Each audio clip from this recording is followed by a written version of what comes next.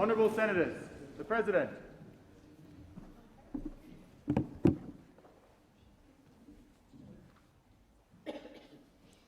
Almighty God, we humbly beseech Thee to vouchsafe Thy special blessing upon this Parliament, and that Thou would be pleased to direct and prosper the work of Thy servants to the advancement of Thy glory and to the true welfare of the people of Australia. Our Father, which art in heaven, hallowed be Thy name. Thy kingdom come, Thy will be done in earth as it is in heaven. Give us this day our daily bread, and forgive us our trespass as we forgive them that trespass against us. And lead us not into temptation, but deliver us from evil. For Thine is the kingdom and the power and the glory for ever and ever. Amen. I acknowledge the Ngunnawal and Ngambri peoples who are the traditional custodians of the Canberra area, and pay respects to the elders past and present of all Australia's Indigenous people. Are there any documents to be tabled? Yes, President. I table documents and pursuant to statute and returns to order as listed on the dynamic red. Are there any proposals for committees to meet during the sittings of the Senate? Yes, President. Committees have lodged proposals as shown at item 3 of today's order of business. I remind senators that the question may be put on any proposal at the request of any senator. Oh, sorry, Senator Birmingham. Deputy President, I seek leave to move a motion in relation to the routine of business for today. Is leave granted? Leave's not granted. I'm sorry, Senator Birmingham. Deputy President, pursuant to contingent notice of motion standing in my name, I move to suspend so much of standing orders as would allow me to be able to move a motion related to the routine of business for today. Yes. So you have 5 minutes to speak to that motion if you wish. I would ask senators to respect that Senator Birmingham has the right to be heard in silence. Thanks, thank you, President. Thank you, President. So, President, I note that the government has a proposal on the notice paper today for a variation of hours today. Another variation of hours from the government, this time, though, to apply the guillotine in relation to their climate bills. To apply the guillotine in relation to their climate bills, and in applying that guillotine, their intention is to ensure that debate concludes by 1:30 p.m. today. 1:30 p.m. today. Let's understand that we haven't even started the committee stage on this bill yet. There are 8 pages of legislative amendments proposed from the crossbench and elsewhere around the chamber, from 7 different senators. There are some 16 different amendments, some of them detailed amendments with 9 different clauses attached, and the government's proposal is to truncate this debate into this morning only in relation to the passage of these bills and the conclusion of the committee stage. Well, Deputy President, the Coalition is making an offer to the government in this regard. Don't have the guillotine. We're happy to stay here as long as it takes until the bill is done. That is the motion that we're circulating. We're not preventing you from concluding this bill. We are, though, suggesting that you should live up to the higher standards you said that you would bring to government. You, as an opposition, continuously criticised the use of the guillotine. You continuously criticised the use of the guillotine. Senator Wong herself at one stage said that she would remind those opposite that whatever criticisms you might have of us, you are guillotining when you have been offered more time. Well, Deputy President, the motion I seek leave to move offers more time. It offers more time for those opposite to be able to have their bill considered. Indeed, Senator Wong then prescribed motive as to why the then government was guillotining. She said, "You are not guillotining and gagging because it is the end of the session." Well, it's not the end of the session right now. You're not guillotining and gagging because you have to get the bills through. Well, they certainly don't have time pressures to get this bill through. You are guillotining now so that you can hold a prime ministerial press conference in time for prime-time television. Well, guess what they're doing? Guess what they're doing? They're guillotining by 1:30 today so that they can hold a prime ministerial press conference in time for prime-time television. The exact criticisms that Senator Wong levelled against the former government, they are now doing essentially in this first week, the first week in which the Senate has got down to the consideration of legislation and business. This first time. Senator, as I've said, the motion being circulated in the chamber gives the opportunity. We will stay as long as it takes for you to be able to have the bill considered, get the bill done. But for those on the crossbench to equally have the chance for all of their amendments, be they the Greens amendments, be they other crossbench amendments, to get the airing that they deserve through that process. And this is an invitation to the crossbench. If you don't like our proposal, that doesn't mean you have to go with the government's proposal for such a short, sharp guillotine either. You don't have to work to the Labor Party's media cycle. You don't have to work to the Prime Minister's press conference schedule. You can dictate your terms, because what is being proposed in the motion that Senator Gallagher has brought to the chamber is far too short. What is being proposed demonstrates an arrogance from those opposite already, clearly working in collusion with the Greens, that they think they can just ram things through, that they think they can just use this Senate as a rubber stamp, that they will do whatever deals outside of this chamber but then not care about what happens in this chamber. Well, this is an opportunity for the crossbench and for the Greens to demonstrate that they're bigger and better than that, because, of course, the Greens themselves were an even more strident critic of the use of guillotines previously. And yet last night we saw the Greens, amazingly, guillotining their own disallowance motion. They moved to guillotine themselves in that process. So this, Greens, is an invitation to you too. Live up to the standard, Senator Waters, that you called for previously. We've said we're happy to sit longer. We're not seeking to prevent debate. Indeed, we've indicated we will give primacy to the climate change bill, as we will then to dealing with other important bills such as the Restoring Territory Rights Bill, as is scheduled. All we're proposing is extra sitting hours, time for debate, rather than the use of the guillotine. Thank you, Senator Birmingham, and I remind you I am the President. Senator Wong. Thank you, President. Well, it's 2022, and some things in this world don't change, do they? And one thing that never changes, no matter what facts are put on the table, no matter how many of their safe, moderate Liberal seats they lose, one thing that will never change is the coalition will never support action on climate. Will never support action on climate. And Senator Birmingham comes in here and says, "Oh, we want a debate. We'll stay here." Well, you've had 9 years. You've had 9 years and an election campaign where you lost seats on this issue. That's a matter for you. The Australian people have spoken. Enough delay. No amount of talking will change your mind. No amount of talking will give you some principle on this issue, because on this you have no principle. On this you have had no principle in a decade, and you all know that. Senator Canavan, and before him Mr Abbott, and all those, including Senator Abetz, who don't believe that climate change is real, have been perverting your policy position on this for years, and the Australian people are the ones who have suffered. The Australian people are the ones who have suffered. And those so-called moderates over there who know this is the right thing to do, just roll over. Just roll over. While the right wing of the Liberal Party and the National Party continue to control the agenda. And no matter, I'll take the interjection, it's not true, from Senator Michaelia Cash. I'll take that interjection, because I've really noticed her. I'm sorry, I apologise. Oh, was it you? Senator McKenzie, I'll take that interjection from Senator Bridget.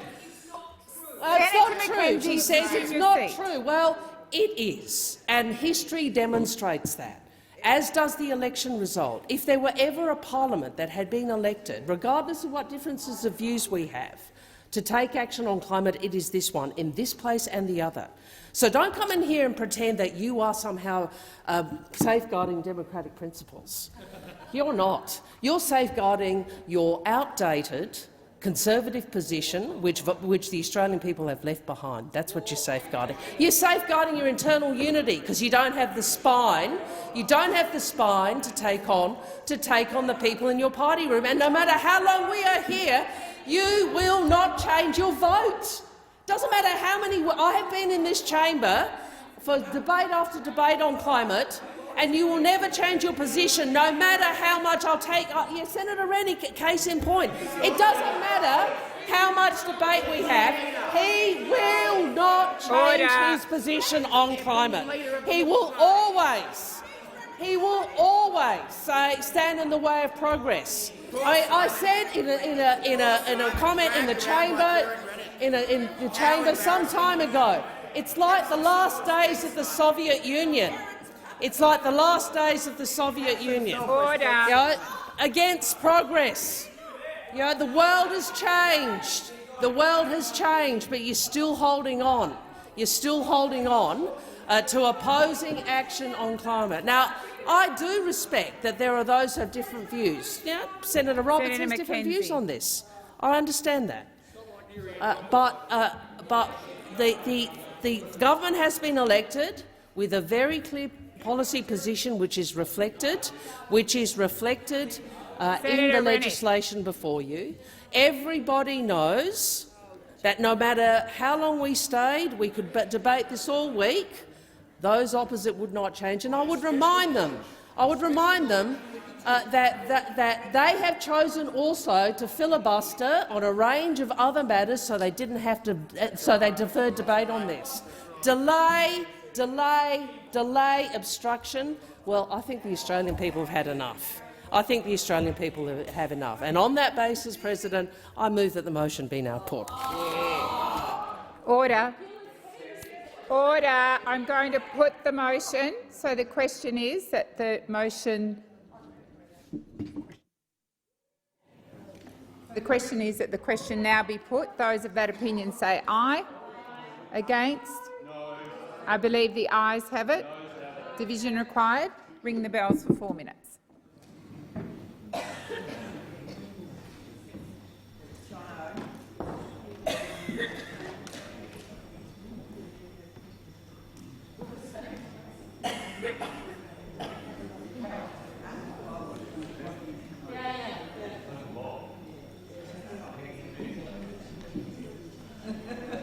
How does Andrew Bragg feel about delaying climate action? Which issue? Andrew Bragg.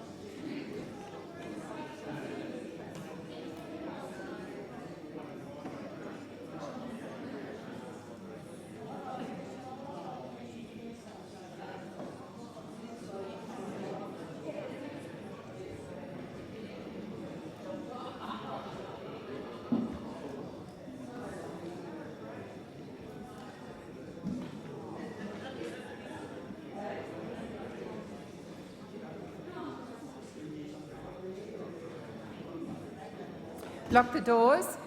So the question is that the question be put. The ayes. Sorry, the ayes will move to the right and the left to the. Oh my goodness me! I was at the ball and I don't even drink. So, anyways, let's just start again. The ayes shall move to the right of the chair and the noes to the left. I appoint Senator Ciccone as teller for the ayes and Senator Cadell as teller for the noes.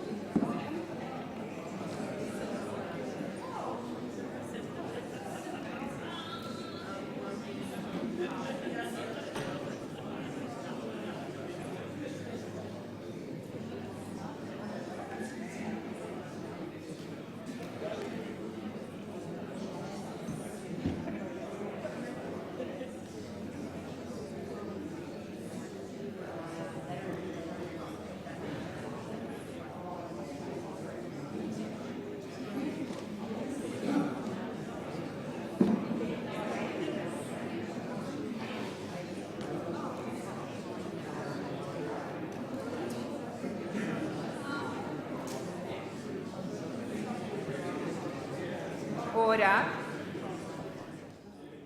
There are 36 ayes and 34 noes. The matter is resolved in the affirmative. I now put the motion as moved by Senator Birmingham to suspend. Those of that opinion say aye. Aye. Against? Aye. I believe the noes have it. Division required. Can we ring the bells for 1 minute? I ring the bells for 1 minute.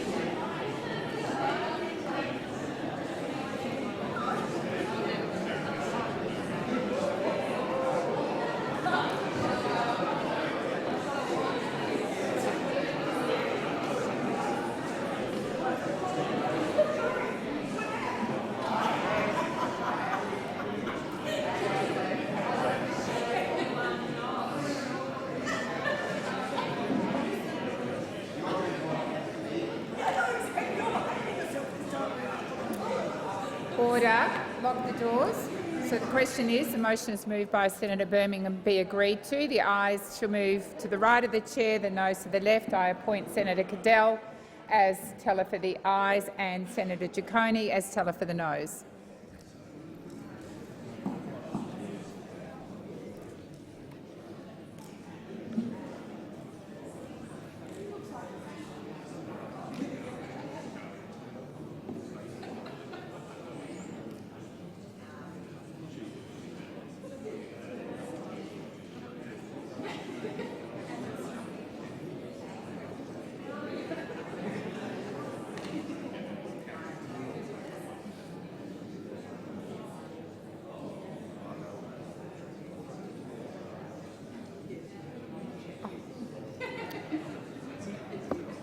Stop the count.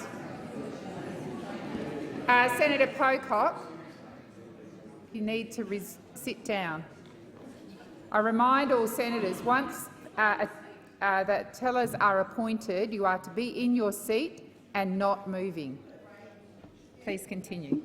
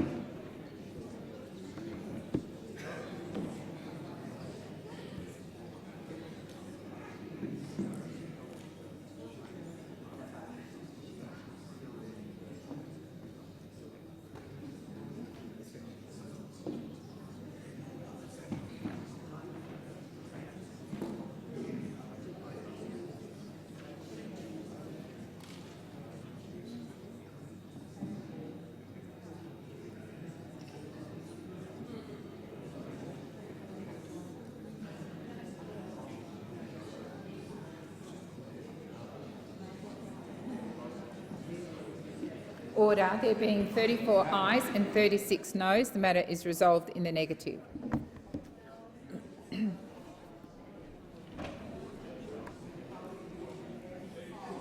I call the clerk.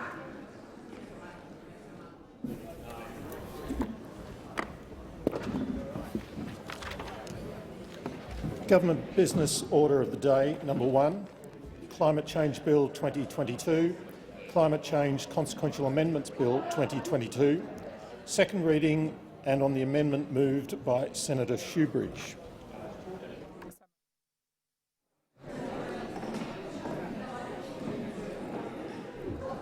I just ask senators to quickly move to their seats. I'm about to put a second reading amendment.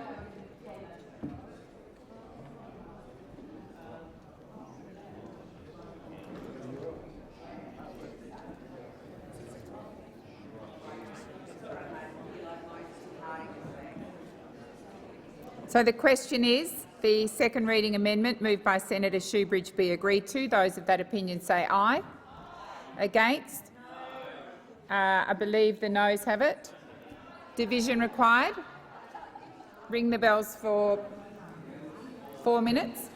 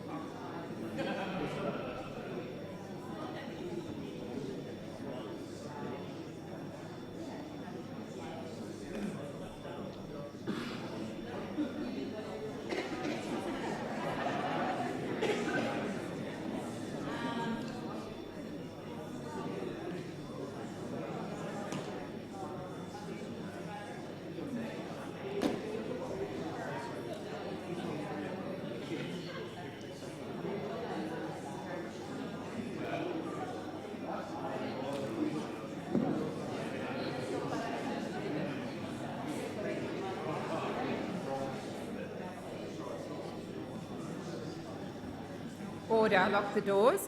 So the question is that the second reading amendment is moved by Senator Shoebridge be agreed to. The ayes shall move to the right of the chair, the noes to the left.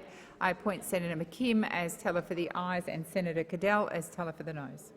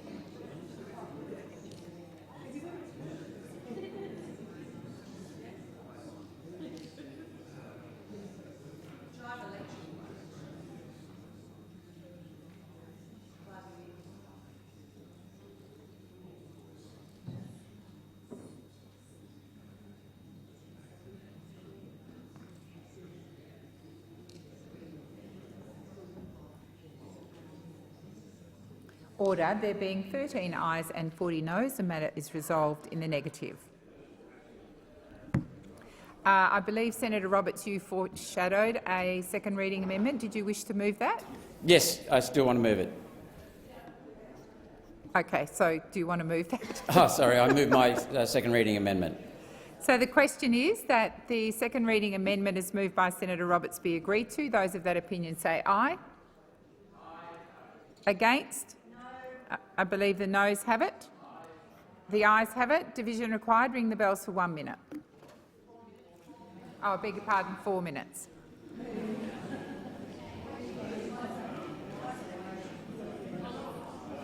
Okay. Oh, sorry.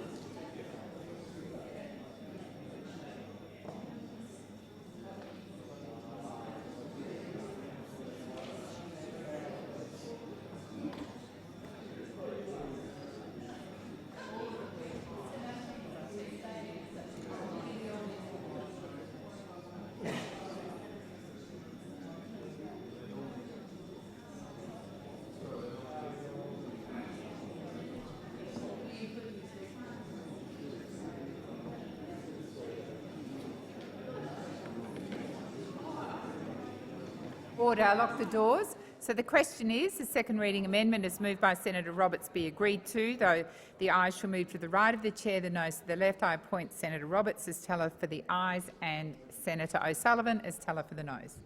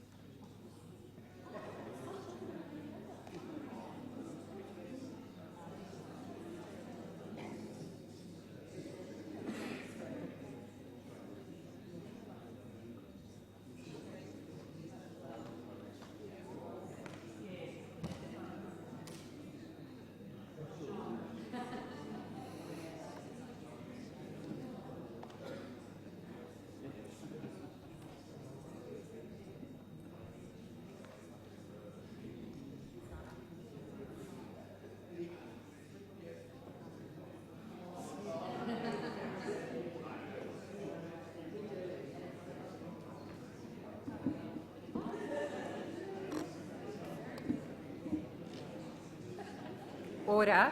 There being 3 ayes and 45 noes, the matter is resolved in the negative. Just wait for senators to resume their spots before I put the next question.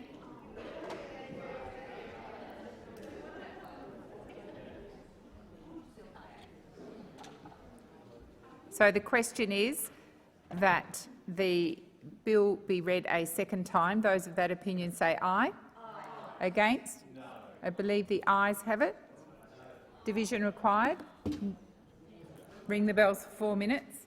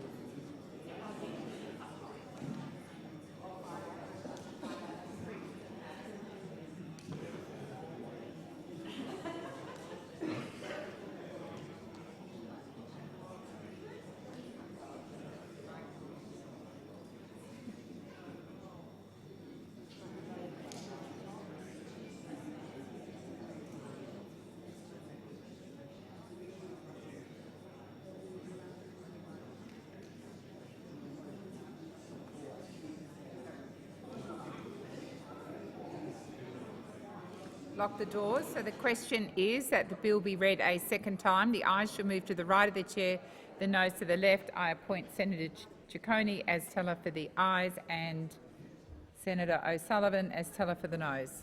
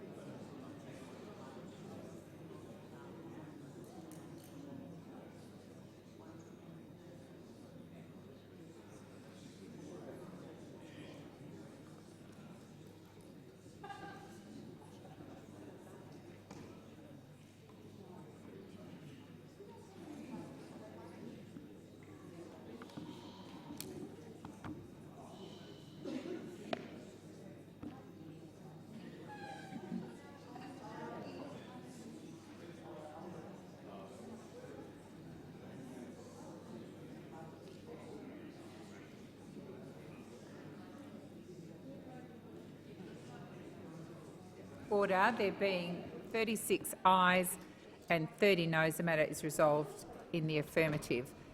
I believe there's a committee stage, so I call the clerk. Climate Change Bill 2022, Climate Change Consequential Amendments Bill 2022.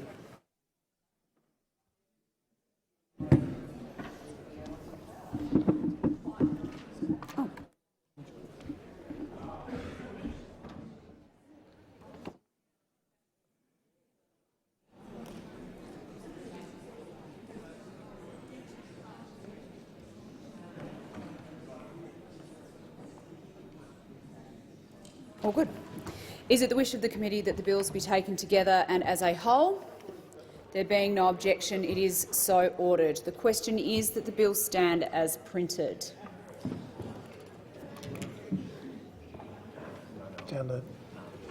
Senator Waters. Thanks very much, Chair.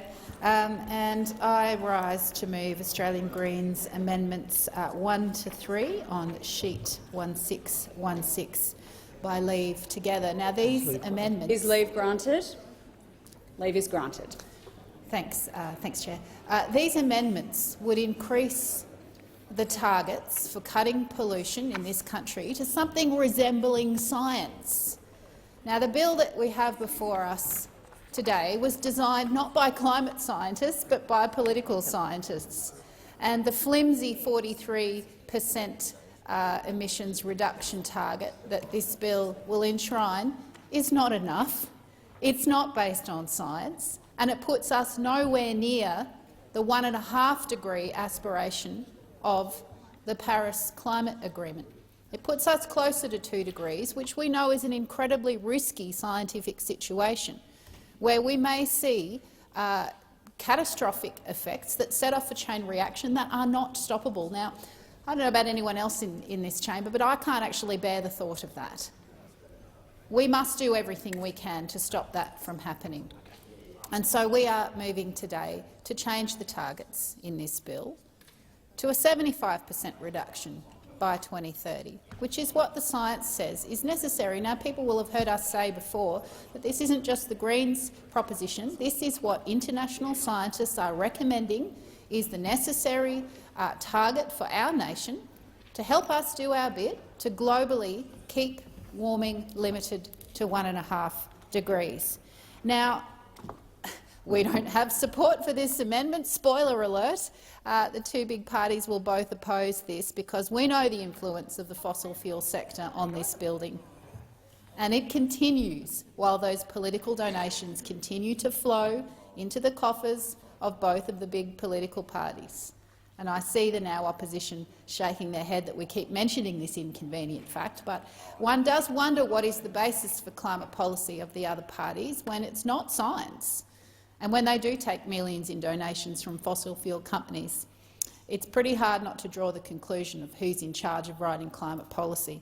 So that's why we are moving today to increase the targets to 75% by 2030 and to make sure that our net zero target is brought forward to 2035. Now, we can actually do this, and I have a lot of confidence and optimism in the ability of our nation and our workers to take this transition seriously, to create the fantastic domestic manufacturing opportunities that 100% renewables will provide. This could be a real boon for our economy. And I think most people understand that. They know that coal is on the way out, even the coal workers themselves. They know they're being lied to when the big parties claim that coal will still be employing them in decades to come. They just want to know what happens next, and they want a chance to say what happens next in their local region, and they deserve that say. And you'll hear us continue to talk about a worker-led transition and a transitional authority.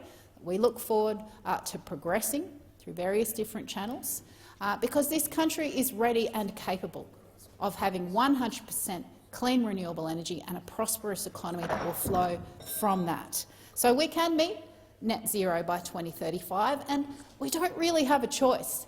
Because look at what we're already facing with the natural disasters. I'm from southeast Queensland. We've just had terrible floods that we are still recovering from, of course, that then went down to the northern rivers, exacerbating the homelessness crisis that was already there. We actually can't take the increasing severe and regular natural disasters. It's too much for people to bear. So we've got to do everything we can to avoid that, and having targets that reflect science and give us the best shot of not only managing those natural catastrophes and lessening them, but actually embracing the future, the new green economy that will be good for workers, good for regional communities, good for our agriculture sector, good for our tourism sector, good for all of us. It is a jobs generator. There are no economic downsides except for the coal and gas companies who are used to bringing in record profits, paying no tax, ripping off their workers and having fancy dinners with people in this building. They are the people that will miss out under a clean economy, and I'm okay with that. So we're moving this amendment today because if we stick with the 43%, it just makes the task harder later.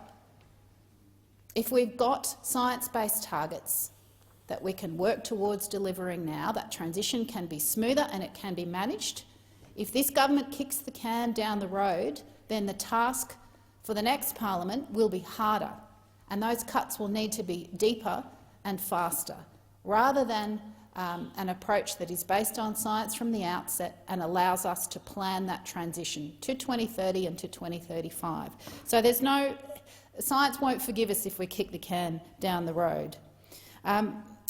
Now, as I said, I don't expect we'll get support for this amendment today because, sadly, the fossil fuel companies seem to have more influence than the scientists in this building. Maybe one day that will change. Perhaps we'll see a government with the guts to say we're going to ban donations from fossil fuel companies because we're sick of them running our democracy. Certainly the Greens have been saying that for 10-odd years, and we look forward to the day when that actually becomes law. But until such time as that happens, we want to see this 43% target increased in this term of parliament. And as many of my colleagues have said, the climate wars are not over when you are still ignoring science and when you are opening new coal and gas mines. And as we know, and I'll be asking the minister some questions about this, as we know, There are 114 new coal and gas projects in the pipeline that this government has to decide whether they're going to approve or not. And so that brings me to my first question to the minister, and it's about your modelling behind the 43% target. Have you factored in the emissions from those 114 new coal and gas projects? To be specific, there's 69 new coal mines proposed in the pipeline and 45 new gas projects. Have you factored those emissions from those projects into your modelling to create your 43% target? Minister. Senator Doniam. Thank you, Chair. Look, I was very interested in this amendment, and I note the points that have been made by the Leader of the Australian Greens in proposing this amendment, but I also am interested in modelling, and just in relation to the points that have been made around the idea that we would be replacing 43% with 75%, setting aside the fact that the Coalition believes legislating something that it doesn't need legislating, given the commitment made by the new Australian government to the relevant international bodies around our emissions reductions target. As it's been said by your own environment spokesperson, this is just a symbolic move. But I would be interested in what modelling the Australian Greens have done on the impact to household bills if this new threshold were brought in. What would it cost for any household? What increase to the average quarterly power bill? What cost to those who wish to fill their car up with diesel, their Toyota Hilux, for example?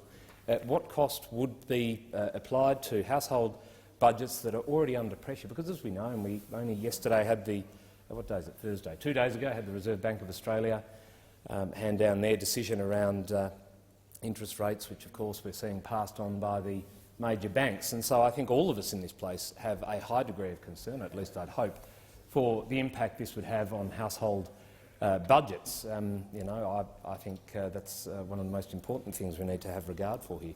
And as I've said many times, there are two fragile things that we need to look after here. One is the environment, and we need to do practical, science-based, common sense, take steps in those regards to protect the environment, but also we need to protect the economy, because without a functioning economy, much like without a healthy, thriving environment, we can't live. We can't keep the houses warm, the lights on, the ovens cooking our dinners. So I just wonder, I ask this question like Senator Whish-Wilson, as someone who comes from a state where our energy generation is 100% renewable for domestic consumption, something I'm very proud of, although we do use coal to create concrete, which is probably one of the only materials that's going to be able to be used to replace timber when we phase out native forest logging in this country, unfortunately. It appears is going to happen. But I would be interested, though, back to my original question around what impact the Australian Greens propose, or have, based on what modelling I'm assuming they've done for this proposal. Or if there is no modelling, please tell us, because that just demonstrates there is no regard for the impact on Australian households and the budget's already under strain. Senator Roberts. Chair, I wish to add to my questions from the Greens and from Senator Duniam to the Minister. This has been described, and I reinforce that, as the most important bill that's ever been introduced into this parliament in terms of its costs and consequences on the people of Australia. I want to quote from an independent economist, Dr. Alan Moran, some of the costings that he found. And these cannot be sensibly refuted, Minister, because they came from the government's own figures, budgets, department reports, state and federal. In summary, the report states, and his report is titled "The Hidden Cost of Climate Policies and Renewables." It was prepared in August 2020. In summary, the report states that the financial impact of climate policies and renewable subsidies, this is an additional cost on electricity. Additional costs. This is not basic cost for electricity. This is additional costs due to the financial impact of climate policies and renewable subsidies. Cost households at least $13 billion annually, or around $1,300 per household. Now, when the median income is $51,000, the after-tax income median is about $46,000. How the hell can anyone on $46,000 a year take home afford an extra $1,300. That's before the impact of this savage rise to 43% that the government proposes. In addition, this was when the Morrison government was in power. The extra climate policies and renewable subsidies account for 39% of household electricity bills, not 6.5%, as the government typically quotes. 39%, almost 40% of the cost of a household bill, is additional cost due to climate policies and renewable subsidies. There's a net loss of jobs in the economy, with every solar and wind job created causing 2.2 jobs to be lost in the real productive economy. Is anyone interested in that? Because it's not the people in this House that will be affected, it's people, the large majority of Australians, who will suffer. We've also seen that the market distortion that increases through subsidies to solar and wind increases the wholesale price of electricity to $92.50 per megawatt hour, up from $45.40 per megawatt hour. These are the costs, and it's going to be horrendous. It will cost Australians trillions of dollars.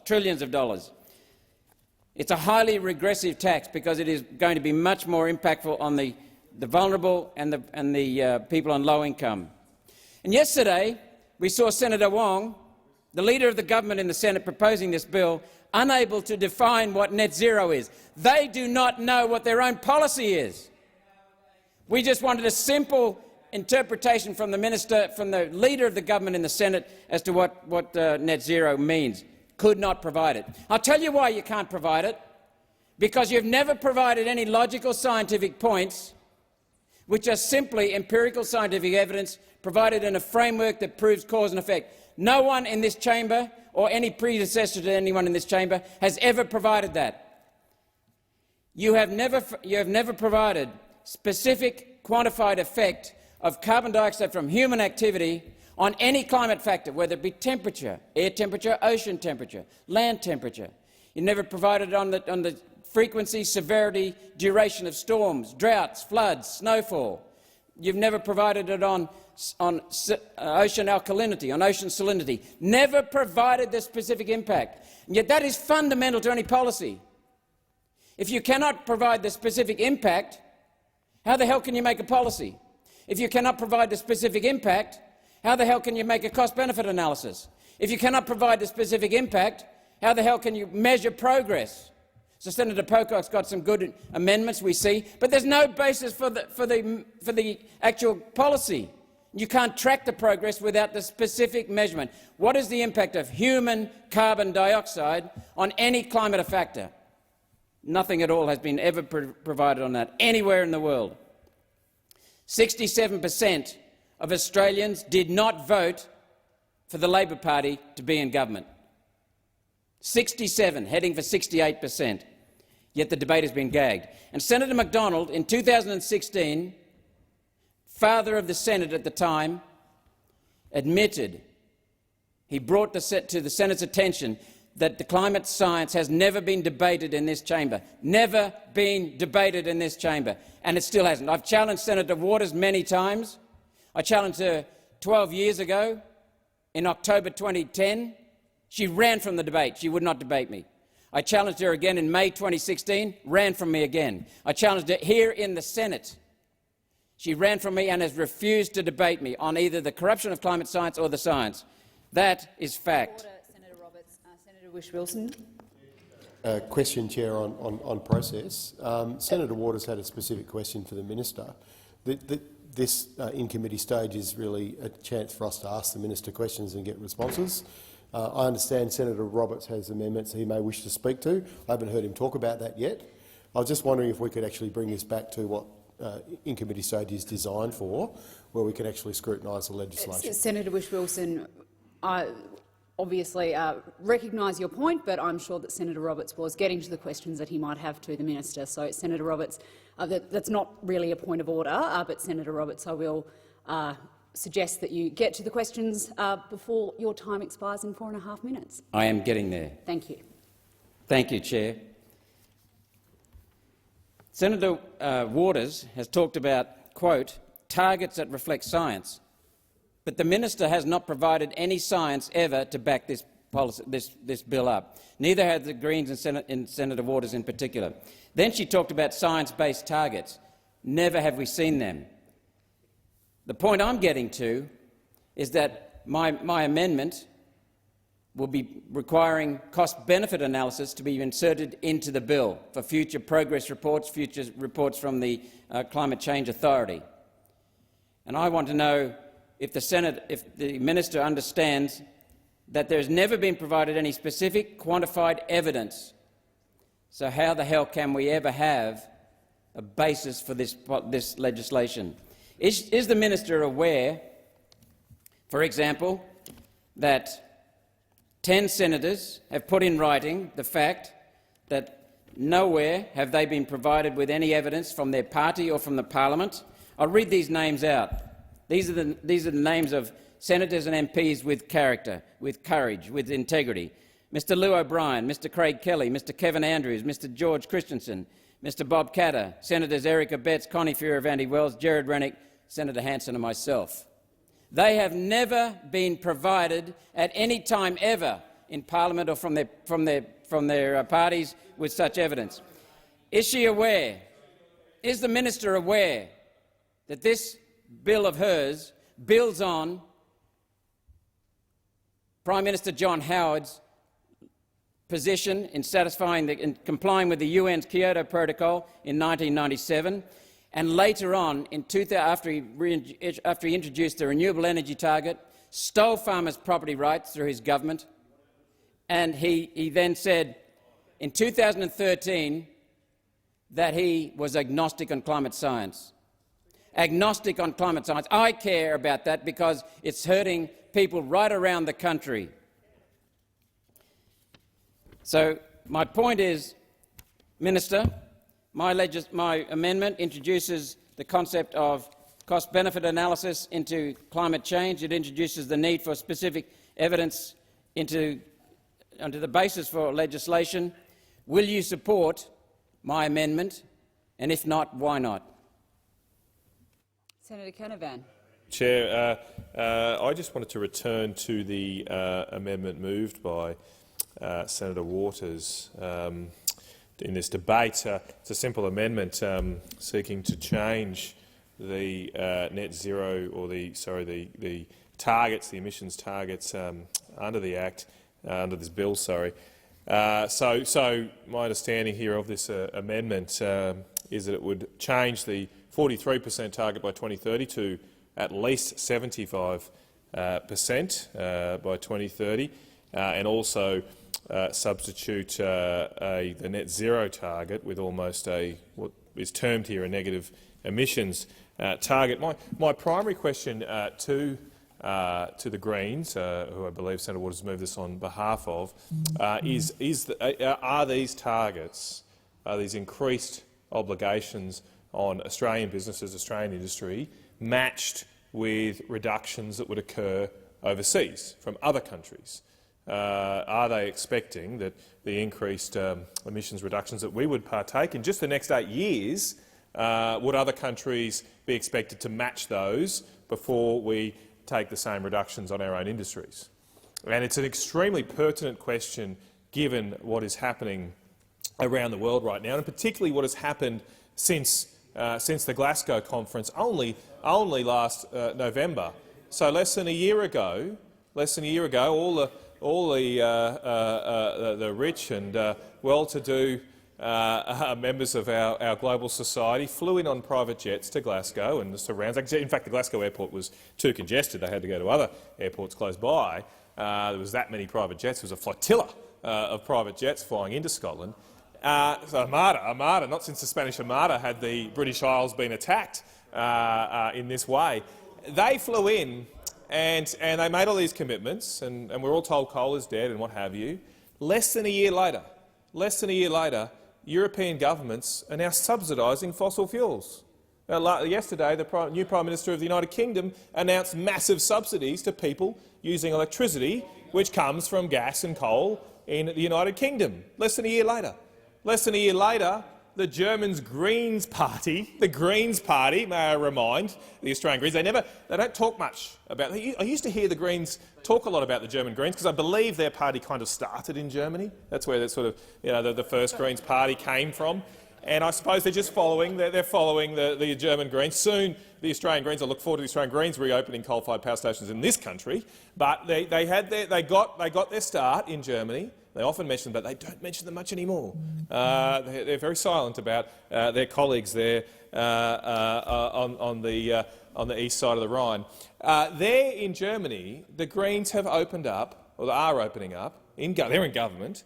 They are opening up 21 coal-fired power stations right now. 21.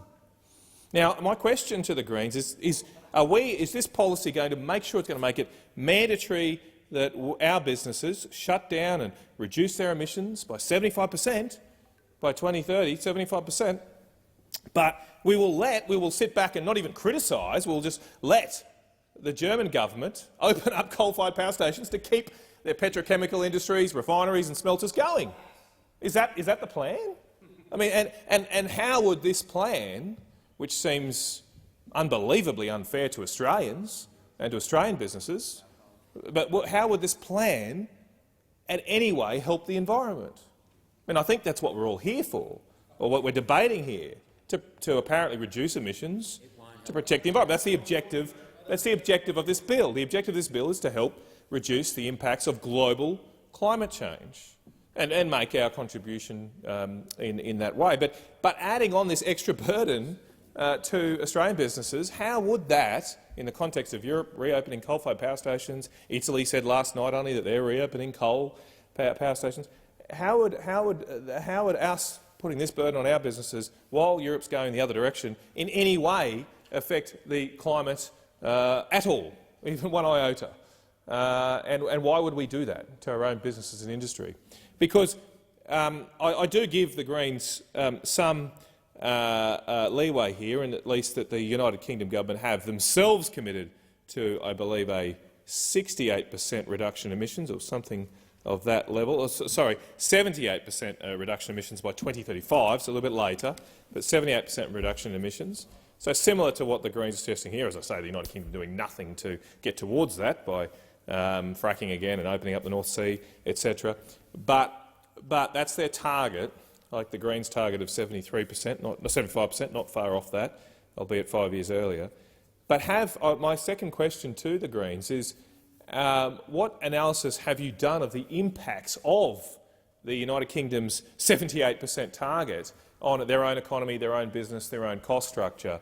Because a slow-moving disaster is unfolding there in the United Kingdom at the moment, at least in part due to their naive and ill-thought-through commitments to net zero emissions and in this case particularly a 78% reduction by 2035. Because of those commitments that they have made in the last few years, the United Kingdom had said no to fracking. They had banned fracking right across the British Isles. Because of those commitments, they had refused to release and licence new gas exploration areas in the North Sea, which has been for decades the United Kingdom's gas and oil access.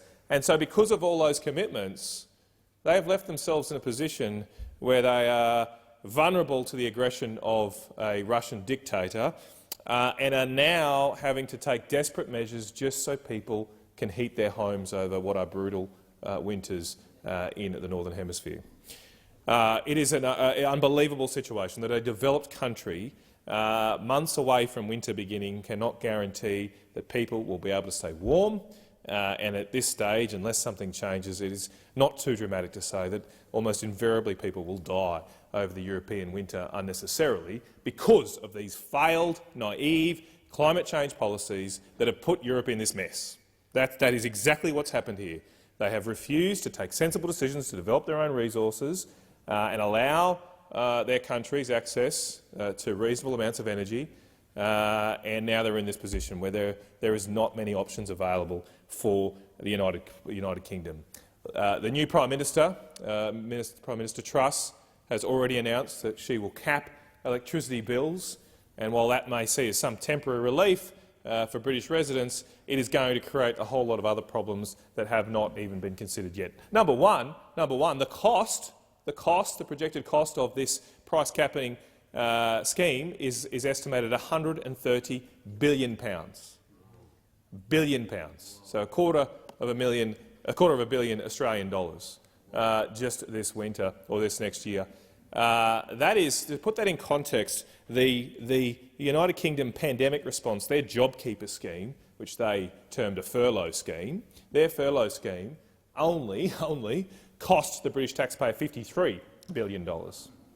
So the costs of net zero are approaching, and probably will exceed, 3 times the cost of the pandemic response in the United Kingdom. Has there ever been a more costly, more failed policy than net zero emissions?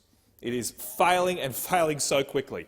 It's only been a few years since we ever heard of the term net zero emissions. It was kind of invented over the last decade by some corporate types associated with Richard Branson. And in 10 years, over the last decade, it didn't come from the grassroots or from any public uprising. It was a corporate plan. And over this 10 years, it has led to utter bankruptcy for what were once proud and developed countries. And we and the Australian Greens are saying, let's do that. Let's do that. The Australian Greens here, through these amendments, are saying, look, what's happening over there in the United Kingdom with their 78% target looks fantastic, looks really, really good. Let's do that here. I mean, shouldn't we pause here? We should just pause and not further go down this track, which is clearly inflicting enormous pain on the British taxpayer. It is unclear yet how this will actually flow through in European winter because the United Kingdom government is destroying the price mechanism, which is trying to ration demand, given there's not enough energy. Now they'll destroy that link, and people won't reduce their power demand because prices won't go up as high. They still will not have enough energy. So it's very unclear what will happen now, whether there will be blackouts, whether there has to be government mandatory type restrictions. Indeed, the President of the European Union, Ursula von der Leyen, last night said that they may have to have mandatory controls. She actually said mandatory controls on energy use, in her words, to flatten the curve. To flatten the curve. Where have we heard that before? It'll only be 2 weeks, Senator Rennick. It'll only be 2 weeks. Don't worry about it. We're all in this together. Well, I don't think we should go in this together with the United Kingdom. I think the Greens need to explain to this parliament why we are adopting the same targets that have failed in the United Kingdom and potentially would inflict the same amount of pain on Australians that is happening to the British people right now. Your time has expired. Senator Rennick. Acting Madam Deputy Speaker, and it's great to address the chamber on this very, very important bill. And I'd just like to address Senator Canavan's concerns about the environment as a result of these renewables, because that is what really concerns me about the path that we are taking. Is if we continue down the path of constantly getting rid of our baseload energy in this country, like coal, and replace it with wind and solar and lithium batteries and transmission lines, we are going to create an environmental catastrophe. Now, I touched on this last night. However, it is well known that wind farms kill millions and millions of birds and bats. They kill apex birds. They kill lots and lots of bats. Bats, many people probably don't know, are one of the major pollinators, along with bees, in our environment. They also, and then we've got the issue, of course, with batteries. Batteries come from rare earths like lithium, for example. Lithium's a 1% ore body. You have to mine 100 tonnes of ore to get 1 tonne of metal. That involves an intensive electrolysis process that in itself requires lots and lots of energy. However, these rare earth mines, it's just not that simple to go in and get the ore. You have to go and mine around and around and around. So quite often you're going to have something like a stripping ratio of 10 to 1. So you might have to move 1,000 tonnes of dirt just to end up with 1 tonne of metal. Now, that metal, after it's been extracted through an extremely energy-intensive process, then will get shipped over to China, where it's put into a car battery, and then that car battery is then shipped to the States, where it's put into a Tesla, and then the Tesla comes back to Australia, where you basically have to charge the battery by sticking it into the wall and using coal-fired power station, using coal energy powered from coal. Now, the other thing, of course, we've also got solar panels. I just put an article up on my Facebook page this morning about the environmental catastrophe that we've got going on over in California at the moment, and we'll have the same catastrophe here, whereby we've got dangerous substances leaking from these solar panels once they are taken to the trash. And this is concerning because, as the head of the CSIRO said in estimates to me, it costs 3 times the amount to recycle a lithium battery as it does to actually produce a battery. Now, so the question is, and this is a big concern, is how are we going to afford, and what is the Labor Party going to do about recycling all of these rare earth batteries? So, and then the other thing we need to touch on, of course, is the transmission lines. We are going to have hundreds and hundreds of kilometres of transmission lines. Now, the Labor Party have already earmarked a $20 billion Rewiring Australia fund. It's not Rewiring Australia fund, it's additional transmission lines that are going to have to connect all these little tiny solar and wind farms, because these solar and wind farms don't produce anywhere near the same amount of energy as what a coal-powered fire station does. If you go back to the 90s, when 70 or 80% of the East Coast was powered by coal-powered fire, you only had about 30 power stations, and you only needed a limited number of transmission lines to get the power to the actual home. However, what I really want to talk about today is address the issue that yesterday, when Senator Wong couldn't actually define what net zero was, and I spoke to her about it this morning, and she goes, "Well, Senator Rennick, why do you think so many scientists have all got it wrong?" Well, I don't actually follow scientists. I actually follow the mathematics behind the science, and in particular the actual algorithms that underpin good science. Now, last night, and I'll do this again because I can see Senator Chisholm sitting over there with a silly grin on his face. The first scientist I referred to was none other than— Senator Rennick, please direct your comments through the chair. Okay, thank you very much. The first paper I raised was none other than Albert Einstein's 1917 quantum theory on radiation. Now, he himself says that radiation is so insignificant it drops out. And this is the thing about the whole science argument about how we're living in a greenhouse effect, etc., etc. At the end of the day, the two strongest forces of heat transfer in the environment is actually convection and conduction. Now, climate change theory wants you to believe that the atmosphere is a closed environment. Okay? The way a greenhouse works is that it traps convection. It traps convection. So during the day, as the sun heats up the greenhouse, the air rises— Order, Senator Rennick. Minister, on a point of order. Yes, it is a point of order. The tradition in our chamber is to have a wide-ranging debate. There is a motion, however, before the chair from Senator Waters, an amendment before the chair, and I do wonder if Senator Rennick is being relevant. He may be, but I wonder if you might remind him of the question before the chair. Thank you very much, Minister. Senator Rennick, I will remind you that the question before the chair is that the amendments moved by Senator Waters be agreed to, and I would direct you to be relevant to those amendments, and if you have questions for the minister, to get to them in a timely fashion. Thank you. I am being relevant because at the end of the day, whether it's a 43% reduction in CO2 in the atmosphere or a 75% reduction of CO2 in the atmosphere, it doesn't really matter, because at the end of the day, it's convection that drives heat transfer in the atmosphere, not radiation. Don't believe me?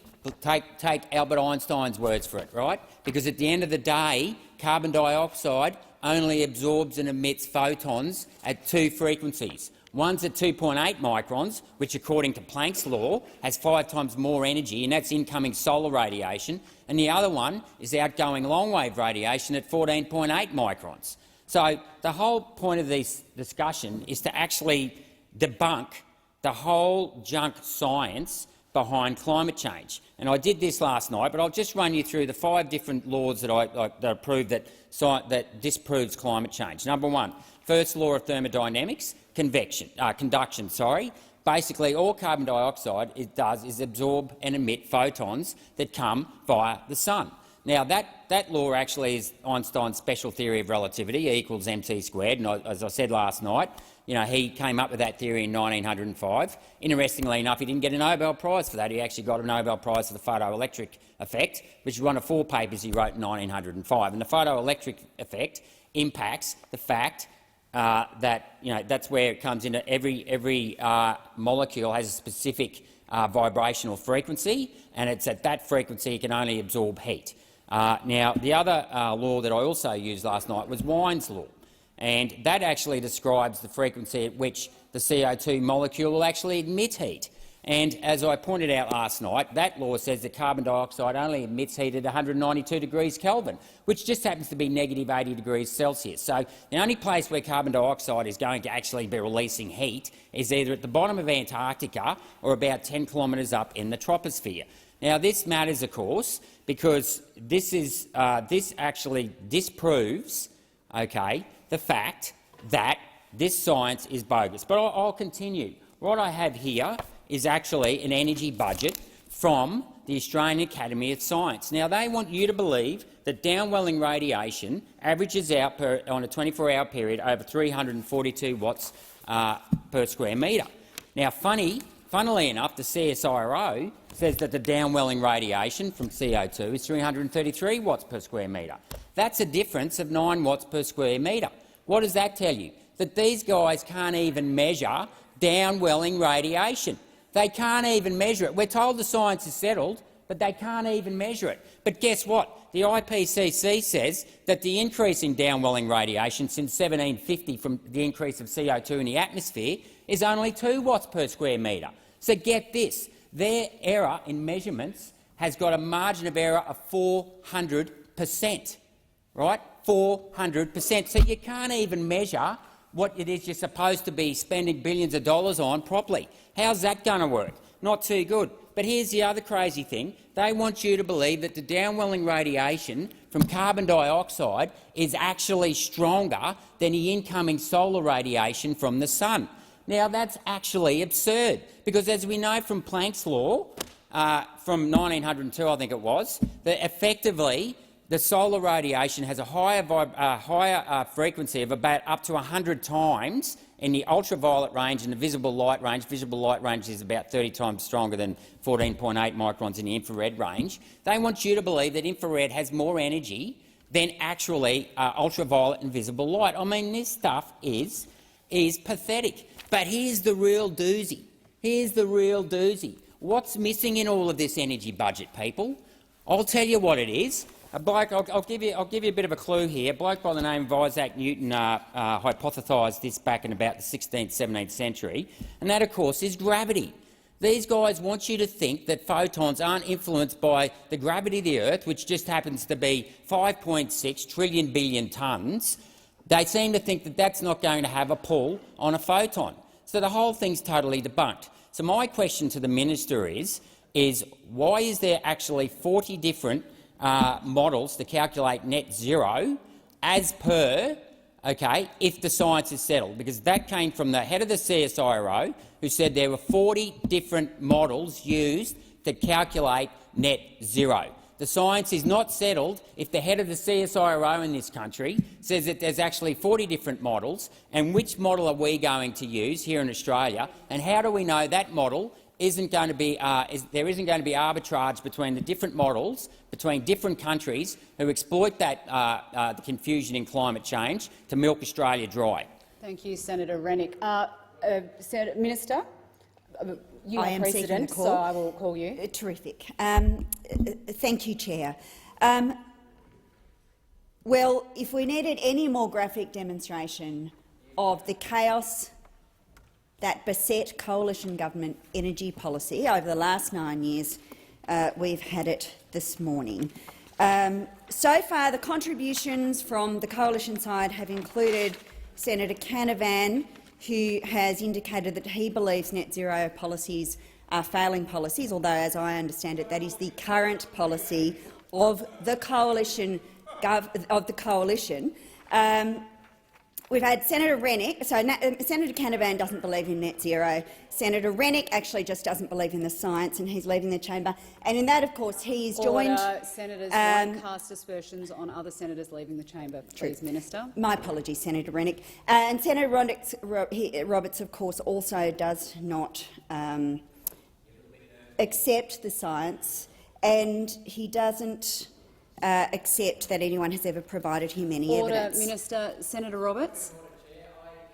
Science, that's the basis of my Senator point. Roberts, that's not a point of order. Minister, please continue. Thanks very much, Chair. Senator Roberts has on many occasions asked for people to provide him with empirical evidence, and I, of course, have sat through extended exchanges at Senate estimates where Senator Roberts engaged with the CSIRO on the extensive science that is, in fact, in the public domain and available to him. But he's asked particularly about what's been provided to him in this chamber, and it has been engaged with on many occasions in the chamber as well. With the agreement of the Senate, I'd like to table just one contribution, which is actually a speech that I made in 2016, funnily enough, in response to a request from Senator Roberts that we put the science on the record. And on that occasion, I read through the names of the 20 most cited peer-reviewed papers about climate change and its effects, which was compiled by Thomson Reuters. Now, of course, I made the observation at that time that there were, in 2013, 4,000 papers that expressed a view on climate change. There are vast quantities of scientific information available to Senator Roberts, and the problem is, of course, that Senator Roberts cares not to engage with them. And that is the problem with this argument. There is nothing that can be provided in response to this request for more information that will ever satisfy Senator Roberts. But on that, I do seek the leave. Order, Minister. Senator Rennick. A paper is not an algorithm. Science is underpinned by algorithms, not Senator papers. Rennick, that's not a point of order. Minister, please continue. So I do seek the leave of the Senate to table this speech, which is a record from Hansard. Leave is granted, Minister. Thank you. But no wonder it has taken a Labor government to land a climate policy and an energy policy, because the previous government were so racked by division and dysfunction, so unable to agree amongst themselves that nothing was ever able to be done. And the cost of that is being felt by the Australian people.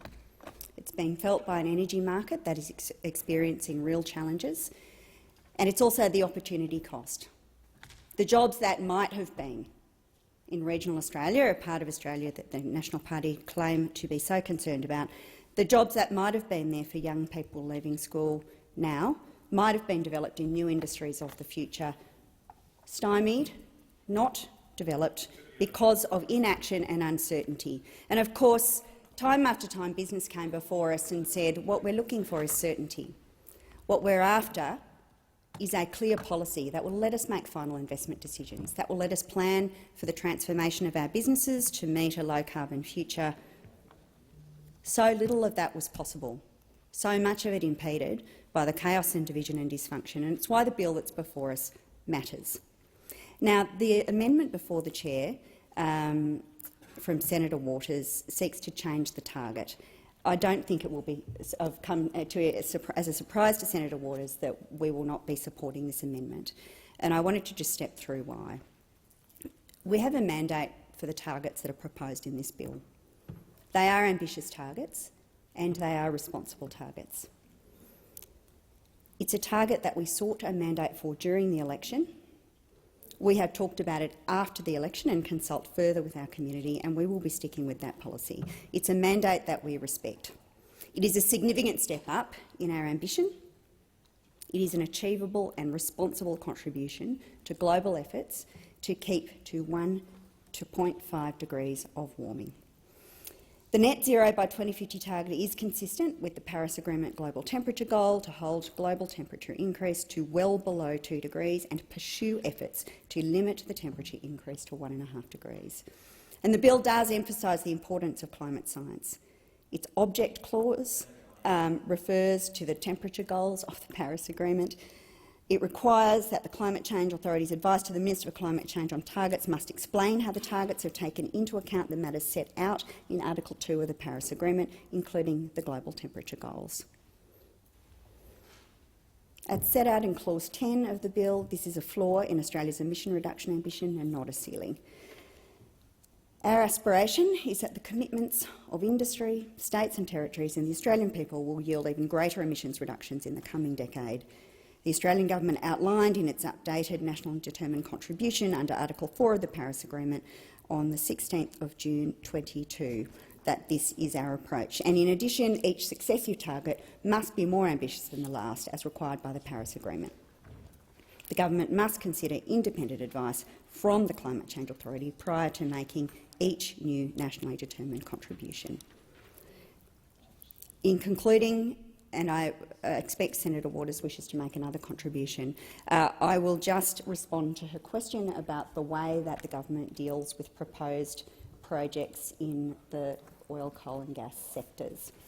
Essentially, there are, as you have observed, a range of projects that proponents have flagged as possible projects in the future, and they are at different stages of development.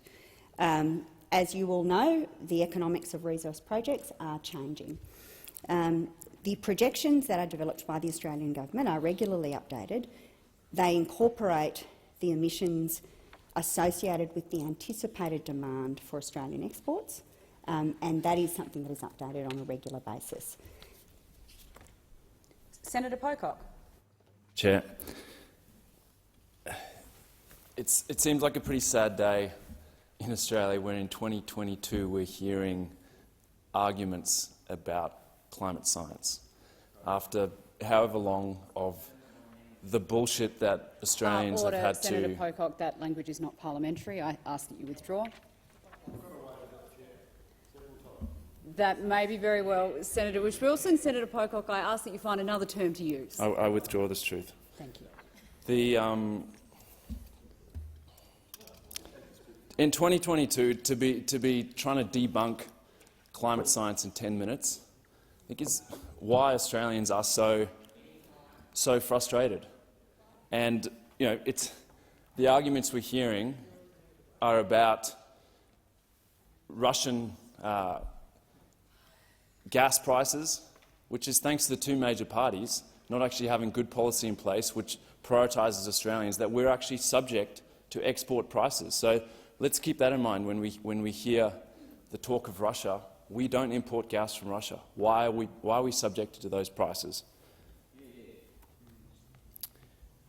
We've heard about how 43% is ambitious, yet there's modelling showing that if you add up all the states and territories' commitments, that potentially gets us to 42%. So if 1% is ambitious, I think Australians are going to be asking questions.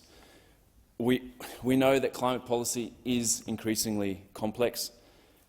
In Australia, we don't have a cap-and-trade framework, and these reductions in emissions will come from more targeted policies. With this complexity, there's the potential for uncertainty around investment decisions, particularly investment in renewable energy. I'd like to ask the Minister, is the government prepared to consider a process that would set out the emissions reductions expected of each sector? Thank you, Senator Pocock. Minister. Thank you, Senator Pocock, and thank you for your constructive approach to this debate. I'm happy to confirm that this government is not scared of accountability and providing detailed information on our emissions and policies across sectors. Under paragraph 12(1)(d) of the bill, the effectiveness of the Commonwealth's policies in reducing emissions in the sectors covered by each policy must be included in the annual statement, and the government will meet this requirement. For example, the Safeguard mechanism has a particular focus on reducing industrial and fugitive emissions. Our national inventory reports, quarterly updates and the official projections of emissions under the UNFCCC and Paris Agreement already detail sectoral emissions. For example, our last quarterly report release last week found that for the last full year of the previous government, emissions for the year to March 2022 are estimated to be 487.1 megatonnes of CO2 equivalent. The 1.5% increase in emissions over the year to March reflects annual increases in emissions from the stationary energy, transport, fugitives, industrial processes and agriculture sectors. The report details the emissions of each of these sectors, as well as electricity, waste, industrial processes and land sectors.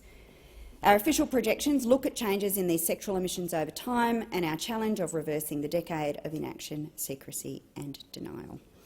These sectoral emissions and projected changes will also be clear in the annual climate change statements. We are already working with the policy frameworks for key sectors, such as our National Electric Vehicle Strategy and National Energy Transformation Partnership with the states and territories. The issue of sectoral emissions will also be a key issue for the Climate Change Authority's advice on future targets, including the 2035 target. Senator Waters. Chair, and I too would like to observe that it's nice to actually finally get to questions in committee stage, because that is in fact what this part of the debate is for. And so I thank the Minister for almost answering my question, so I'm going to have some more questions about this. There are 114 new coal and gas projects in the pipeline, and I did ask whether or not the modelling that underpinned the 43% target, which I understand was prepared by Reputex, factored in those 114. Now, my understanding is the answer is no, but I think the Minister actually shared some information about departmental modelling for future coal export demand. So my first question is actually to explain what question the Minister thought she was answering, and then to answer my actual question. But I have some supplementaries, since I fear the diatribe of climate denialism, if I sit down, will resume. So I'll ask all of my questions while I have the call, lest I not have an opportunity in future. The International Energy Agency in their Coal 2021 report showed that Australia has more new coal export mines than anywhere else in the world. So I want to know how the government thinks it can meet the 43% target while opening these new coal mines. And I want to note that the New South Wales and Queensland governments have approved 3 coal mines since this bill passed the House of Representatives. And I'd like to ask whether the government intends to reject approval for those coal mines. And I want to note that BHP has just put in an application to run a coal mine until I don't even know how to say it, 2113, which is insane. And how is that consistent with the government's climate bill? So I'm really keen for the Minister to respond to how on earth we have a chance of meeting this inadequate target whilst opening and considering opening 114 new coal and gas projects. And I want to just note that I'm flattered by the questions from the opposition about cost of living and global progress, but I fear that they're actually not genuinely asking for me to respond.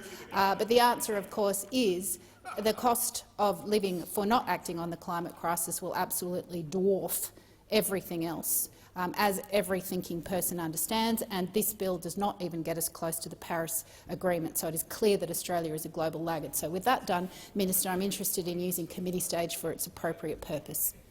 Minister. Thanks very much, Chair. So in answer to your first question, the Reputex modelling built on the 2021 projections published by the then government. And the 2021 projections assumed some new fossil fuel developments in light of projected global and local demand. You asked more generally about the government's approach to new projects. This is an issue that has been well litigated in this chamber and outside of it, but I will go through our approach again. Business, industry and investors all say the same thing. Domestically, we need to upgrade the transmission, upgrade the grid and inject more firmed renewables, and the government agrees that this is what is required.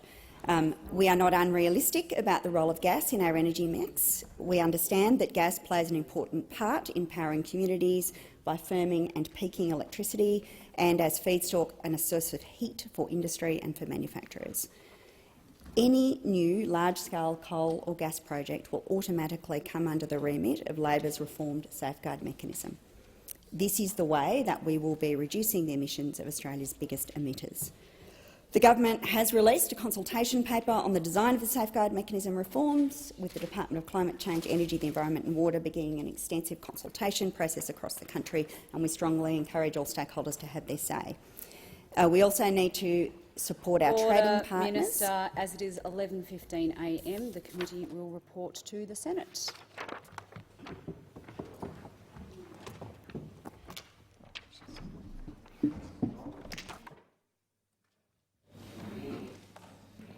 The committee reports progress, and we will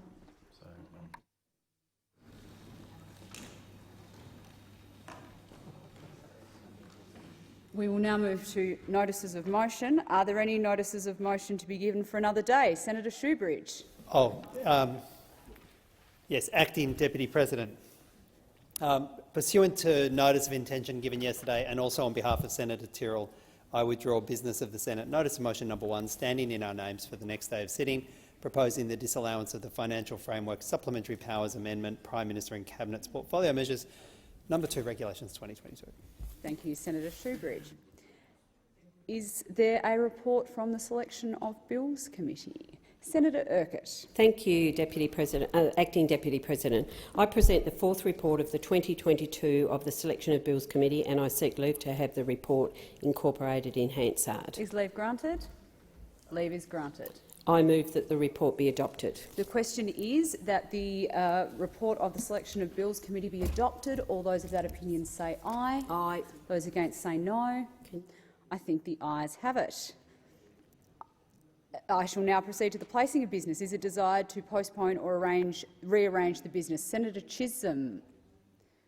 I move that A, Government Business Order of the Day number 6, Military Rehabilitation and Compensation and Other Legislation Amendment Incapacity Payments Bill 2022 be considered from 12:15 p.m. B, Government Business then be called and considered till not later than 1:30 p.m. C, General Business Order of the Day number 18, Restoring Territory Rights Bill 2022 be considered during general business, and D, the following bills be considered at the time for private senators' bills on Monday 12th September 2022. 1. Offshore Petroleum and Greenhouse Gas Storage Amendment, Benefit to Australia Bill 2020, and Parliamentary Privileges Amendment, Royal Commission Response Bill 2022. The question is that the motion moved by Senator Chisholm be agreed to. All those of that opinion say aye. Those against say no. I think the ayes have it. The ayes have it. Senator Urquhart. I seek leave to move a motion relating to leave of absence for Senator Farrell. Is leave granted? Leave is granted. I move that leave of absence be granted to Senator Farrell for today on account of ministerial business. Thank you, Senator Urquhart. Clark. Chair, postponement notifications have been lodged in respect of business of the Senate. Notice of motion number 2 for today, postponed to the 12th of September 2022. I remind senators that the question may be put on any proposal at the request of any senator. I shall now proceed to the discovery of formal business. Are there any formal motions? Senator Chisholm. I ask that Government Business Notice of Motion number 1 relating to the consideration of the Climate Change Bill 2022 and a related bill be taken as formal. Is there any objection to that motion being taken as formal? There being no objection, it is so ordered. Senator Chisholm. I move the motion. The question is that Senator Birmingham. So, Chair, just for clarity, because I was having a conversation, sorry, at the time, we're on Government Business Notice of Motion number 1. Yes, that is correct, yes. Senator Birmingham. Can I ask that the provisions of that be put separately, please? Are you seeking leave to? No. How would you like it divided, Senator Birmingham? For parts B and C to be put separate from parts A, D and E.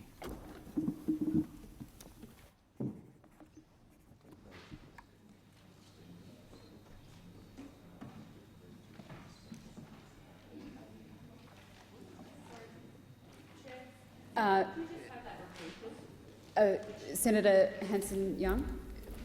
We just have Senator Birmingham's request repeated. Senator Birmingham, please repeat the request. Thanks, Chair. For the convenience of the Senate, I am asking for the vote on parts B and C to be taken separately from the votes on parts A, D and E. The consequence of doing so would be to give priority to consideration of the climate change bill, would take priority over all other Senate business, would do so without limitations in terms of the conduct of that debate, including without time limitations, but would enable that to continue throughout the rest of the day, just without application of the guillotine. Thank you, Senator Birmingham. I will put the question on parts A, D and E first. So all those of that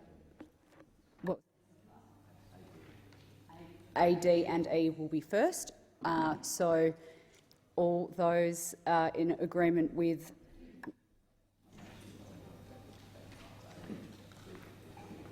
all those of the opinion that parts A, D and E be agreed to say aye.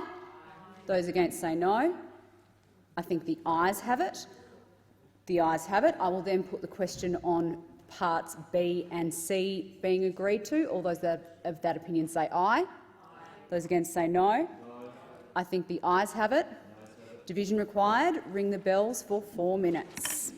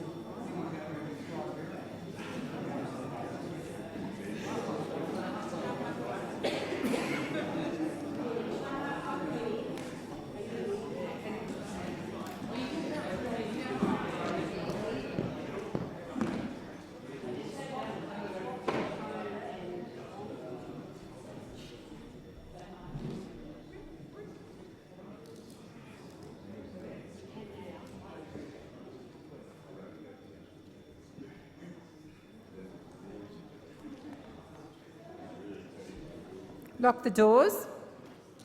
So the question is government business number 1, which Senator Birmingham asked to be split. So we are now dealing with B and C from that motion, and the question is that B and C be agreed to. The ayes shall move to the right. Sorry. Yes, sorry. The ayes shall move to the right of the chair, the noes to the left. I appoint Senator Urquhart as teller for the ayes and Senator Askew as teller for the noes.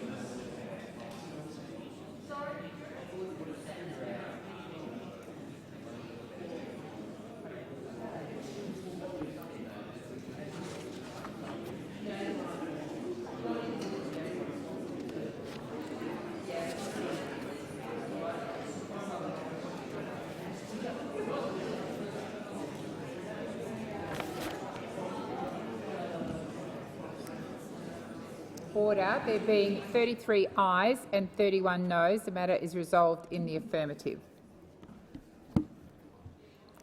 So I'm now moving to general business, notice of motion number 33, standing in the name of Senators Cash, McKenzie and Davey. Senator Askew. Thank you. On behalf of Senators Cash, McKenzie and Davey, I ask that general business notice of motion numbers 33 and 34 be taken together as formal motions. Is there any objection to this motion being taken as formal? There being none, I call Senator Askew. I move the motions. So the question is that general business notice of motion number 33, standing in the names of Senators Cash, McKenzie and Davey and moved by Senator Askew, be agreed to.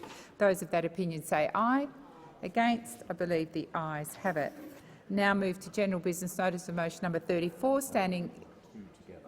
Oh, beg your pardon, we move both of those together. Are there any committee memberships? The President has received letters requesting changes in the membership of committees. Senator Chisholm. I seek leave to move a motion to vary the membership of committees. Is leave granted? There being no objection, leave is granted. Senator Chisholm. I move that senators be discharged from and appointed to committees as set out in the document available in the chamber and listed on the dynamic red. So the question is, the motion is moved by Senator Chisholm be agreed to. Those of that opinion say aye. Against? I believe the ayes have it. There's messages. Thank you. The President has received a message from the House of Representatives forwarding the Fair Work Amendment Paid Family and Domestic Violence Leave Bill 2022 for concurrence. I call the Minister.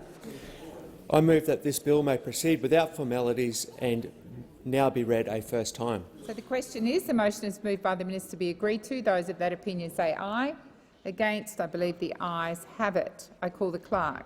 An Act to amend the Fair Work Act 2009 to provide for paid family and domestic violence leave and for related purposes. Minister. I move that this bill be now read a second time and I seek leave to have the second reading speech incorporated in Hansard. Is leave granted? There being no objection, leave is granted. Minister.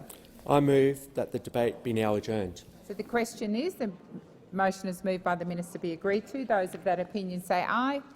Against? I believe the ayes have it. I call the clerk.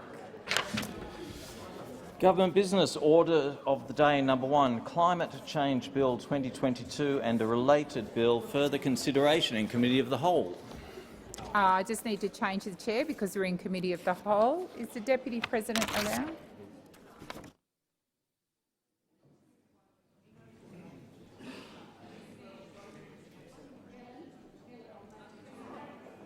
Please.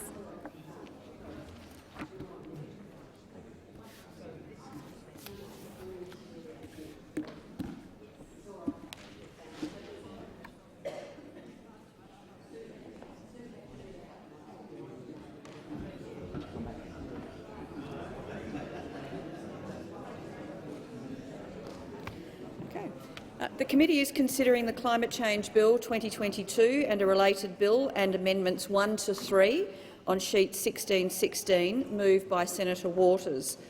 I call Senator Whish-Wilson. Thank you, Chair. My question for the minister is a simple one. I have 3 very simple questions, one that leads from the other. It's been reported through Climate Analytics, Climate Council, widely reported in the media, that the ALP's 2030 target of a 43% emissions reduction is consistent with 2 degrees of warming globally. Do you agree with that characterisation, Minister? We've been very clear, Senator Whish-Wilson, thank you for the question, that the targets that we have adopted put us on a path to meet our Paris commitment objectives, Paris objective commitments. And as you understand, the Paris Agreement asks the world to contain warming to less than 2 degrees and to leave open the possibility of containing it to 1.5 degrees. Senator Whish-Wilson. Thank you, Minister. Very cute with your language there, path to meeting the Paris Agreement. My colleague Senator Mehreen Faruqi said that your target failed the Paris Agreement publicly, and that was fact-checked by the AAP, who found that she was indeed correct. Your 43% target is consistent with 2 degrees of warming, which is above the 1.5 to well below 2 degrees of warming that is the Paris target. So I'm just going to assume that the 2 degrees is uncontroversial. Minister, my second question to you is, do you also agree with the IPCC forecasts first released in November 2018? The Intergovernmental Panel on Climate Change differentiated between 1.5 degrees and 2 degrees in terms of its impact on the ocean, and they were saying that limiting global warming to 1.5 degrees rather than 2 degrees would likely be the difference between the survival of the Great Barrier Reef coral and its complete decline, according to the United Nations assessment of the climate science. The Intergovernmental Panel on Climate Change special report basically said that if global warming reaches 2 degrees, which is consistent with your target, more than 99% of coral reefs were projected to decline this century. Indeed, an annual bleaching event was expected on the Great Barrier Reef and on the world's coral reefs. Minister, do you agree with the science and that characterisation by the IPCC? Minister. Thanks very much for your question, Senator Whish-Wilson. And I think I have answered the question about our objectives. We are committed to the Paris Agreement. We are not only committed to reflecting those commitments in our own approach to policy here in Australia, but we are committed to participating in the global conversation to make sure that the world can reach those objectives, because there is no disagreement between us on the questions you raise. A warming world is dangerous for people and damaging to ecosystems. And we have to do everything we can as a country and as a globe to contain warming. The Paris Agreement gives us the best chance of doing that. You will know better than I that the world has been through stops and starts in our ability to generate global momentum. It mattered a great deal to strike the agreement that was struck in Paris, and it matters too that at Glasgow the level of ambition globally was increased. It matters that businesses in Australia are being encouraged by investors globally to set their own targets. There is a momentum towards change, and there is more that is going to need to be done. But, Senator Whish-Wilson, I think where you are really going to is a question about our target. And I've answered that question already in response to questions from Senator Waters. We went to the election and sought a mandate, and we did it in a particular context. We did it in an environment where this country, under the government of those who now sit opposite, were unable to land an energy policy and unable to land a climate policy for 9 years, a period in which almost nothing was done by the Commonwealth Government on decarbonisation, where the heavy lifting was left to other people, to local communities, to businesses, to states and territories.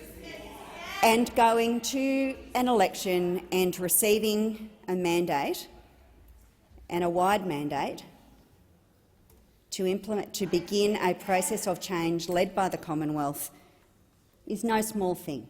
You may think it's a small thing, and that's fine for the Greens. But for a party that seeks to be the party of government, taking a commitment to the election, having it scrutinised in the context of election, having it debated with those opposite who, as we've seen this morning, want to deny the science and want to who want to dispute the objective of net zero emissions, as Senator Canavan did, means something. And it means something to walk into a room and to update your nationally determined contribution in the presence of AIG and the ACTU and the Business Council of Australia and the Australian Conservation Foundation and the Clean Energy Council, building consensus and bringing people with you matters. We have a mandate for the target that is embedded in this legislation. We are pursuing the policies that we took to the election. And that is actually more important than you appear to be willing to acknowledge. Senator Duniam. Thank you, Chair. Look, earlier on, at the very beginning of committee stage, I did ask a question to the mover of this amendment around what modelling had been done with regard to the impact on retail power prices of inserting a 75% reduction target. And in response, at the end of her last contribution, the Leader of the Australian Greens said she was flattered by the question but declined to answer.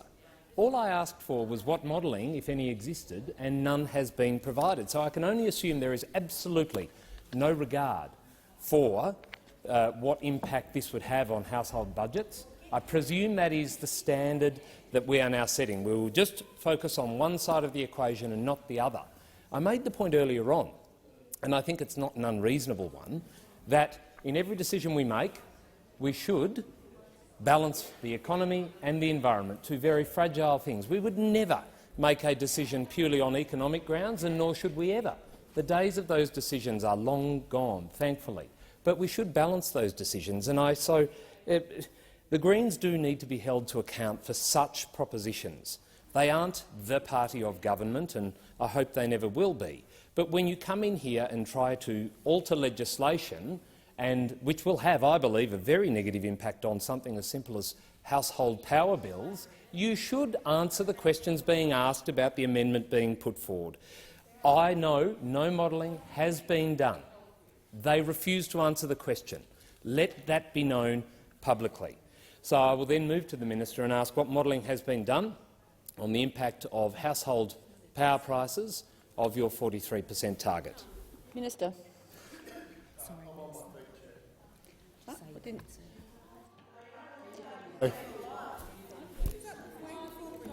We've had a Senator Whish-Wilson. We've had a question here. I'm giving the minister an opportunity to answer the question.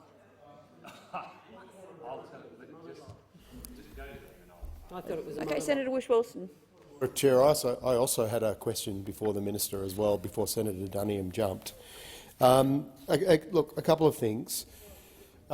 Senator Duniam, the 75% target's not controversial. It's been modelled by the IPCC. It's well recognised that that is what is necessary for us to meet the Paris targets. This goes directly to this debate we're having here today and this amendment before the chair that was put by Senator Waters. 75% is not controversial, and I wonder if you have modelled the impact on power prices of the climate emergency in the next 20 or 30 years for extreme heat waves and extreme cold and floods. I bet you haven't even thought about the cost of inaction, have you?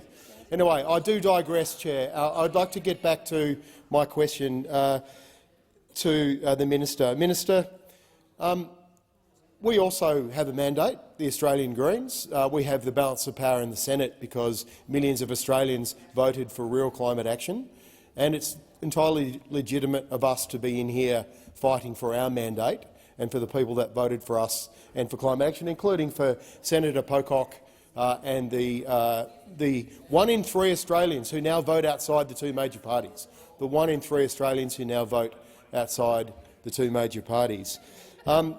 It might seem like a small thing, 1.5 to 2 degrees, but Minister, I'm confused with your response here today because it's very clear that your target of 43%, regardless of whether you feel you have a mandate for that or not, that's not the issue before the chair.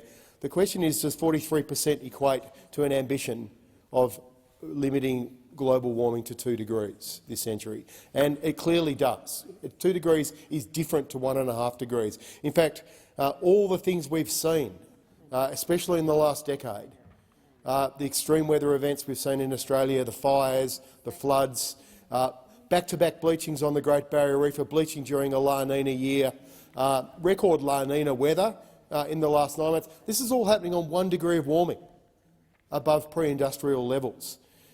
We are talking about trying to hold that to 1.5 degrees. Now, to put that in perspective, that is 50% warmer than the planet right now. 50% warmer. Your bill here today will double the amount of warming captured in this atmosphere this century. 100% increase. 43% ambition on 2030 means a 100% increase in warming on this planet. So the difference between 1.5 and 2 degrees is so material. And my second question to you is, do you agree with the IPCC assessment that if we can't limit warming to 1.5 degrees, we will see an annual bleaching event on the Great Barrier Reef and the loss of 99% of the world's corals, probably in our lifetime, Senators? Probably in our lifetime. That's how serious this is. This is not climate ambition. This is not what I've been fighting for in this place for the last 9 years, during the swamp and desert years of the LNP, as I've sat back and watched the fire burn the house down. This is not the climate ambition that Australians voted for. So we need to be very clear here. Why, Minister, for example, are you opening up 46,000 square kilometres of new ocean acreage to oil and gas companies to explore for the exact product that, when they burn it, is killing our oceans and warming our planet and condemning future generations on this planet? Can you please explain to me, and I'm asking this in relation to the second reader amendment that was moved last night in here by my colleague Senator Shoebridge, why are you opening up new areas of ocean to oil and gas exploration in a time of climate emergency while you are trying to limit emissions and Australia's emissions ambition? Minister.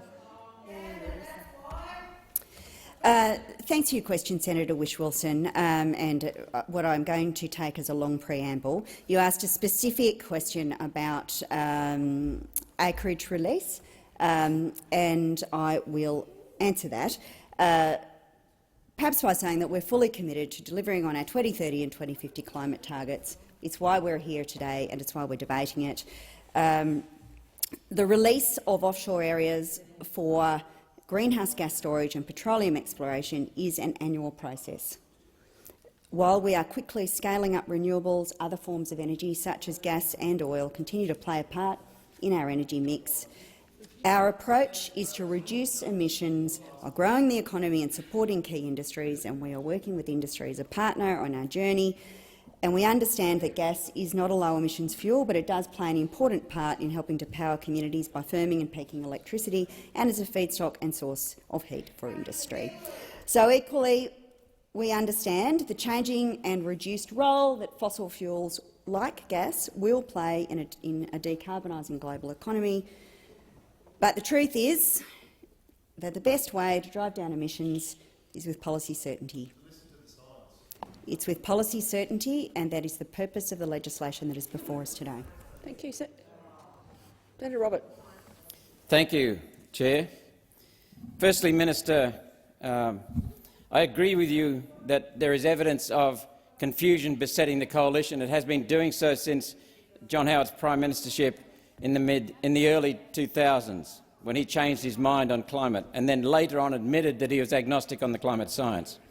Minister, I will be reading your papers yet again, but let me ask you, because you still have not answered, what is the specific quantified effect of carbon dioxide from human activity on any climate factor? I would like to know that number. That is fundamental to the basis of any policy or legislation. No one has provided it anywhere in the world. This is your bill. You need to provide it. Secondly, I only need that specific quantified effect of carbon dioxide from human activity, and if you provide it and it's accurate, then I'll be silent. This issue long ago became a matter not of science or of the environment, it became a matter of integrity. We've got hypocritical, parasitic billionaires doing a reverse Robin Hood, stealing via a highly regressive tax from the poor and the vulnerable, and you endorse that. We've got a Paris Agreement that is not an agreement. The Paris Agreement, they agreed that each country would do whatever it wanted to do. China said, up yours, we're not doing anything. India said the same. And Australia said, we will gut our economy. And now you're going to ramp it up even further. Senator Whish-Wilson, I'd like your view on this, Minister. Senator Whish-Wilson said that he has a mandate, his party has a mandate. Mandates do not supplant science. Mandates based on positions that are based on lies are not mandates. Until you provide this Senate and the people of Australia with the specific quantified effect of carbon dioxide from human activity on the climate or any climate or weather factor, you will not have a mandate.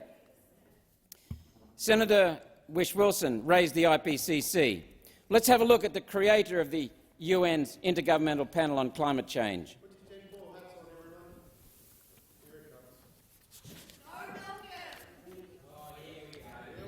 Order. Order in the chamber. Senator Whish-Wilson. Senator Whish-Wilson, Senator Rennick. Senator Roberts will be heard in silence.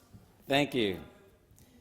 The late Maurice Strong was the first UN Director-General of the United Nations Environmental Programme, a position that he created for himself after forming the UN Environmental Programme himself. In 1972, he became the first Secretary-General in 1972, later on that year. Maurice Strong is the concocter of climate alarm, and after forming the IPCC in 1988, at his instigation, he wanted to create an aura of scientific endorsement. Never has the United Nations Intergovernmental Panel on Climate Change provided any specific quantified effect of carbon dioxide from human activity on the climate. Never. He created an aura of scientific endorsement. He entrenched climate alarm through fomenting the staged delusion of grassroots movements in UN conferences, including Rio in 1992, which formed Agenda 21, Kyoto in 1997, which formed the UN Kyoto Protocol, and Paris in 2015, just after he died. At the same time, Strong built systems to drive behaviour and enrich himself. Maurice Strong formed and part-owned the Chicago Climate Exchange for global trading of carbon dioxide credits. Al Gore invested in that, and in 2007, Kevin Rudd, as Labor leader and predecessor to the current Prime Minister, brought Gore to Australia to peddle climate alarm with the intention of starting Labor's emissions trading scheme, involving carbon dioxide credits that would ultimately be traded on Maurice Strong's and Gore's Chicago Climate Exchange. Separately, law enforcement agencies have reportedly sought Strong for alleged serious criminal charges, and then reportedly he exiled himself in China. This is the man who created climate alarm. This is the man on who your policies are based. Strong had been Under-Secretary-General of the United Nations and used that position to push unfounded climate alarm via the United Nations and later combined with the World Economic Forum. He was founding Executive Director of the United Nations Environment Programme, responsible for the deaths of 40 to 50 million people from malaria when the United Nations Environmental Programme drove the ban on insecticide, DDT, and did so contrary to the science. That man had a track record of contradicting the science, vilifying the science, usurping the science, and then claiming the science, and he's basically been responsible for the deaths of millions of people and now wants to impoverish the world. He's made two stated aims of his life were to put in place an unelected socialist global governance, which we can see the evidence of almost daily around the world and particularly in this country. And his second objective was to de-industrialise Western civilisation. The United Nations senior level, many of their leaders have said that they want to put in place a new world order. That's what this is about. It is about control of energy, control of property, control of water, control of resources. It's control of society through the United Nations Environmental Programme and then through the United Nations Agenda 21. Are you aware of these facts, Minister? Minister. Okay, Senator Canavan. Thank you, Chair. I just wanted to return to the question before the Chair, which is the Greens amendment. Just briefly, I have made a contribution on this, but I asked a couple of questions of the Greens, of Senator Waters, and the amendment she moved. Very briefly and quickly, the questions were: is there any link here, or is there any escape clause, if you like, for Australia, that if other countries don't act and reduce their emissions to their proposed 75%, can we not go through with it, or are we locked in? And the other question was, why are the Greens expecting a different outcome in Australia than in the UK, who had committed or have committed to 78% reduction by 2035, very similar target, and are in a complete and utter mess right now, at least in part thanks to that target. I haven't received, not only have I not received answers to those questions, the Leader of the Greens, Senator Waters, had the temerity to stand up and dismiss and handwave, so we don't need to answer that because this is about a government bill. That was her you know, she's too good to answer questions. And I just want to point out here, I think it's very important to point out that the Australian Greens are very good at asking for transparency and information from other groups, from the government and when we were in government, but they just cannot, when the shoe's on the other foot and they are moving an amendment, they are seeking to change our nation's laws. It's their proposal, not anyone else's. They refuse to answer basic questions about their own proposal, and that, if nothing else, that is why we should vote this down, because they're not a responsible political party.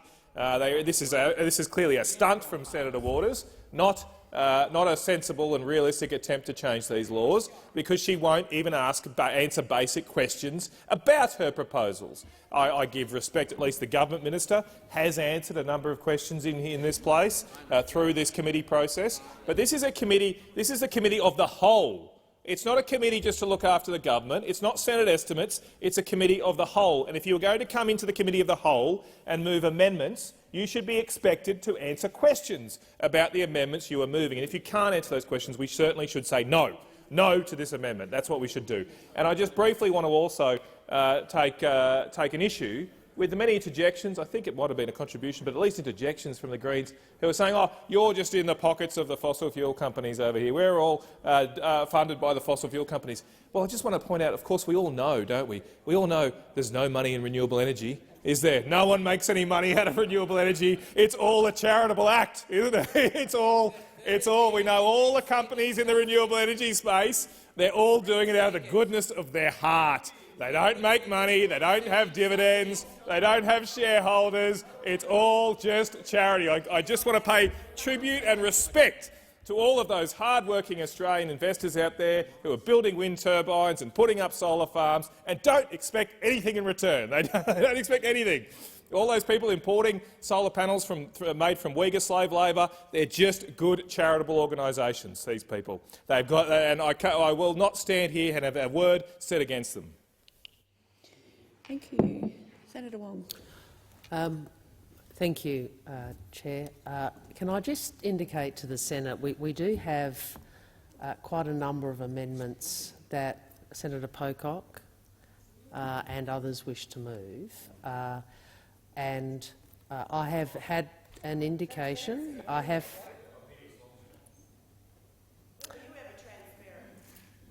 I've had an indication.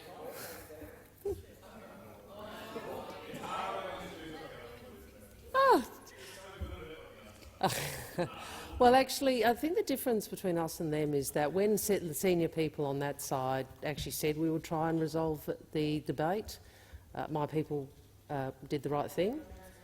Whereas on your side, when your people say that you're going to try and move to the next amendment, you all jump. Now, I understand there's a lot of division inside your party room, but can I just make this point? Can I just? Order. Senator Wong. Thank you. This is a debate where people have very different views. I accept that. And I respect that. I disagree fundamentally with the position Senator Canavan puts, and nothing I say will change his mind and nothing he says will change mine. We do have some new crossbenchers in here, including obviously Senator Pocock, who do wish to have the opportunity to move their amendments and speak to them. And so I would ask the opposition and the crossbench. Well,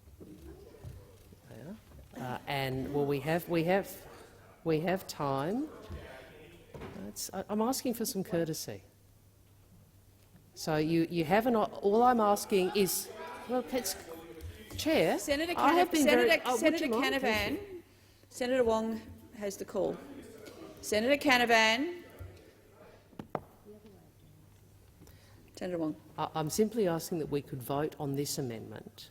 Allow Senator Pocock to move the amendments he has circulated, and then you can do all you want through the rest of the committee stage, but it would be good if we could get through at least the first amendment so that other senators could have the opportunity to put their views, because they also have views, Senator Canavan. They also have views. So as a matter of courtesy, I'm requesting that. If the chamber doesn't wish to do that, it's a matter for the chamber. Thank you, Senator Wong. Okay, the question is that the amendments be agreed to, and for clarity for colleagues, it is amendments 1 to 3 on sheet 1616, moved by the Australian Greens. All those in favour say aye. All those against say no. I think the noes have it. Division required. Division, ring the bells for 4 minutes.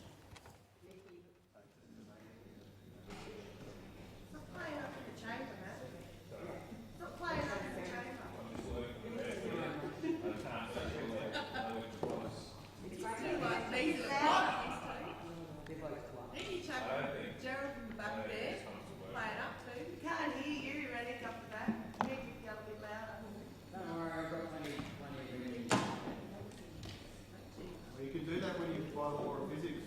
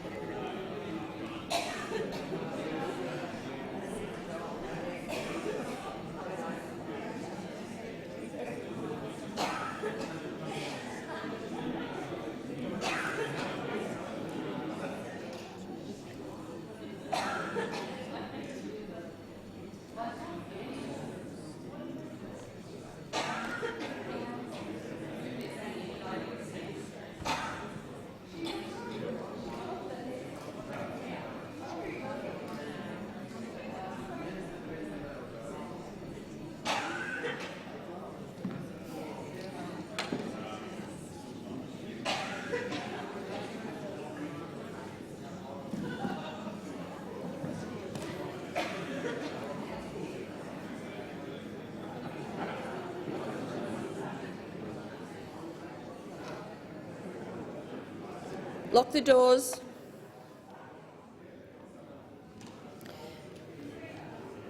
The question is that amendments 1 to 3 on sheet 1616 be agreed to. Those that are in agreement move to the right and those against the left. I appoint tellers. For the ayes, Senator McKim, and for the noes, Senator Duniam. Senator Askew.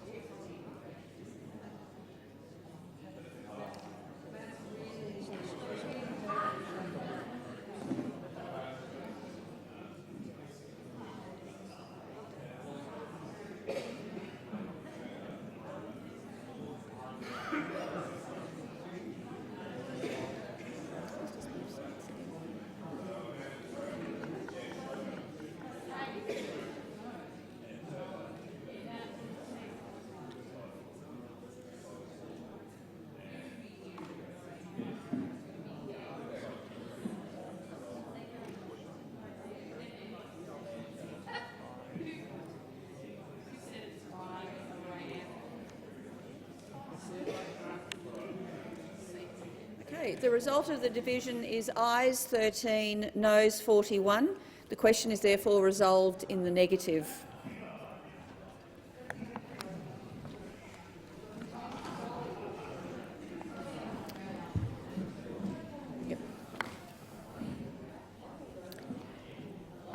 If people could move either out of the chamber or into their seats. Senator Pocock. Thank you, Chair. I seek leave to move amendments staining my name on sheets 1621, items 1 to 5 only, and 1620 together. So, is leave granted? Is leave granted? Leave's granted. Senator Pocock. Chair, I move amendments on sheets 1621, items 1 to 5 only, and 1620. Is leave granted? You can speak to those Thank now. you. The First Amendment on sheet 1621 requires that the annual climate change statement considers the risks presented by climate change. Climate change presents unparalleled risks to the systems that support life on this planet and all the people and places we love, including the future of the young people observing us today. Climate change is already affecting Australian farmers. ABARES data shows that the average broadacre farmer in Australia has lost 22% of their profits since the year 2000 due to the impacts of climate change. Proper consideration of these risks leaves us with no option but bold action to reduce emissions. This amendment will allow the Australian people to hold the government to account if they fail to mitigate against the risks of climate change. Amendments 2 and 3 on sheet 1621 require that there is public consultation before the annual statement on climate change. These amendments will allow the scientific community and the broader Australian community to make clear the risks of inaction and the benefits of action.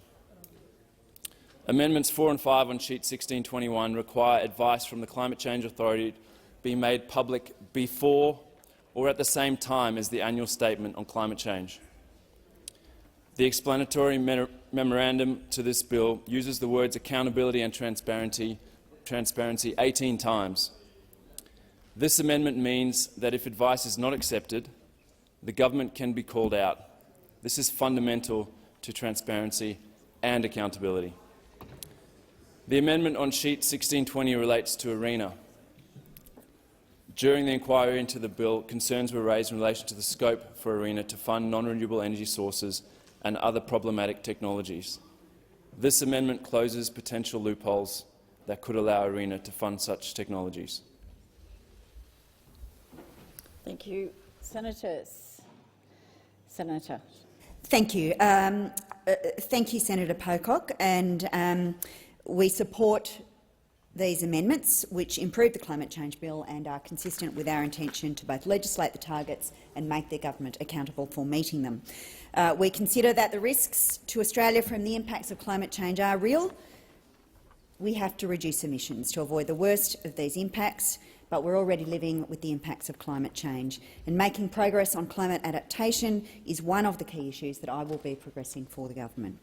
The amendments also ensure that the authority must consult on annual climate change statements, while recognising that consultation for this year is difficult in the time available, and they ensure that the authority's advice on the annual statement is not hidden when the statement is delivered to the Parliament. Finally, we also support the amendment that you have circulated on sheet 1620 in relation to the prescribed functions of ARENA.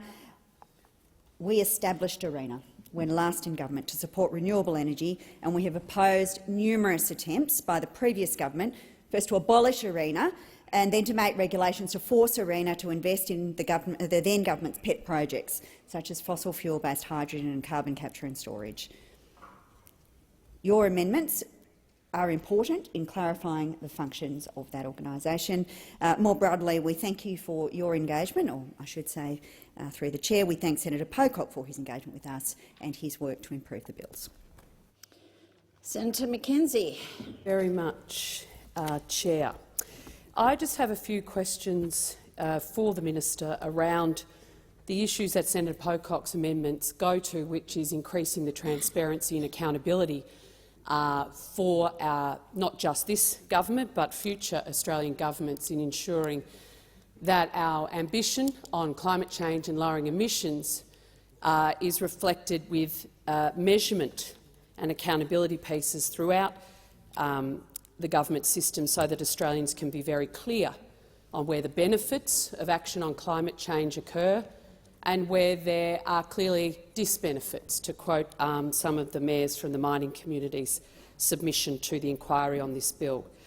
So, Minister, when I look at the nationally determined contribution, that was changed rightfully on your government winning the election and having a mandate to change our ambition as a nation on climate change.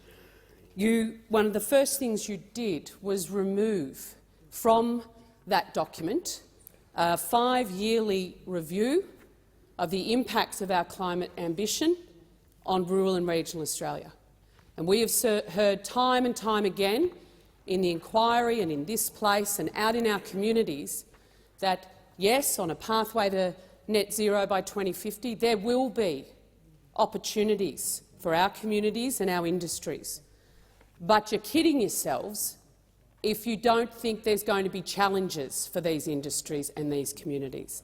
And it is not just the National Party that's saying it, it's the union movement as well.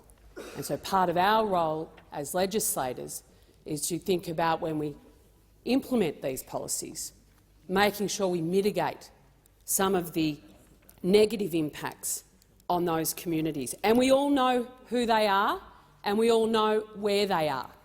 And it is why our government in securing a pathway to net zero, combine that with over $20 billion of new money to support these communities, to seize the opportunities that a pathway to net zero by 2050 would bring, but to help them overcome the challenges.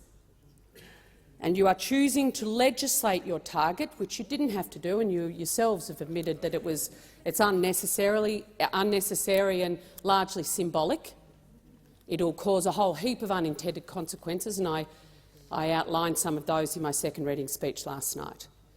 But in setting that ambitious target without putting in place significant support and programs and projects to support rural and regional communities, you're setting them up to fail, and you are causing an incredible amount of stress and concern in our mining communities, our agriculture communities, our manufacturing communities. So my question to you, and I have a range of them, is why did you remove the 5-yearly clause that we got written in so that future governments, before they update our nationally determined contributions under the Paris Agreement, have actual data, not just on the benefits, but on the impact? Because even if you look at Europe and what they're going through at the moment, it's not all going to be plain sailing. And so we need to be cognizant and aware of that so that we can assist our communities on this journey. Minister Mackenzie. Thanks, Senator McAllister. Sorry, McAllister. Oh yes. We're not giving her a second go. Yeah, all right. Thank you, Senator Mackenzie, for your question. I find myself unable to agree with your characterisation of the regime that is being legislated. The Paris Agreement, in fact, requires signatories to update their contributions every 5 years. It is baked into the Paris Agreement, and the regime that we are implementing requires government to seek independent advice on every occasion in each of those 5-year intervals when we seek to update our agreement. And so it meets the objective that you established, which is that the benefits and impacts of the targets that are adopted by the Australian government be independently considered and advice be provided both to the minister and publicly. That is the nature of the regime that is being proposed in the bill before you today. What is most curious, though, about this is that when a specific proposition was put in the other place, your colleagues in the Liberal and National Party not only voted against it, but called for a division so they would be on the record voting against the amendments put in the other place to ensure that the interests of rural and regional communities were considered in that advice. And I find that very strange, actually almost incomprehensible. So, yes, we do think that regional economic development is important, and our policies are expected to result in an additional 604,000 jobs to 2030, with 5 out of 6 of those jobs in the regions. What is harder to understand is why the National Party and the Liberal Party teamed up in the other place to prevent an examination of those issues in the reports provided by the Climate Change Authority to the Parliament. Senator Mackenzie. Thank you, Chair. Minister, that wasn't my question. The fact that somebody had to come in and help the Albanese government appreciate that their ambition was going to impact the regions, you needed to just check with the AWU. They would have been very, very happy to tell you what that impact would have been.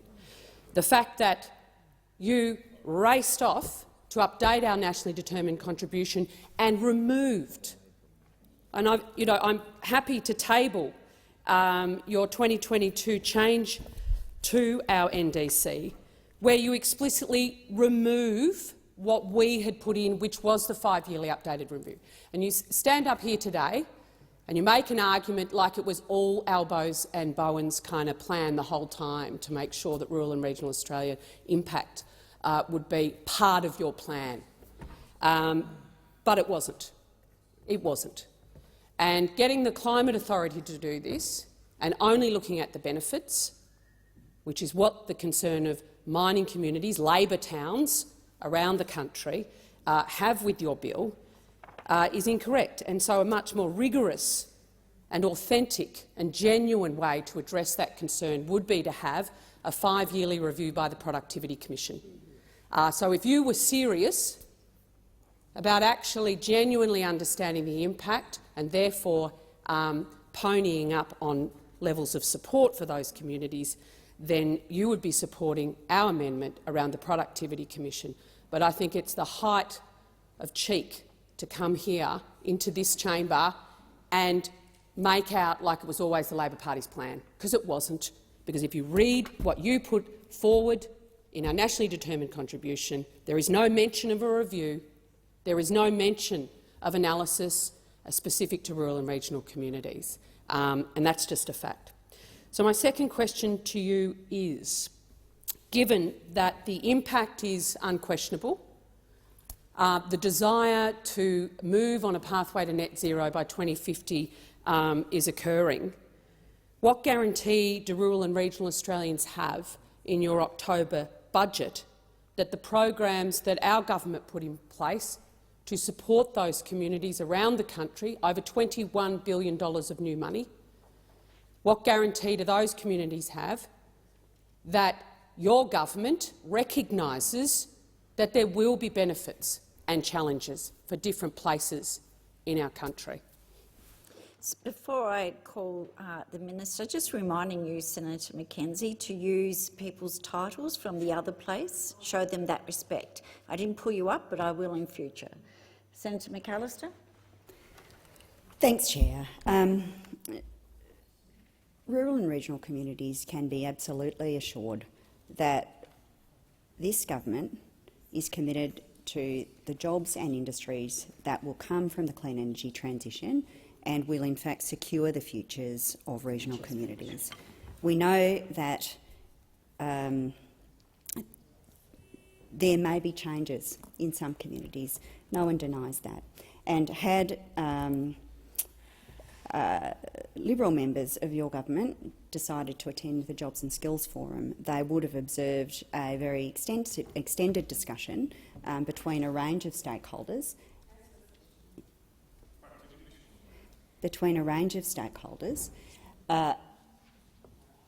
about the way that we will support communities to transition. At least part of that response lies in the $15 billion Australia Reconstruction Fund, which will provide various forms of support for new jobs and industries, with a focus in part on clean technology and with a strong focus on regional communities. Unfortunately, the actual consequence of the policy settings that have been in place for the last 9 years under your previous government, that regional communities have not been able to benefit from the scale of investment that would otherwise have occurred had there been certainty for investors about the energy transition underway.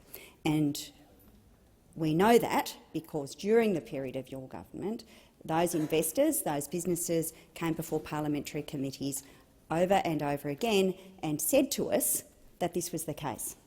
They said to us that the consequence of having 22 different energy policies, none of which were ever landed— You'll have the call later. The consequence of 22 energy policies, none of which ever landed, was that a whole series of investments didn't take place. And that has direct benefits, but the direct costs, but it also has downstream costs, because during that same period, 4 gigawatts of capacity left the energy system and only 1 gigawatt was invested in to replace it. And that makes a real difference to manufacturing operations, it makes a real difference to power prices, it makes a real difference to the capacity of the national electricity market to perform its functions. And all of those challenges are on your head. And so Australians find themselves in a very difficult situation, and we are working methodically and carefully with industry to resolve it, and providing business certainty about our approach to climate and to energy is part of that repair job that is currently underway. Before I give you the call, Senator McKenzie, I just want to check with Senator Pocock, because when you moved your amendment, you said from sheet 1621, 1 to 5. On the sheet it says 1 to 6. Are you still including 6? 1 to 6? To clarify, Chair, I excluded 6. You excluded Only 1 to 5. And to 1. And so you're going to move 6 separately? No, I'll let that sit there. You withdraw that. Yes, Thank you withdraw. for that Thank clarification. you. Thank you, Chair. Senator Mackenzie. Thank you very much, Madam Chair. Minister, I know it's part of your talking points to talk about a decade of delay in this policy area, etc., etc. But you're in government now. We heard through the Senate inquiry the real impacts, positive and negative, that this change will have on rural and regional communities, on working-class people across this country. And for you to stand up and look backwards when you're about to bring down a budget, it was a very simple question. Will you guarantee the projects and programs that were the first tranche of investment that our government put on the table on a pathway to net zero by 2050? Things like $1.5 billion to diversify the Pilbara, things like $2 billion for our accelerator program for the regions, where communities that had the ambition to grow and diversify were going to be supported through developing and harnessing manufacturing capability and the like. Things like $750 million to diversify the Hunter, over $2 billion for the Northern Territory. Actual money on the table to assist these communities and their working families to deal with what is legitimately coming. So we've all, got on the page and everybody's been talking a big game that there's actually not going to be anybody seriously impacted by this, but you're kidding yourselves. You're finally able to admit that, and I thank the union movement for assisting with that. The reality is, when you look at the EU on this question, they put hundreds of billions of euros on the table to help regions overcome the challenges and seize the opportunities. It's a pretty simple proposition. The money was budgeted for, over $20 billion, specifically to this end in the last budget. Will you guarantee that money will continue to flow? Because we care about these communities and we thought very long and hard about the types of projects and programs that would help them over the next 4 and 5 years with this transition. Senator McAllister. Senator Mackenzie will find that decisions contained in the budget will be announced on budget night. Senator Rice. Thank you, Acting Chair. Minister, the Senate committee that inquired into this bill heard stark evidence of how the burning of wood from native forests for energy can in no way be considered renewable, and in fact very clear evidence that burning native forest wood for energy actually emits more emissions than coal. So I'm pleased, Minister, in your speech last night that you committed to the Senate committee recommendation to review the renewable energy status of wood from native forests, and note that Labor rejected classifying the burning of wood from native forests as renewable both in 2011 and 2015, and urge you and urge the government and scientists and forest protectors urging you to be making this change as a critical part of protecting our forests.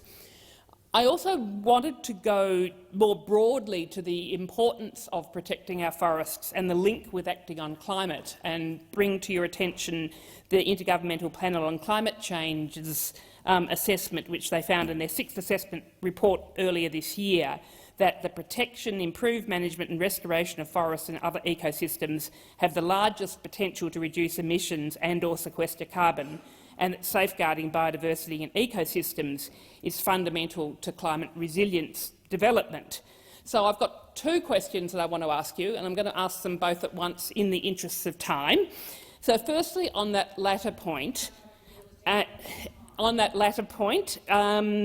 in the light of those findings from the IPCC, I wanted to know what work the government is doing or is intending to do on the bigger picture of assessing the value of protecting Australian forests for their value in carbon sequestration and storage.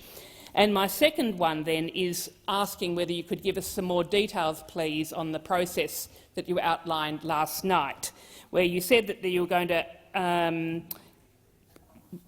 release a consultation paper. We'll consider next steps in light of the results of that consultation and look to make any necessary changes to the regulations by the end of the year. But then further, that you're committed to exploring further amendments to primary and subordinate legislation to be embedding targets in the Paris Agreement into a wider set of relevant legislation and schemes. So I'm wanting to know, in terms of that, the potential of embedding protection of forests, embedding not considering wood from native forests as renewable in further work down the track. Senator McAllister? Senator Canavan.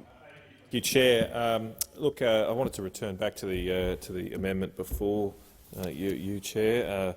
Senator Pocock has suggested some amendments here to provide for a review mechanism of certain particular impacts. I note that, and there has been commentary, a similar amendment went through the House, or an amendment that dealt with similar issues from Ms Haynes in the other place, and it was very general. I note Senator Pocock's been a little bit more specific with his proposal. Ms Haynes' amendment was quite general, and so I wanted to ask the government to what extent would the Haynes amendment, if you like, that is now in this bill before us, to what extent would the reviews contained in that allow for and provide for a benchmark of electricity prices over the next decade against what was promised in the Labor Party's Powering Australia plan?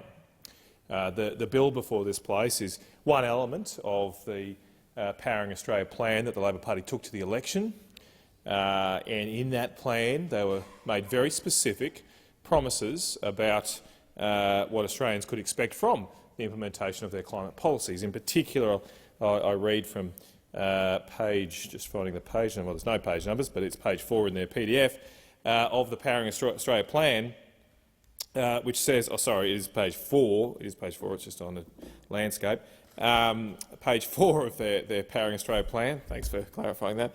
It says, and I quote, "It will bring," it being their Powering Australia policy, "it will bring down household power bills by $275 in 2025, so just 3 Christmases away as Australians, and $378 in 2030. And we've heard about 275. We don't hear much about the 378. The 275, the Prime Minister mentioned that 20-odd times during the campaign. 97 times, thank you, Senator Dunningham. 97 times, nearly 100 times, the Prime Minister promised the Australian people before they voted that he would lower their power bills by implementing these climate policies by $275 a year, and their policy said by $378 by 2030. Now, we all know that since the election, since people have been hoodwinked into voting for this plan, that the Labor Party doesn't mention the 275. It won't come from their mouths. Hopefully, perhaps Senator McAllister will inform us about this $275 promise, where the Prime Minister has refused to provide clarity. But we do now have this review mechanism. Because of the Haynes amendment, there is a review mechanism, and Senator Pocock is suggesting it go a little bit further and more specific. So my question is, will the Haynes and or the Pocock amendment allow for a benchmarking of the promise made to the Australian people? Will we see through these reviews what has happened to power prices and how it compares to what Labor promised their climate policy would achieve? Because I note there already has been substantial criticism of the Labor Party's modelling of that figure. They released a report, a related report, on their Powering Australia policy, a modelling report by Reputex, but by modelling report standards, it was fairly skinny on detail. It didn't provide much detail on the assumptions that were made going into this report, nor did it include any related spreadsheets or tabulation of these figures. But it would seem that the Labor Party has made a schoolboy error, for want of a better term, here on their calculations, perhaps explaining why they are so shy about repeating a promise that they were made very, very prominent in their campaign. And presumably did influence a number of Australians about how they'd vote, because living costs, I knew at the election, living costs were a major issue for people, and the Labor Party were out there saying, hey, we're going to save you nearly $300, vote for us. And as I say, since then they won't speak that number. The modelling showed from the Labor Party, or purported to show, like all modelling does, it's not gospel, but the modelling purported to show that if you implemented the 43% target, range of other policy measures that Labor had promised, that wholesale power costs would fall by 30%. Wholesale power prices would fall by 30%.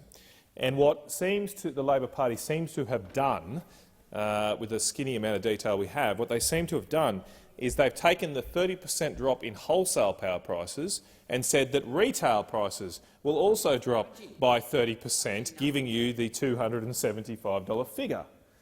Now, business is not the Labor Party's strength, we all know that.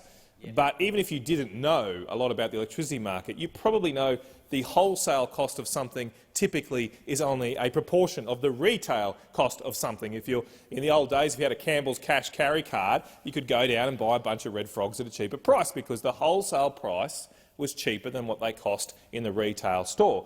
That is how the electricity market works.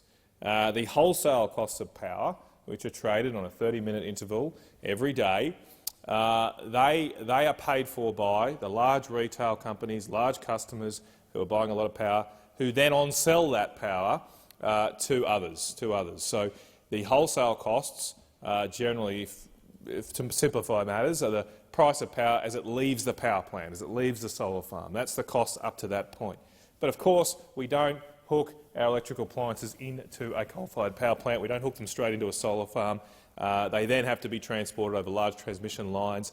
The voltage has to change. They have to go to distribution networks. And the retail companies themselves have costs and overheads associated with billing and customer management, etc.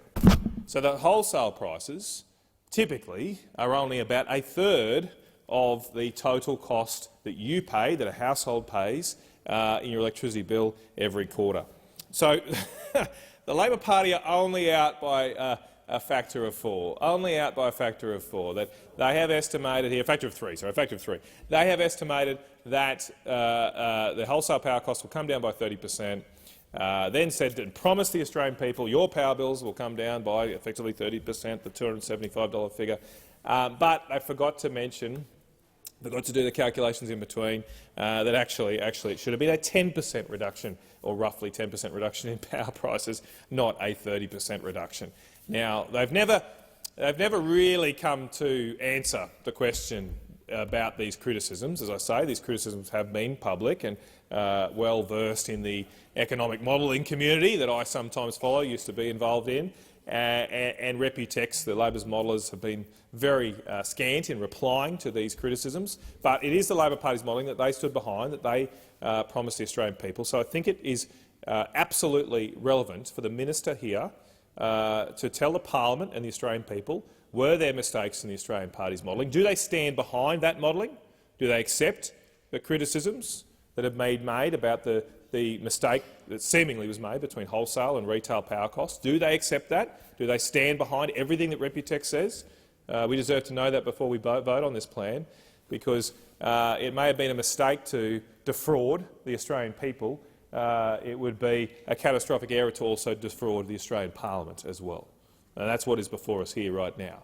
That we already know the Australian people have been hoodwinked on this issue, but it's our job here in the Senate to scrutinise and evaluate the detail of a government's plan, and because of these unexplained errors that have been identified, it is very important, I think, before we vote on this legislation and/or Senator Pocock's amendment about reviews, that the minister and the government come clean on their modelling on these issues that have been raised in a way they have refused to do in the public domain. They have refused to answer these questions properly out in the public, but it is our job here. We should sit here as long as we need to. As long as we need to. I'm on the clock for the Australian people. I'm happy to stay here as long as we need to get answers for the Australian people.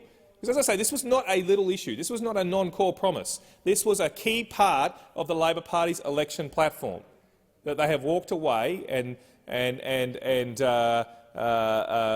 ducked and weaved from being held to account for.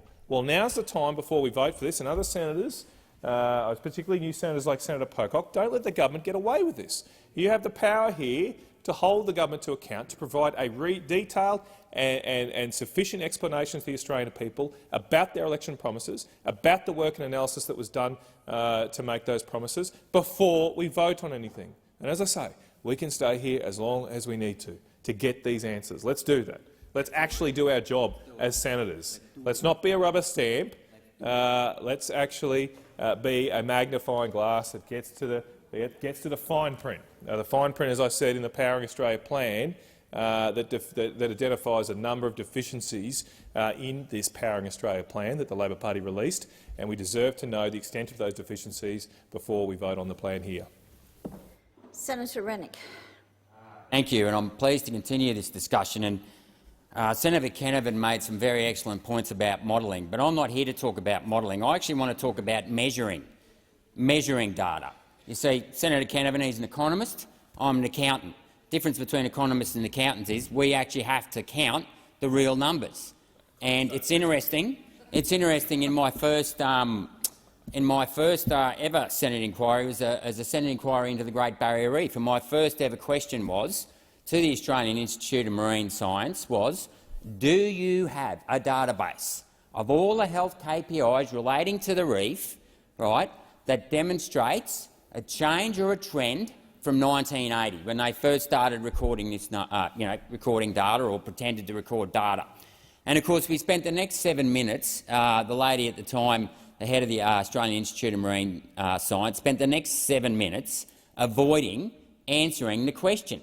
Now, all I wanted to know was are these so-called scientists actually recording and measuring things like coral cover, things like coral growth rates, things like dissolved nitrogen, things like seagrass? And of course the answer is no.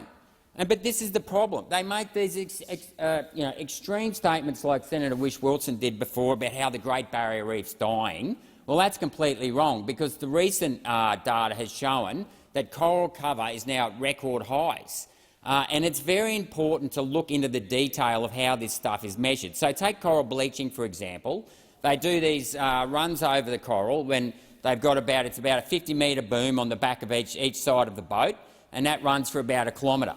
Now, if they actually happen to find one little bit of bleaching on any coral, that entire area is then deemed to be bleached. Right? I mean, that is so misleading. However, it's not just— and then later on that afternoon, of course, the Queensland Department of Natural Resources turned up, and this is one of the great things I love about our federation. It's always a wrangle between the two levels of government. So the Queensland Department of Natural Resources is responsible for measuring runoff from the waterways and our rivers, our big rivers, especially our big rivers in North Queensland. And I asked them what the margin of error was, or what their confidence interval was, in terms of their measurements of dissolved nitrogen, as it ran out of the river. And their response was, and I have to say I was quite shocked, was between 60 and 90%. So in other words, their accuracy isn't even much better than a coin toss. Right? So, this is something we see quite a lot of. Now, of course, we jump to our old good friends at the Bureau of Meteorology. I'm not sure if the people upstairs understands that we actually have 3 data sets of temperature in this country. We have the raw data set, we have the ACORN data set, ACORN 1 data set, and we have the ACORN 2 data set. Right? Now, most people don't realise that when the media now report the change in temperature over the last 100 years, that they're actually reporting using the data set, the ACORN 2 data set. Now, the Bureau of Meteorology themselves admit that they fudge their numbers. Right? So I'll give you one example, is Marble Bar. There's been 13 adjustments. Don't laugh, Senator McAllister. This is serious, and you need to take note of this, because this will be a question. There's been 13 adjustments to Marble Bar. 7 of them are statistical. And in the little sub-footnote, they say we don't have to provide any documentary evidence for this. So out of the 13 amendments, and some of them are valid, like you move a weather station, so you actually may have to adjust for the different things. I get that. Sometimes you've got to homogenise data, or at least try to work out what it would have been had you not moved.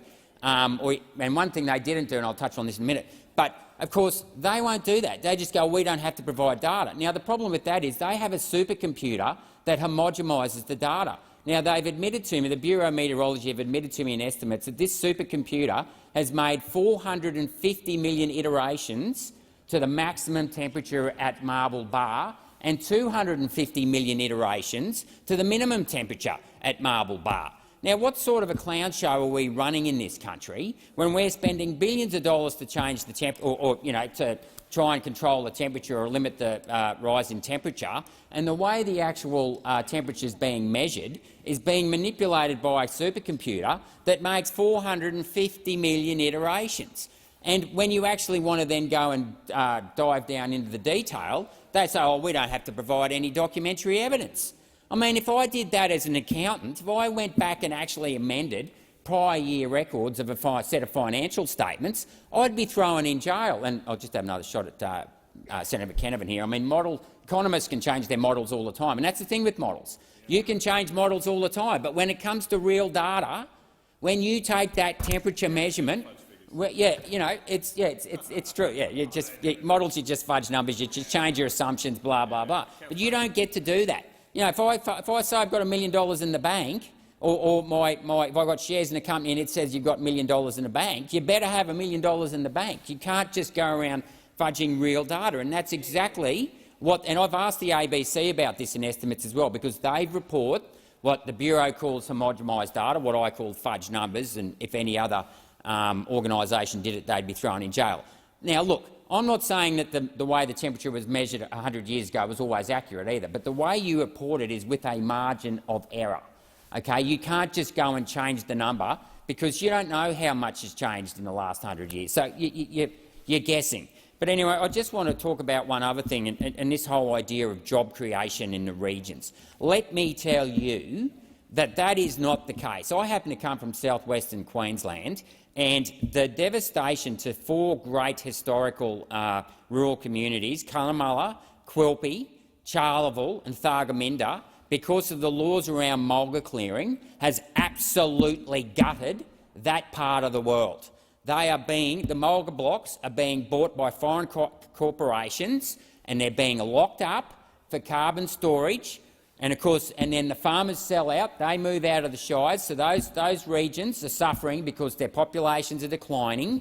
You've now got unmanaged mulga, and let me tell you, you have to manage your mulga. You have to constantly push it. It used to actually once be a lot of Mitchell grass. It wasn't always all Mitchell grass, but you need to keep it relatively open. But what we've got now is we're going to have an overrun of feral pigs, feral goats, dingoes are getting out there again. And now that's not good. And as well as that, it'll eventually become a fire hazard. Heaven forbid. Luckily, it's acacia and not eucalyptic, but eucalypts. But it can burn, and if it gets going, it will burn. Now, I would really like to dispute, and I'd also like to talk about my own hometown of Chinchilla and how you're going to create jobs out there. I note Senator Pocock said before, because he listens to ABARE, that farmers' income are off 20%. Well, I'll tell you what, that's not due to climate change. That's due to all the red tape and green tape around climate change. And I know one farmer who actually bought a property at Chinchilla just recently, and of course he had to go and find out what he could do. It was actually cultivation. And of course a little part of it was zoned a blue zone. So he went to confirm this with the Department of Natural Resources, and he also had to confirm it with another department in Queensland, the Environment Department. And of course, guess what? They came back with a different definition of what the blue zone was. Okay, so then this particular farmer had to go and employ a consultant to go back to these bureaucrats to get them to work together to define what the actual blue zone was, because of these stupid arbitrary laws that the government makes up. Now, this sort of constant red tape and green tape that's going on out there is absolutely killing our farmers. Okay? These guys are the backbone of the country. But I just want to, my question for the minister is, and noting that we've got 40 different models to determine net zero, and we've got all these arbitrary, crazy models on different rules and regulations, like they discount coal, for example, at 14%, but they discount renewables at 7%. I mean, that's a great way to fudge a set of numbers, but that's what we see there. But my question is, what data set, will the Labor Party be using? Will they be using the data set that's recorded at the time the temperature is measured, or will the Bureau of Meteorology continue to go back and change prior year's data in order to push their narrative and the Labor Party's narrative? Senator Roberts. Thank you, Chair. I have a question for the Minister, and then I'll have a series of other questions. Firstly, Minister, could you please clarify or define what you mean by net zero? Senator Wong failed yesterday, but we'd like you to have a shot. Secondly, how exactly will net zero be achieved in Australia? Exactly. And thirdly, how much will this plan, well, it's not a plan because we've seen no plan, how much will this goose chase cost to achieve net zero in Australia? There are a number of my apologies. Thank you, Chair. There are a number of questions asked by senators, and I thought it best perhaps to let people get their questions out before taking up any more of the Senate's time. I'll start with the questions that Senator Rice asked me. Her primary interest was in understanding more about the government's response to the recommendation made by the Senate committee when they were reviewing this bill, and in particular the recommendation that goes to the eligibility requirements for native forest wood waste in the renewable energy target. We accept this recommendation, and I made a few remarks about this last night, but I will put it on the record again. The concerns raised, and I understand the committee heard quite a deal about this, relate to a decision by the Abbott government in 2015 to change regulations and to put native forest wood waste back into the scheme. Now, that was a decision that we opposed at the time. As the minister said in the House of Representatives and recently in the media, we are happy to consider the concerns raised. The government will consult on changes to the relevant regulations. The issue raised is a technical issue with eligibility requirements under the renewable energy target. Our response to that recommendation shouldn't be understood as a reflection on the government's general support for sustainable native forest industries and the workers that depend on those industries. I understand that the industry are generally looking for higher value uses for native forest products and electricity generation, and we note the evidence from the Clean Energy Regulator to the Senate inquiry that the use of this particular fuel source is not economic, with only one small project currently registered. Nonetheless, we do agree that consultation on this issue is important. We want to make sure that any changes are understood by stakeholders, and we want to make sure that any issues for the existing project could be considered. We would aim for any necessary changes to the regulations as a consequence of that consultative process to be made before the end of the year. Senator Rice also, I think, noted the recommendation from the committee report, which asked the government to undertake further consultation on possible legislative amendments and appropriate policy responses. The government has already committed to this. We intend to look at additional amendments to legislation or subordinate instruments over the next year to further embed the targets and the Paris Agreement into relevant legislation and schemes. We're happy to do so, and we will be looking forward to consulting with interested stakeholders during this process. Finally, I note Senator Rice's advocacy for the significance of native forests as a source of an opportunity for sequestration. The government is, of course, interested in opportunities to maximise sequestration. The land use sector is a core part of our response to climate change. It offers very significant opportunities, and I note that there are many in the agricultural sector who are looking to take advantage of those opportunities under schemes that have been in place for quite some time now. Now, the questions from the opposition are a little different in character, because again we have had contributions that essentially dispute the value of pursuing a net zero objective, despite the fact that this appears to be an opposition Senator policy, but no concern to Senator Canavan, Senator and then a series of objections from Senator Rennick, which are a little harder to get one's head around, Senator shall we say, in Canavan. this environment. I think the thing is that the coalition on these questions, and it's a curious thing, seem to be increasingly isolated from the stakeholders that they claim to represent. You know, what did the National Farmers Federation, say to the Senate inquiry about the matter before us? The National Farmers Federation said this. They said they recognise that this is framework legislation that embeds a national 2030 and 2050 target in legislation and makes consequential amendments to related acts, and this provides a level of business certainty that is otherwise absent. Senator Canavan, we will have silence. Thank you. We respected your right. Minister. Thank you, Chair. And it is relevant to the debate that we're having now because, of course, Senator Rennick has offered a range of anecdotal observations about what all this means for regional communities. But the National Farmers Federation, of course, say we support the passage of these bills, noting that they are framework legislation that can provide business certainty. They talked a lot, actually, about how industry was ahead of the government that you all participated in. They said one of the things we've already articulated in the submission, and which is the most long-standing, is the red meat sector, CN 2030, so carbon neutral 2030, which they are all advanced on in implementation context.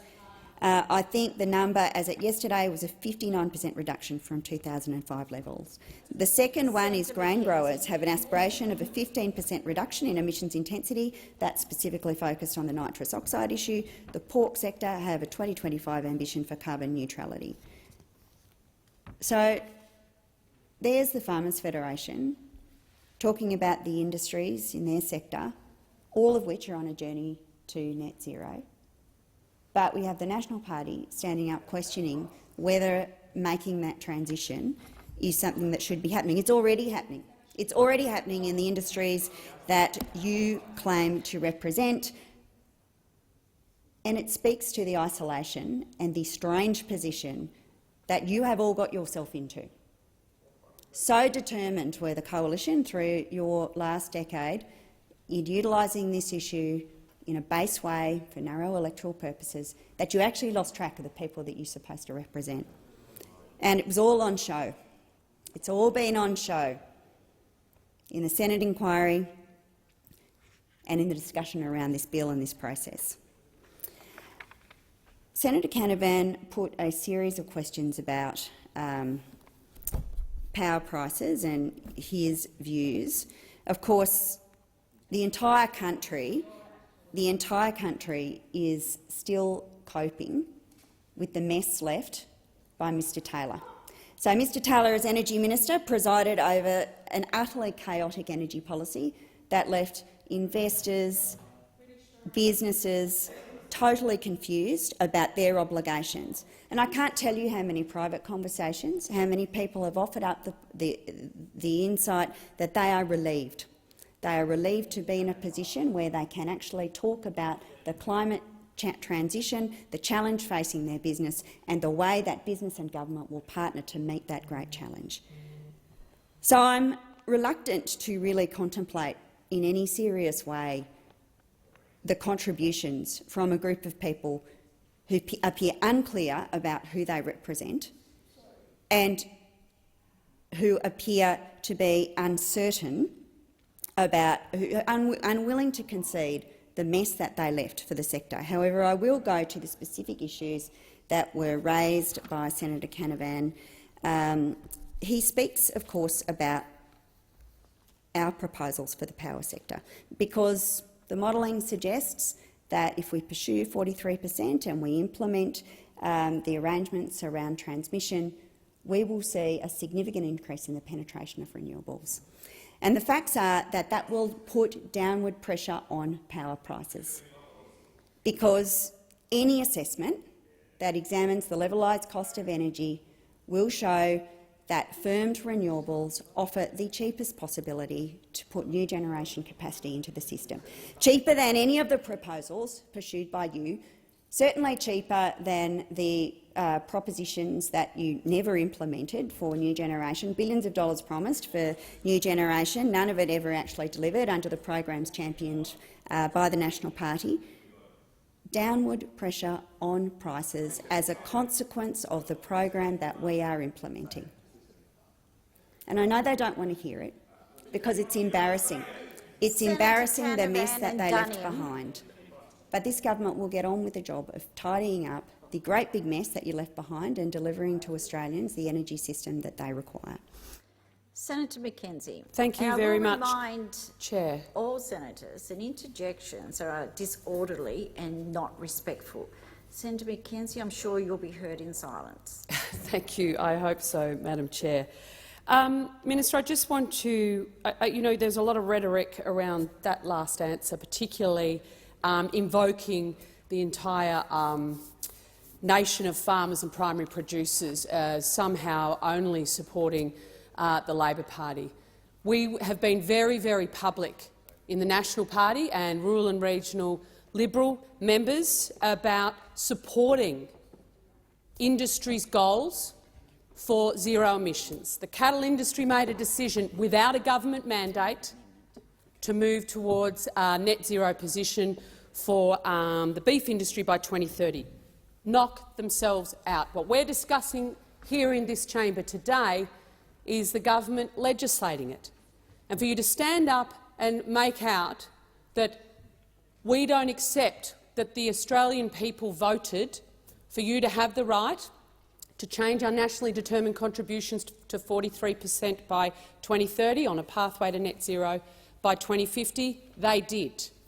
And you have that right. You changed the document.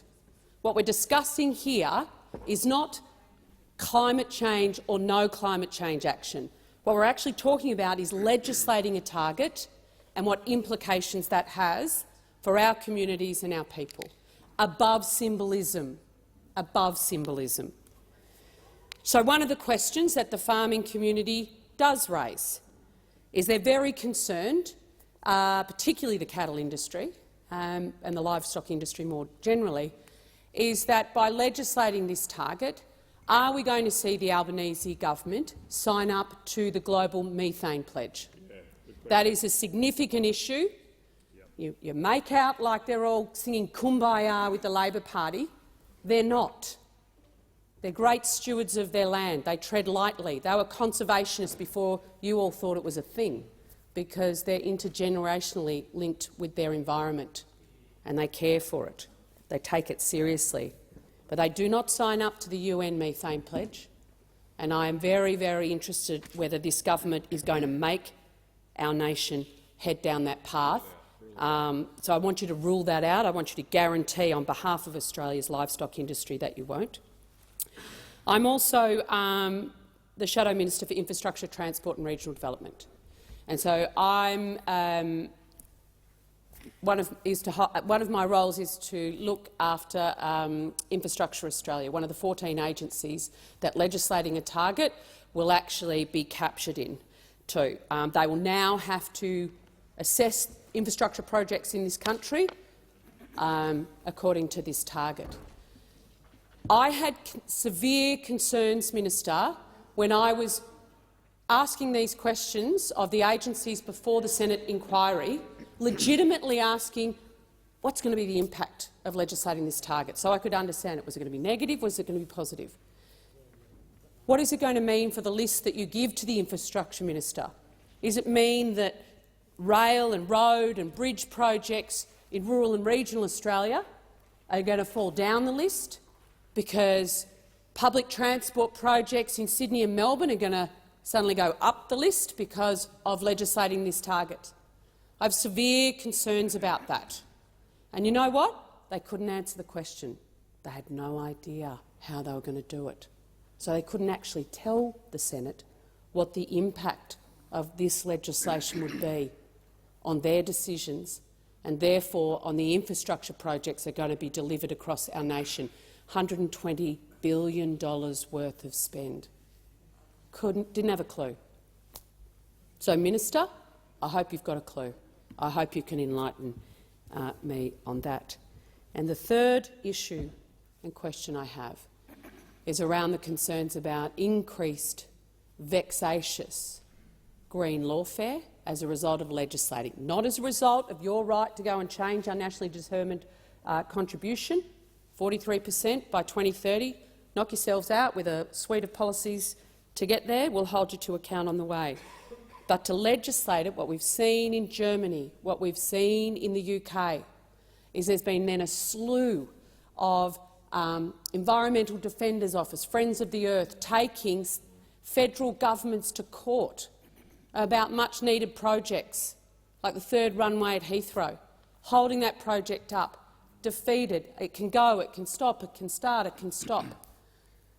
I know the Finance Minister's in the chamber, and she's very concerned about how do we actually maintain our productivity as a nation going forward if we aren't going to be investing in these types of infrastructure projects, which is how we're actually going to drive our productivity across our economy. And yet today we're looking at legislating a target which is going to increase lawfare. And in the Senate inquiry, when we asked every single one of those NGOs, would legislating this target, will you guarantee you won't be taking the Albanese government to court? Do you guarantee you won't be taking any future federal government to court as a result of legislating your target? And you know what, Senator Duniam, Senator Canavan? No, they wouldn't rule it out. They can't wait to take you to court on every single infrastructure project that is going to come under this bill. So recognising that you have a mandate for a 43% target is not the same as baking in to the way we run this joint and planning projects for the future so that they're not held up in court, so they're not blowing out the timelines for critical nation-building infrastructure, inland rail, airport runways in Melbourne, which are going to be critical to driving our productivity agenda going forward. And we should all be bipartisan about that. But they refused to rule that out. So, Minister, 3 questions. The methane pledge, the methodology, which the 14 agencies you're going to make subjected to this, their assessment subjected to this legislated requirement, how are they going to do it, and what impacts that going to have for rural and regional Australians and infrastructure in our communities? And what are you going to do when the Friends of the Earth come for you, just like they have in other jurisdictions that have chosen this path, that have chosen to seek grandstanding symbolism over actual action on climate change, which you don't need a legislated target to do. You can just get on with the job. Stop talking about it. Get on with the job. And as this will probably be my final contribution to this debate, Thank you, Senator Gallagher. I would really encourage the government, as they head into their ERC process for budget, to be serious about supporting the regions, keeping the programs and projects that we handed down in the March budget, the additional $20 billion that was specifically to support these communities on their journey to net zero, to seize the opportunities, but importantly, to overcome the challenges that are coming their way, and you're naive if you think that's not happening. Minister, you have priority. Thanks, Chair. 3 quick answers. I'm very conscious that Senator Pocock is seeking the call. I think Senator Roberts was also seeking the call at some earlier point. On methane, we have spoken about this publicly, but I will reiterate it. The government is in the process of careful consultation with Australian farmers and the resources sector regarding the global methane pledge. We are working with key industry stakeholders and peak bodies, and that process is led by my colleagues Minister Watt and Minister King. The government is fundamentally committed to working in a collaborative and genuinely consultative way, and I reiterate again that there has been an enormous sense of relief in many of the stakeholders that I've spoken to that that is the case with this government, because it wasn't their experience with the last. In relation to Infrastructure Australia, the consequential amendments bill amends the Infrastructure Australia Act 2008 to allow Infrastructure Australia to take account of Australia's greenhouse gas emissions reduction targets when conducting audits of nationally significant infrastructure, developing plans and providing advice. This does not preclude other relevant issues being considered, including in relation to climate risk and adaptation. It is merely an additional feature of the things that that body may consider when they are undertaking their work. And then finally, Senator Mackenzie asked about lawfare. This was the subject of some discussion in the inquiry process. A number of quite interesting submissions. The Wilderness Society gave evidence that the nature of the bills do not give rise to actions that can be taken in court against the government. The Australian Forest Products Association explained that lawfare is already prevalent in forestry operations and therefore they do not expect this legislation will have any material additional effect. BP said, "Our hope is that by legislating the target and by providing a transparent and accountable framework for its delivery, the legislation might even reduce the uncertainty that can sometimes be a driver for litigation." The clear message coming through from business in that process and more broadly is that certainty helps. Comparisons between this bill and legislation in other countries doesn't assist us in this case because the legislation before us is quite different to the form of the legislation that has in place in other countries. The evidence that was provided to the committee was that this was an unlikely outcome of the legislation that the committee was examining. I hope that that provides assistance to Senator Mackenzie. Senator Pocock. Thank you, Chair, and thank you, Minister. I would like to note Senator Mackenzie's concern for regional and rural Australia and commend her for it, and also her concern about lawfare, but would just like to point out to the Senate that this is already happening. We've seen young people take the former government to court saying that they have a duty of care to future generations. We've seen, at the moment, Tiwi Islanders and Gomeroi people taking Santos to court over fossil fuel projects. So lawfare is happening, litigation is happening. It's my sense that that happens when the government's not actually doing what Australian people want, not actually making decisions that are in the best interest of all of us. And it seems to me that this bill before us is a way to actually begin to do that, to turn another page in terms of climate change, to say that we're actually going to get serious about this, we're going to deal with the challenge at hand, and the battle should be about how we act rather than if we should act. With that in mind, I would urge the Senate to bring it to a vote on the amendments that I have put forward. I note that there are other amendments that we are yet to get to, and I'm sure that will provide Senator Canavan with opportunity to ask more questions of the Minister and others. And in the interest of time, I thought, if okay with you, Chair, I may speak to the next amendment that I hope to move in the next section. Before the Chair.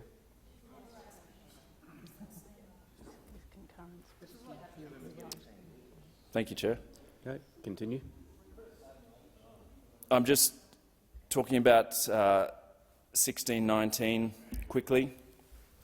The First Amendment requires that the annual climate change statement address Australia's progress in reducing Scope 3 emissions, which we know dwarf our domestic emissions. Fossil fuel exports account for more than double our direct emissions, and if we are to take climate change seriously and commit to climate action, we have to reduce the source of the majority of our emissions, which is exports. I'm not saying we shut it down overnight. I'm simply saying we don't open up new projects. The Second Amendment requires the Climate Change Authority to consider the best available scientific knowledge in advice on emissions reduction targets. We have ignored scientists for far too long. Science has to guide our policies on climate, and it makes sense to me that any advice given to the minister would be based on the best available scientific evidence that we have, given the wealth of knowledge in the scientific community and including a number of preeminent climate scientists across Australia and in the ACT. Senator Duniam. Thank you, Chair. Look, I just want to reflect on a couple of the answers given by the Minister in the debate so far. I mean, Senator Canavan asked, I think, some very important questions, not dissimilar to the questions I asked around what modelling had been undertaken into what impact a 75% increase, the reduction rather, in emissions would have on power prices, a question to which I did not get an answer because apparently it's not worth answering and we don't need to be accountable on those sorts of suggestions. But, not from you, Senator McAllister, but from the Leader of the Australian Greens. But the answer not given to Senator Canavan around the $275 promise made by the Australian government nearly 100 times in the lead up to the election, I don't think is right. The answer you gave, you made no reference to that promise at all. You just talked about downward pressure. And I don't think it is unfair for us to ask on behalf of the Australian people, some of whom who are in the gallery today, is that promise going to be delivered? Is the $275 figure, which was specified nearly 100 times in the lead up to the 21st of May, is that what is going to be delivered as a result of all of this? And I think a direct answer on that would be good. If I can go, though, to the matter of lawfare and the issues Senator Mackenzie raised and have been touched on by Senator Pocock, and you have provided some response to that as well, too. I note in your answer you gave to Senator Mackenzie, you talked about how the legislation here takes on a different form to that of legislation that was passed in other countries, I presume the United Kingdom, Germany and France. I would be interested, though, regardless of the form of legislation, the end result being there is a target enshrined in legislation, which is what we will have here. At the end of the passage of this bill, 43% will exist in legislation. What analysis or advice was considered in the development of the government's view on this issue, i.e. that it will not pave the way to greater lawfare? And I mean, we heard the point only earlier this week, I think it might have been Monday, the Greens Environment spokesperson did say the passage of this bill will not end the climate wars. That was a direct quote from Senator Sarah Hanson-Young, and they're upfront, they're open, they're honest about it, and that is the position they're going to take. So this bill will pass. There's a guarantee that should new coal and gas projects be opened up, the wars are still on. So what advice or analysis, based on the legislation that has been drafted, was considered? Are you able to take us through that in order to back in the, I suppose you could call it, guarantee that you put in place before around, given the legislation here in Australia that we are currently debating in this Senate is in a different form to that of legislation passed through other jurisdictions and put in place? Because if you can't provide that guarantee, I think it will just end up as a matter before the courts, and we will see perhaps a torrent of legal action. It was interesting, though. I mean, the Wilderness Society, along with other organisations who are defenders of the environment, as they say, of course they're going to suggest that there's not going to be an issue. Don't worry, this will not pave the way to greater lawfare. I mean, the point's already been made. These things already happen. AFPA, the Australian Forest Products Association, a great organisation, weren't, I don't think, waving away the concerns that this might pave the way to greater lawfare.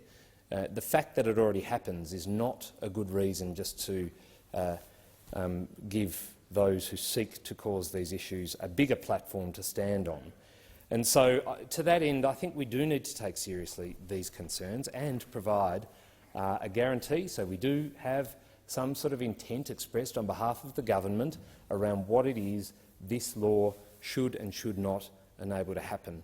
And just in terms of overseas examples, turning to the United Kingdom, specifically the case of the Transport Action Network, who took action against the UK Secretary of State for Transport and the Highways England Company. And just in referring to this case, in the statements of facts and the grounds for the case, the Transport Action Network stated that the UK Secretary of State for Transport failed to take account of the impact of the UK government's second road investment strategy on achieving specific climate change objectives, in particular the carbon budgets that were set by the government pursuant to Section 4 of the Climate Change Act 2008 and the targets set by Section 1 of the Climate Change Act for the net UK carbon account to be zero by 2050. So at least the second one of those elements sounds pretty similar to where we're going to end up, bar the detail of the specific number, after the passage of this legislation. According to the Transport Action Network, in their case, new road infrastructure projects result in the loss of vegetation and of soils. There's embodied carbon in concrete, asphalt, and raw materials, which lead to higher vehicle speeds over time. It also allows for more traffic. So given that sort of case that's been presented in the United Kingdom on the basis of the facts I've just read out to you, what guarantee can you give us? Again, you made a statement earlier on suggesting that because the legislation here takes on a different form, we won't have the same issues that they've had in the United Kingdom. Putting to one side the cases we've seen in France and Germany, where we have the judiciary directing the legislature and the executive on how to deal with carbon emissions and laws around that place. So, look, I'd be keen to understand that on behalf of those people we are enacting these laws on behalf of. Again, power prices, $2.75, direct answer on that. Lawfare, what guarantees exist from the government around what is going to happen once these laws are passed?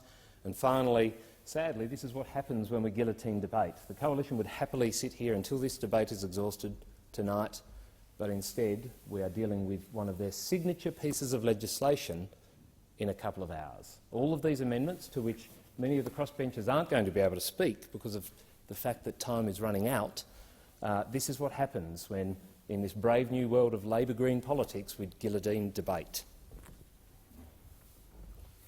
Minister. No, you're ceding, or are you? I will proceed. Okay. But I just am conscious that Senator Roberts has sought the call a couple of times. It may be that he seeks to remind me that he asked me a question about net zero, and I thought one of the things I could do in this contribution was respond to that question, Senator Roberts.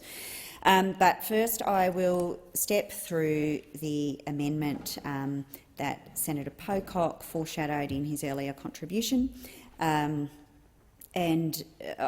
indicate that the government will not be supporting these amendments. In relation to 1619 Clause 1, this is the amendment that goes to scope through emissions. We do not support this amendment.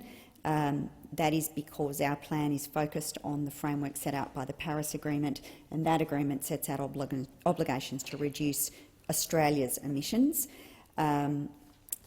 The second feature on that sheet, 1619.2, asks the Climate Change Authority to explain how it has taken into account best available scientific knowledge in preparing advice. We essentially do not support this change because we consider it redundant. I should clarify, though, that unlike the previous government, we are in no way afraid of science or scientists or independent advice. We've already amended the bill in other places to reference the best available science. It's in the Objects Clause, and that Objects Clause also makes explicit reference to Article 2 of the Paris Agreement, and that includes the global temperature goals, which are science-based. So for that reason, we do not support further amendments to duplicate the existing provisions of this bill. However, as I earlier indicated, we support some of the other amendments moved by Senator Pocock that are before the chair. I think they're both of the matters that are dealt with on 1619.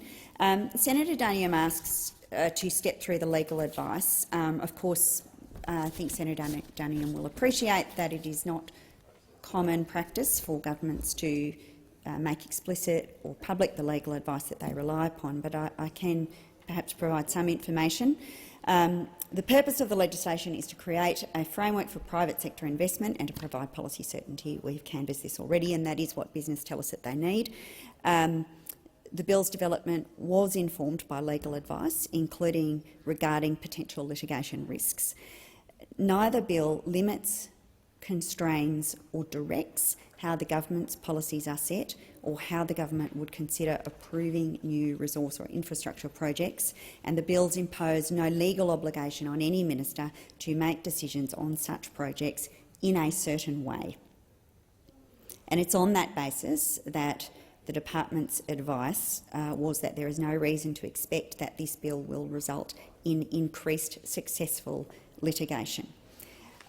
Jurisdictions like Canada, Denmark, Sweden, Germany, Mexico, Ireland, New Zealand, the UK and Victoria, where similar legislation but not the same legislation already exists, have not seen an increase in successful litigation against the government, but they have seen increased investment and reduced emissions, and that is part of the reason that the government supports the bill as international best practice.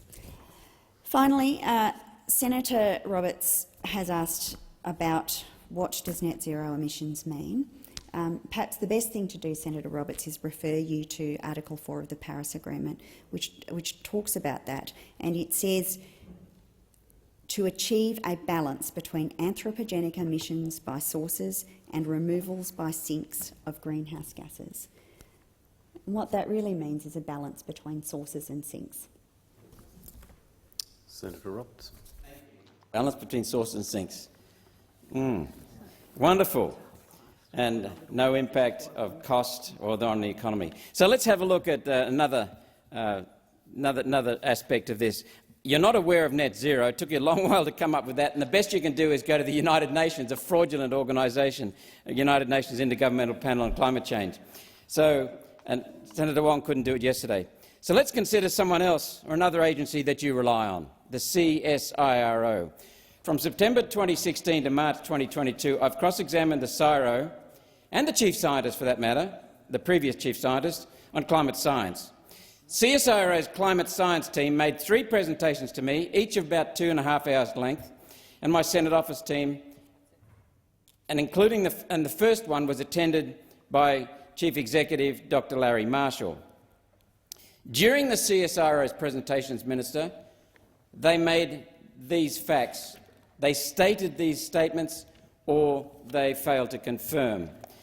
Are you aware of these? First of all, the CSIRO has admitted, and I must say that the CSIRO has been the primary reference for the Greens, the Labor Party, the National Party, the Liberal Party in government for their positions on climate change.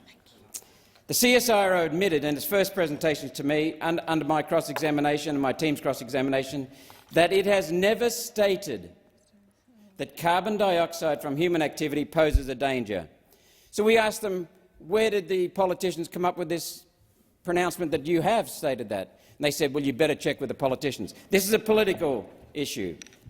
Statements of danger came from politicians. Second point, the CSIRO never quantified in any of their 3 presentations, nor in Senate estimates since, any specific impact of carbon dioxide from human activity on any climate or weather variable such as temperature, rainfall, droughts, floods, storms, ocean alkalinity, ocean salinity, ocean temperature, nothing.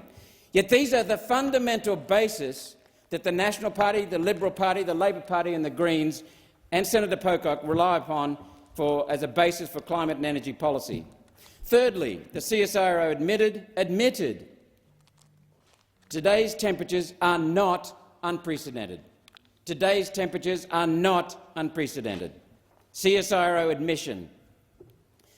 CSIRO has failed to provide any logical scientific points showing that carbon dioxide from human activity causes climate change and needs to be cut. CSIRO relied instead upon unvalidated, erroneous and discredited computer models, which is what you're relying on now to squeeze the Australian people. The CSIRO has failed to provide any statistically significant evidence of any change in any climate or weather factor. They've never provided the empirical data, the logical scientific points on that. CSIRO initially relied upon one discredited paper on temperatures, Marcotte 2013. One paper after 48 years of so-called climate science. We demolished that. In fact, it had been demolished when it was taken over, when it was first released. CSIRO has failed to actually counter what we've said about Marcotte. They ran away from that discussion and stopped talking about it. Then they presented Harry's 2001, a sole paper on carbon dioxide. They could not refute our criticism of those papers.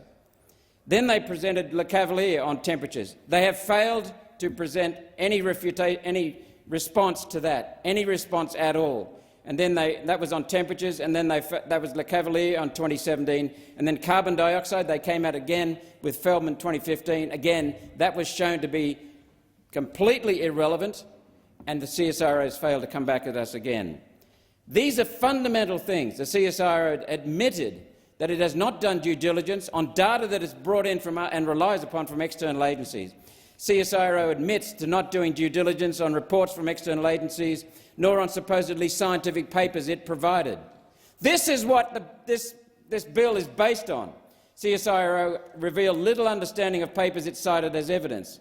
CSIRO allows politicians and journalists to misrepresent CSIRO without correction, and the CSIRO has misled Parliament. Minister, are you aware of these fundamental facts? Thank you, Senator Roberts. Yes, Minister. Senator Roberts, it sounds like many of the pieces of information you seek to put into the public domain in this debate are drawn from your personal interactions with the CSIRO. I wasn't present for those, and I'm not really in a position to respond, to assess whether or not your account of their information or their behaviour is accurate, or to respond meaningfully to what you've put in the public domain. So I'm sorry about that. I'm just not in a position to answer that question. Thank you, Minister. Senators, the time allotted for the debate on the bills has now expired. After I put the questions before the chair, I will put the questions on the remaining stages of the bill.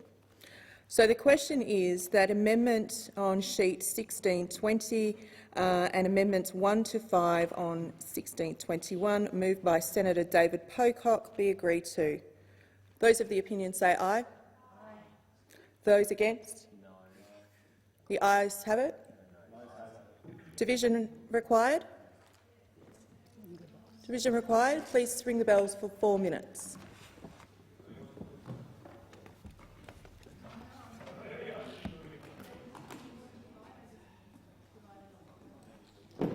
There's one.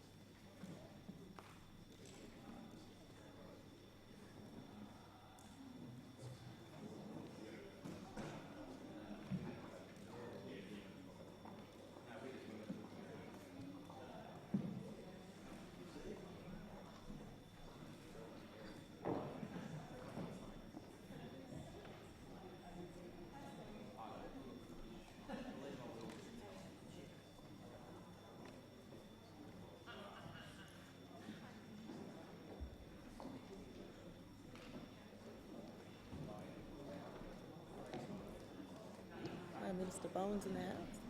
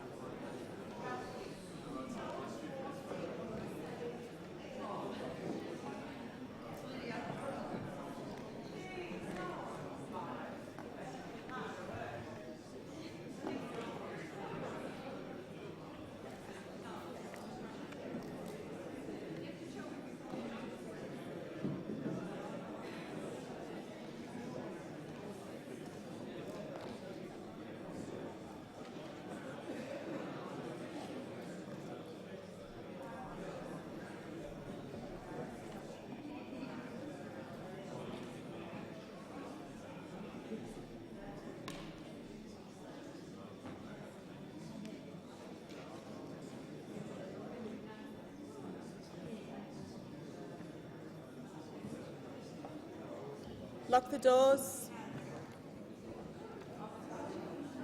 The question is that the amendment on sheet 1620 and amendments 1 to 5 on 1621 moved by Senator David Pocock be agreed to.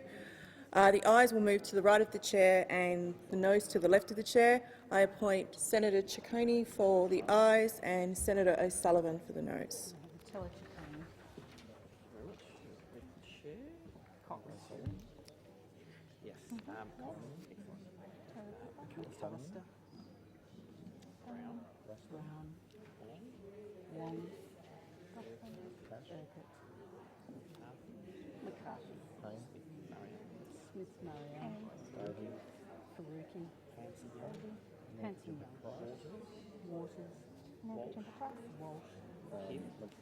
McDonald,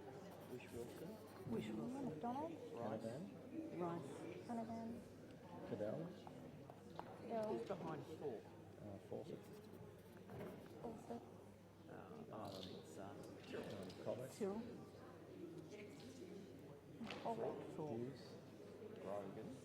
Grogan, Sheldon, White, McGrath, Billy, Green, Pratt,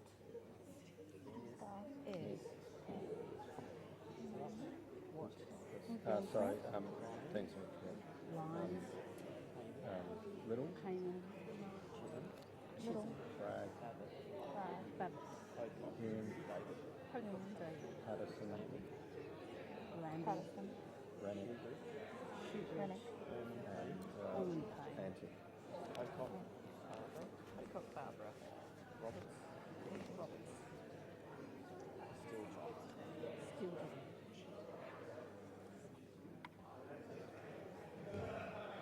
26. Yep.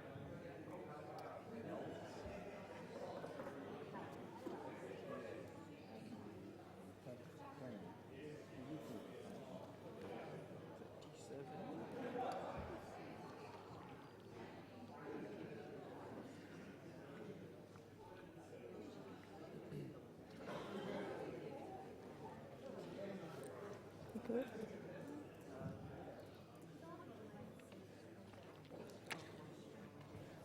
There being 37 ayes and 26 noes, the matter is resolved in the affirmative. The question is that amendments on sheet 1619 be agreed to.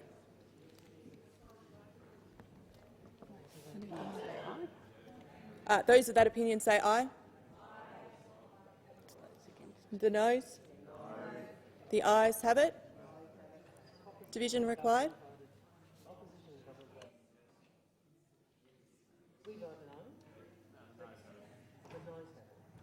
The noes?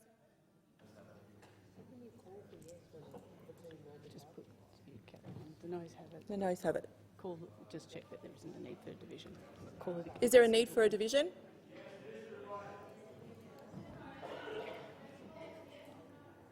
Start again. Call for the, say, ayes, noes again, and then see there's a division required. Can I call it again? Thank you. So I'll put the question again. The amendments on sheet 1619 be agreed to.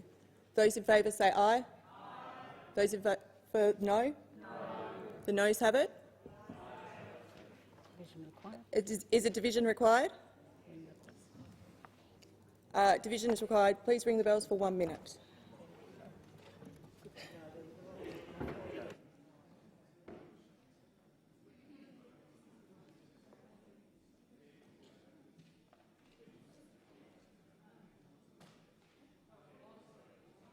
Here anyway.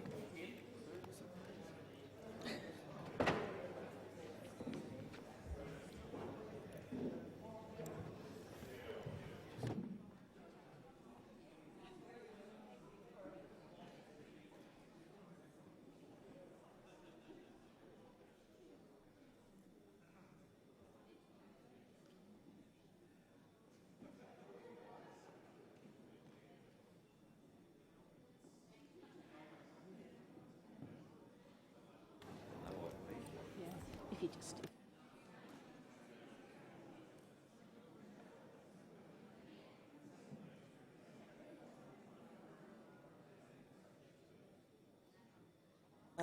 Lock the doors. The ayes will move to the right of the chair and the noes to the left of the chair. I appoint Senator McKim for the ayes and Senator O'Sullivan for the noes.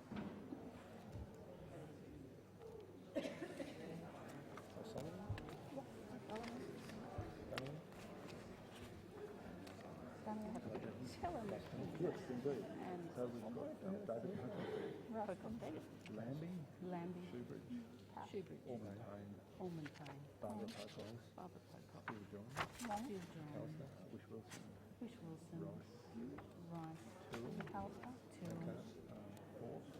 Thorpe, Mario Smith, Faruqi, Hanson, Waters, and we may want the chair. McCarthy. Yes, thank you. Well spotted. Better count you, Linda. You're the most important person here. Brown. Carney. That would be fifth round, including Senator Cross. Green. Green. Yeah. What? Ruling with a nine. I know, but they know that I'm new. Grogan. They like to just go. Lime. Grogan. Look at you shepherding the finance bill for it. Lime.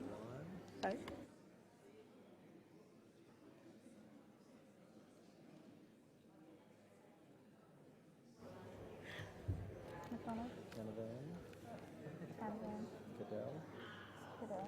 Wilson. Colbeck. Hughes. Reynolds. McGrath. Chandler. Askew. Scar. Smith. Dean Smith. Little. Babbitt. Bragg. Patterson. Rennick. Antic. Heyman.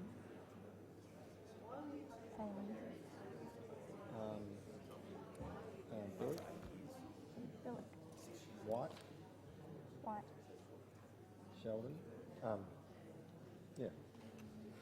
Sheldon. Roberts.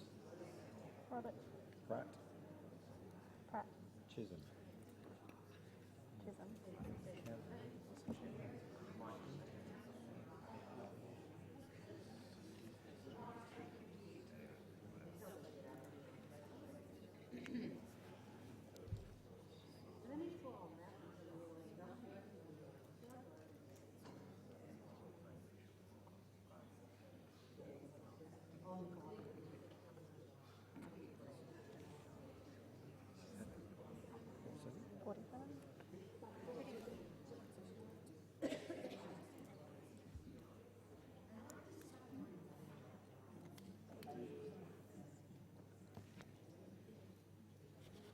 There being 15 ayes and 47 noes, the matter is resolved in the negative.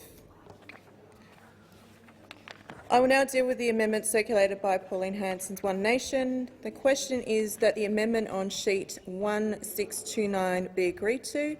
Those of that opinion say aye. Those against say no. I think the ayes have it. Is there a division required? Ring the bells for 1 minute.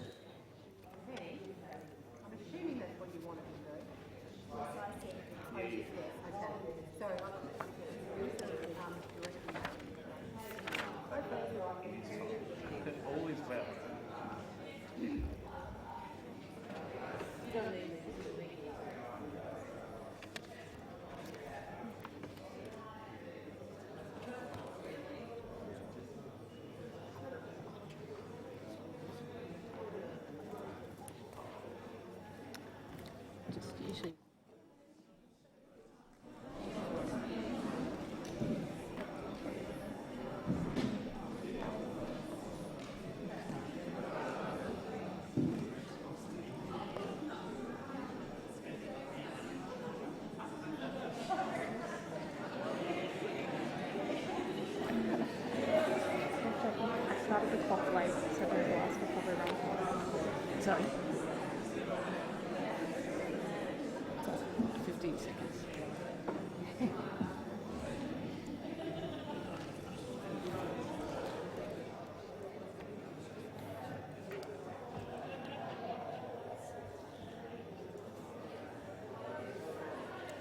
Lock the doors. The question is the amendment on sheet 1629 be agreed to. I point. I'm sorry, ayes to the right and noes to the left. I appoint Senator Roberts for the ayes and Senator O'Sullivan for the noes.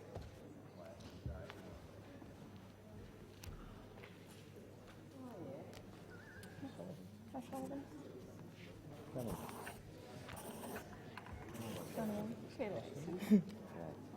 Tell her Robert must have it.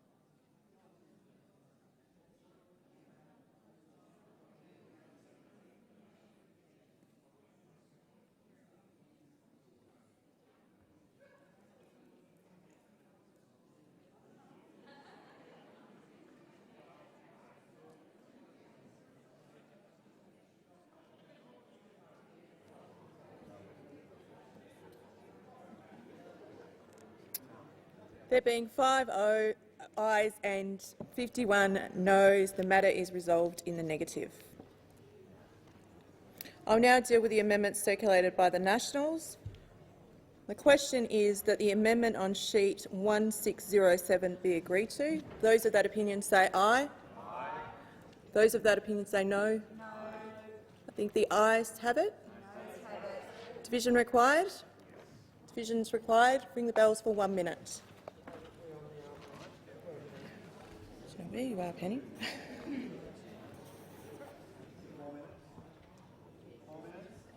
4 minutes? Okay, sorry. Do you want 4? Correction. Correction, ring the bells for 4 minutes.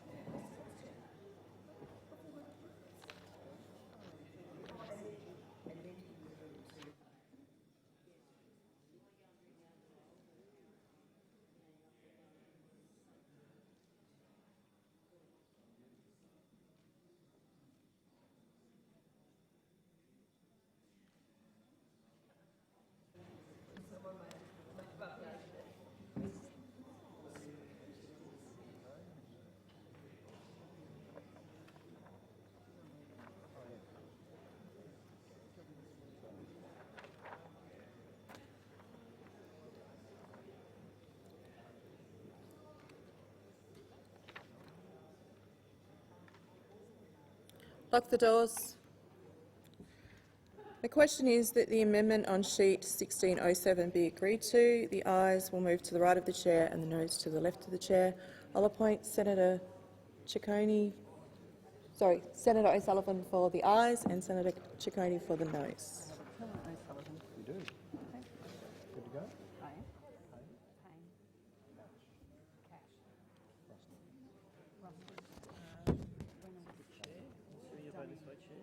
I was like speaking on the other side. Yeah. Confused now. You're voting with the noes? Yeah, the Cox. You're voting this way. Is that where my team is? And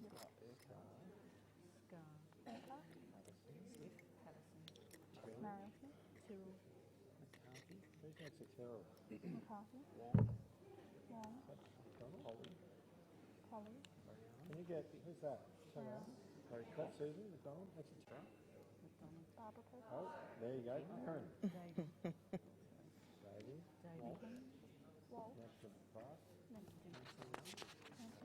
Rennick. Waters. Waters. McGrath. Green. McGrath. Green. Yep. Watt. Watt. Ayres. Ayres. Grogan. Fawcett. Grogan. Lyons. Lyons. Sherridge. Shedrick. McDonald. McAllister. Canavan. White. Canavan. White. Sheldon. Senator Dan Smith. Little. Sheldon. Little. Thorpe. Thorpe. Lambie Payne. Lambert. Chalmers. Bragg. Bragg. Hume. Hume. Herbert. Rabbit. Robert. David Pocock. Yeah, David. Payne. Payman. Wish Wilson. Wish Wilson. Illich. Billick. Rice. Rice. Giljon. Giljon. Pratt. Pratt. Chisholm. Chisholm.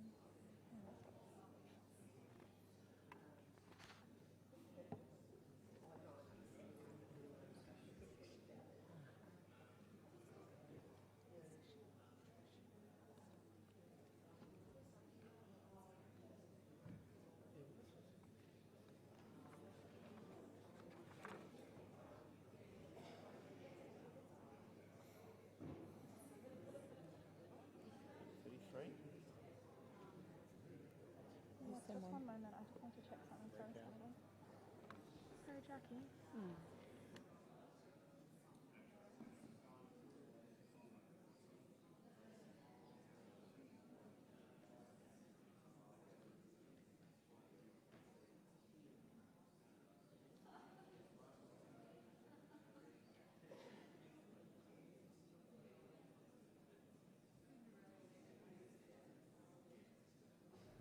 It's actually 33. Did it drop one hand on the side? No.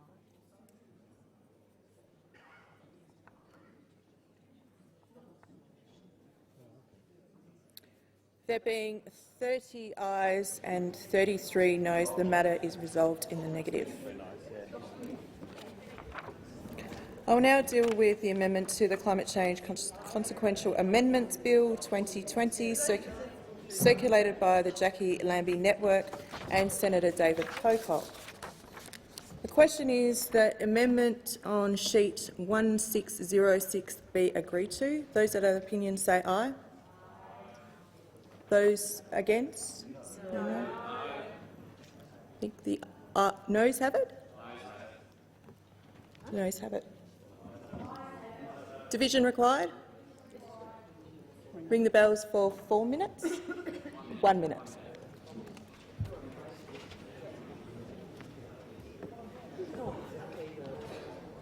I tried.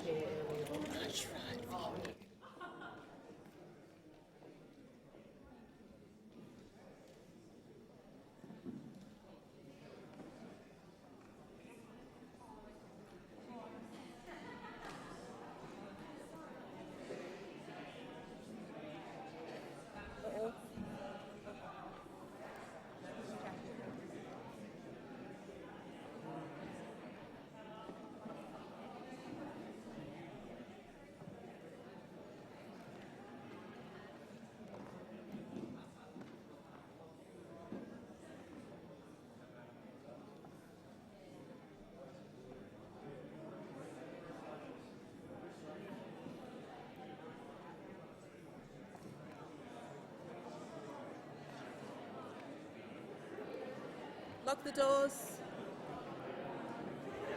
The question is that the amendment on sheet 1606 be agreed to. The ayes will move to the right of the chair and the noes to the left of the chair. I'll appoint Senator McKim for the ayes and Senator O'Sullivan for the noes.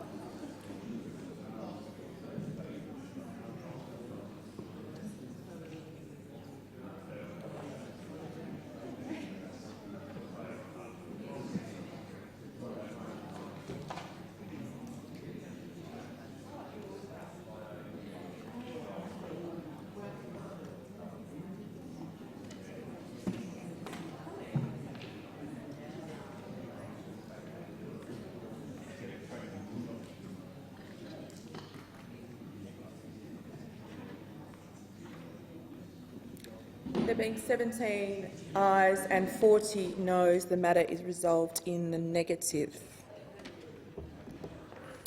Pursuant to the order, I shall report the bills.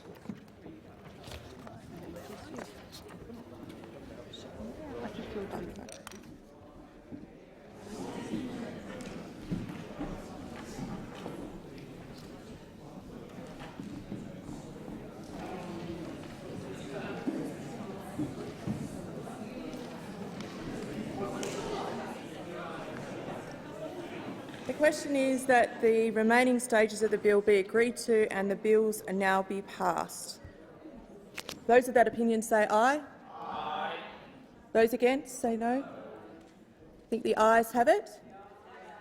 Division required? Division is required. Ring the bells for 4 minutes.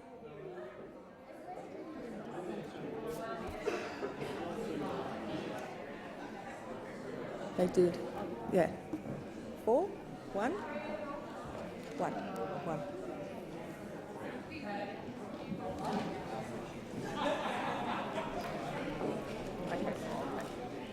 Yeah, would you like?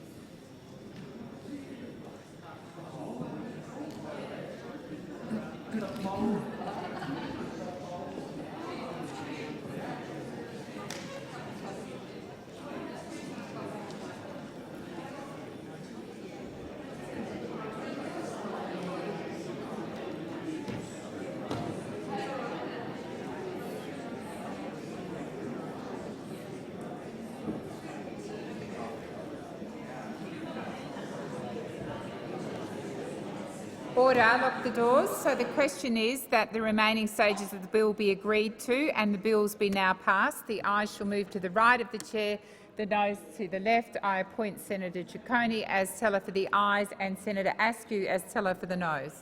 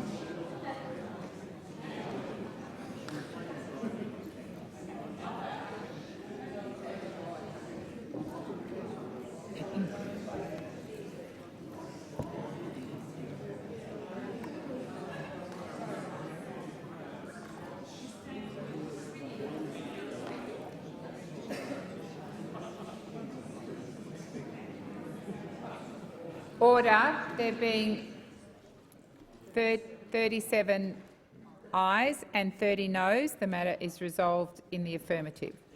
I call Clerk. Change Bill 2022, Climate Change Consequential Amendments Bill 2022. Senators, that concludes consideration of the bills. In accordance with the resolution agreed to this morning, the Senate will now return to its routine of business, and we're on question time, so I'll call Senator Birmingham. Oh, you got it, Dawn. Yep. Minister Wong. President, I advise changes to ministerial arrangements. Order.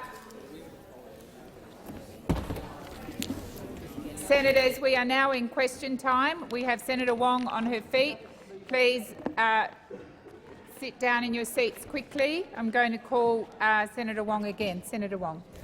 Thank you. I advise changes to ministerial arrangements as Senator Farrell will be absent from question time today on account of... You don't miss me this much, do you? I'm feeling sad. I'm injured. I feel injured. Oh, okay. It is absent. I will represent the Minister for Trade and Tourism. Senator Gallagher will represent the Special Minister of State, the Minister for Social Services, the Minister for the National Disability Insurance Scheme, the Minister for Government Services, the Minister for Housing and the Minister for Homelessness. And Senator Watt will represent the Minister for Resources. and the Minister for Industry and Science. Thank you, Senator Wong. Senator Birmingham. Thank you, President. President, my question is to the Minister for Foreign Affairs, Senator Wong. I refer the Minister to her failure yesterday to address the specific question of whether the government of the Solomon Islands was given the courtesy of advance knowledge of her intention to publicise the Australian government offer of financial assistance for the conduct of the Solomon Islands elections on schedule in 2023. I again specifically asked the Minister, was the government of the Solomon Islands given the courtesy of advance knowledge of the Minister's intention on Monday of this week to publicise the Australian offer of financial assistance for the conduct of the Solomon Islands elections on schedule in 2023? Minister. Thank you, Mr. President. Thank you, President, and thank you to Senator Birmingham for another question about the Solomon Islands. I again refer to my previous answer and make the point that no announcement was made. As I said to him yesterday, I answered a question about Australian electoral assistance in the Solomons, which has been ongoing for 20 years.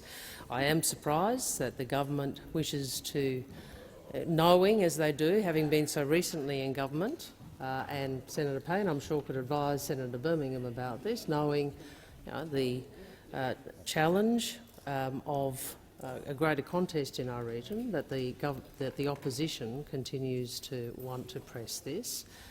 I was very clear. I was very clear. Well, I'll take the interjection about we were so reserved from the campaign. We remember the campaign. We remember the attempts from those on the other side to call people who in our side of politics a Manchurian candidate.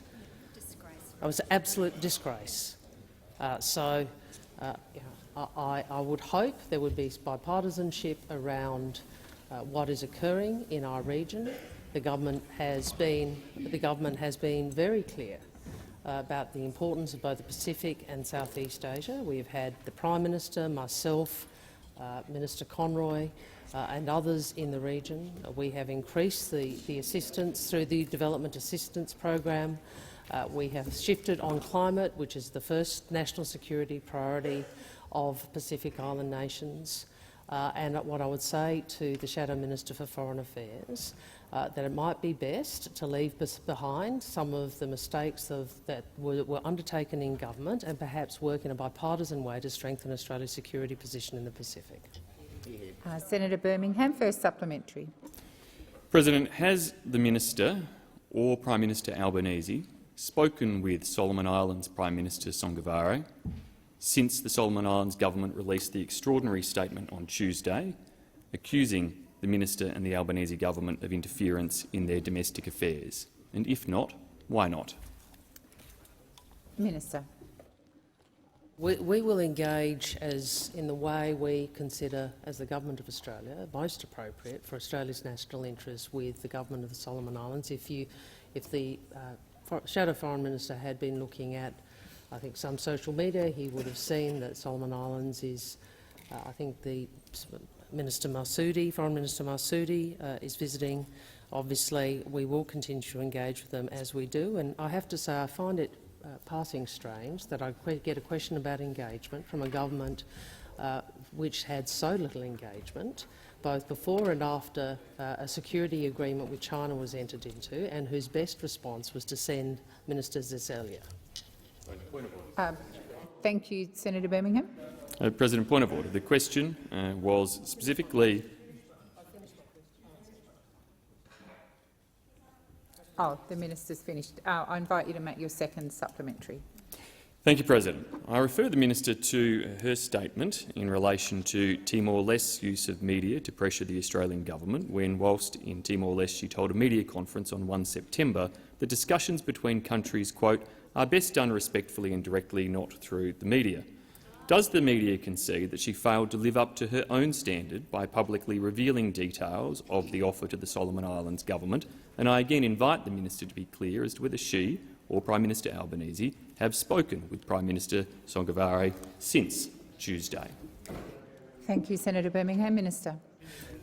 We had a thank you, President, and I'll take In response to the first part of the question, which deals with Timor-Leste, as the minister might know if he I hope he does take the time to familiarise himself. The context of my responses to media in Timor-Leste, which, unlike for many years, we actually have visited. I think the last Australian foreign minister to visit was Ms Bishop, and I had very good private discussions as well as public engagement, private discussions with the President and my counterpart, the Minister for Finance. The issue which concerns Timor-Leste correctly is the economic and fiscal difficulties they see into the future as the Bayu-Undan field and the Petroleum Fund diminish, and the fact that the Greater Sunrise project has been stalled for years. Unlike your government, we will work with them to try and resolve that issue. Senator Pratt. President, my question is to the Minister representing the Minister for Climate Change and Energy, Senator Wong. Can the Minister please update the Senate on the Albanese government's progress on ending the climate wars? And what does this mean for the Australian people? Minister. Thank you to Senator Pratt for the question. And for many people in this chamber, regrettably not those opposite, this day is a day that has been a long time coming, a day in which historic legislation has been passed in response to one of the most urgent and pressing issues of our time, climate change. It is no accident that the bill that the Senate has just voted on was one of the first pieces of legislation introduced by the Albanese government, because we know that Australians deserve and our nation needs overdue leadership in this area. I'll take that interjection from the National Party. It's all symbolic. It's all symbolic, is it? Well, it just really demonstrates how out of touch those opposite are, how out of touch they are, and how little those in the coalition who actually might understand that the Australian people voted for climate change action might want to be listened to. So I want to first say, with the passage of legislation in this place, can I first acknowledge those who worked with the government constructively on sensible amendments, and can I also acknowledge the support from the business community, the Business Council of Australia, which said this legislation brings Australia a step closer to ending the so-called climate wars, which have been counterproductive and served as a handbrake on progress. Towards decarbonisation and have slowed our economy. And, of course, the National Farmers Federation, who said in evidence to the Senate inquiry that the bills are, and I quote, framework legislation that can provide business certainty. Business certainty. I know it's hard for the National Party to realise that their base is not with them on this. I know that's hard. But they are not. And of course the Investor Group on Climate Change, which talked about the opportunity to unlock hundreds of billions of investment in climate solution, it is those opposite who are out of touch. Thank you, Minister. Senator Pratt, first supplementary. President, what are the international implications of the Albanese government's climate policy? Minister. Thank you. And I again thank Senator Pratt for her supplementary question and for her, along with every Labor senator's interest in progress on climate. The rest of the world does watch closely what Australia does on climate, and as well as lifting our international competitiveness, the passage of this legislation is a watershed moment in Australia's international standing. Countries of our region in particular look to Australia as a member of the Pacific family to act with respect for their existential interest in action on climate change.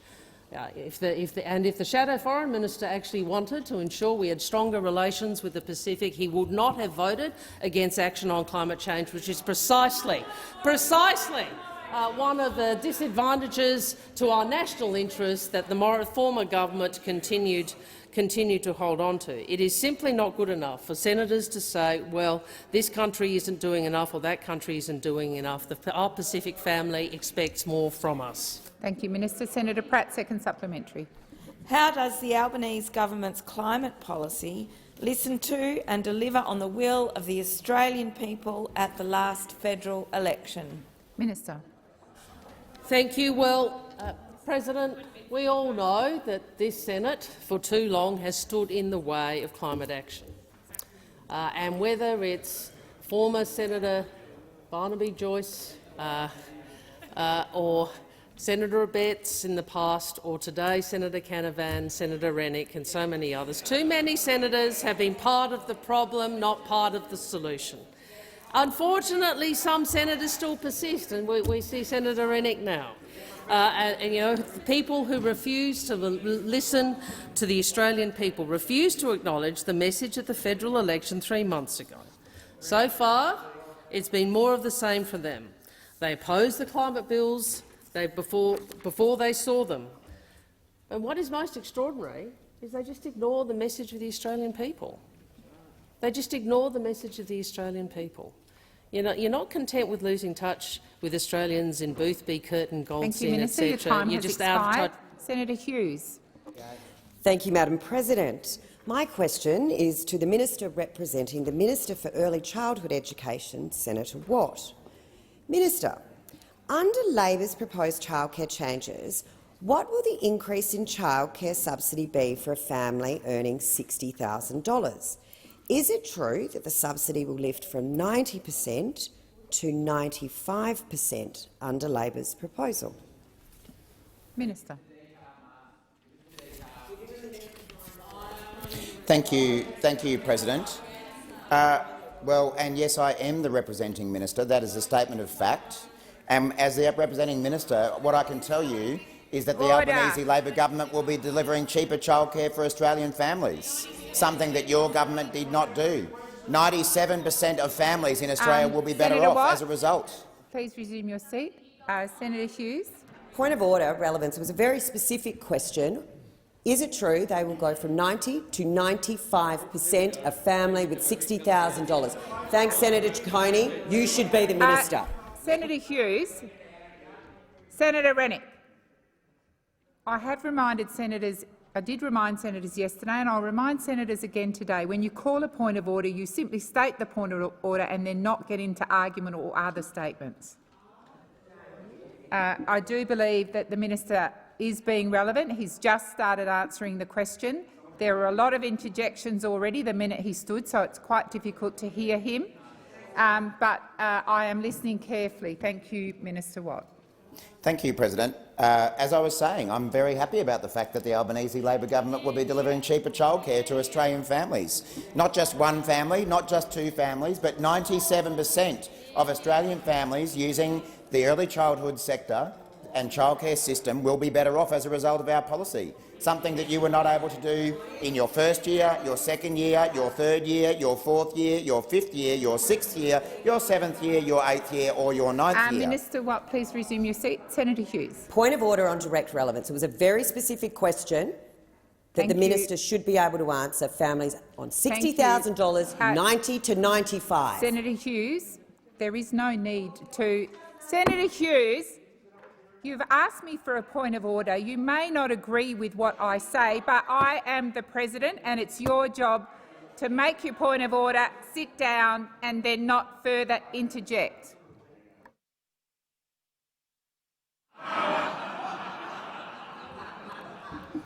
Senator Watt? That's right.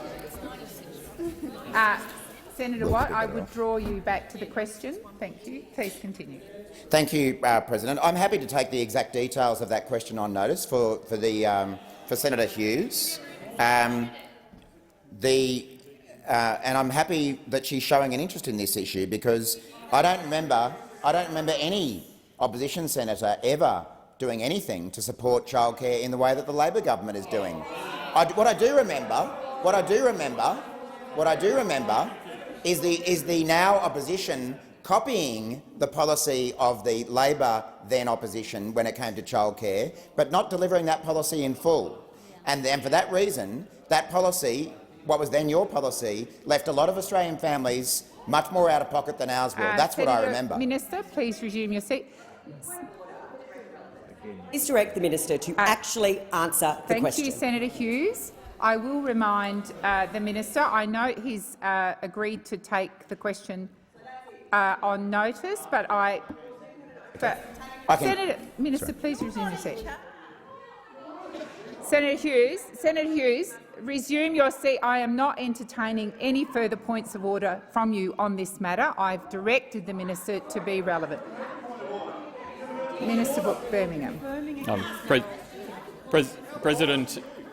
President, on the points of order that have been taken, and indeed Senator Watt's assertion while you were speaking before that cavalierly that he still has 30 more seconds with a tone that apparently means he can say whatever he likes, just because he has taken the details on notice does not remove the obligation for him to be directly relevant to the question that has been asked, and does not provide him with free licence to simply talk about the previous government, President. And I encourage you to draw him back to the direct relevance of the question. Thank you, Minister. Thank you, Senator Birmingham. You might recall I was in the process of responding to the point of order raised by Senator Hughes, and Senator Hughes took it upon herself to interject again. So I've not been given the answer. I've not been given the opportunity to respond. I will draw Senator Watt back to the question, and I would ask all senators to raise their points of order respectfully and to sit down when asked to do so. Minister. Thank you, President. As I was saying, and I appreciate the opportunity to remind the chamber, all Australian families who use the childcare system will be better off under the Labor policy that we will now implement than under the policies that existed under the former government. It took a change of government to deliver the cheaper childcare that Australian families so desperately need. There is one party that is delivering a cost of living benefit to Australians. It is Labor in childcare and other areas. Minister, your time has expired. Senator Hughes, first supplementary. Thank you, President. So under Labor's proposed childcare changes, and I'm assuming you'll have to take this one on notice, but if you could stick to that, what will the increase in childcare subsidy be for a family earning $400,000? And is it true that the subsidy will now lift from 0 to 27% under Labor's proposal? Minister. Thank you, President. Again, I'm happy to take the details of that question on notice for Senator Hughes, and I'm sure that her colleagues in the House of Representatives are posing the same question to the actual minister to get that level of detail.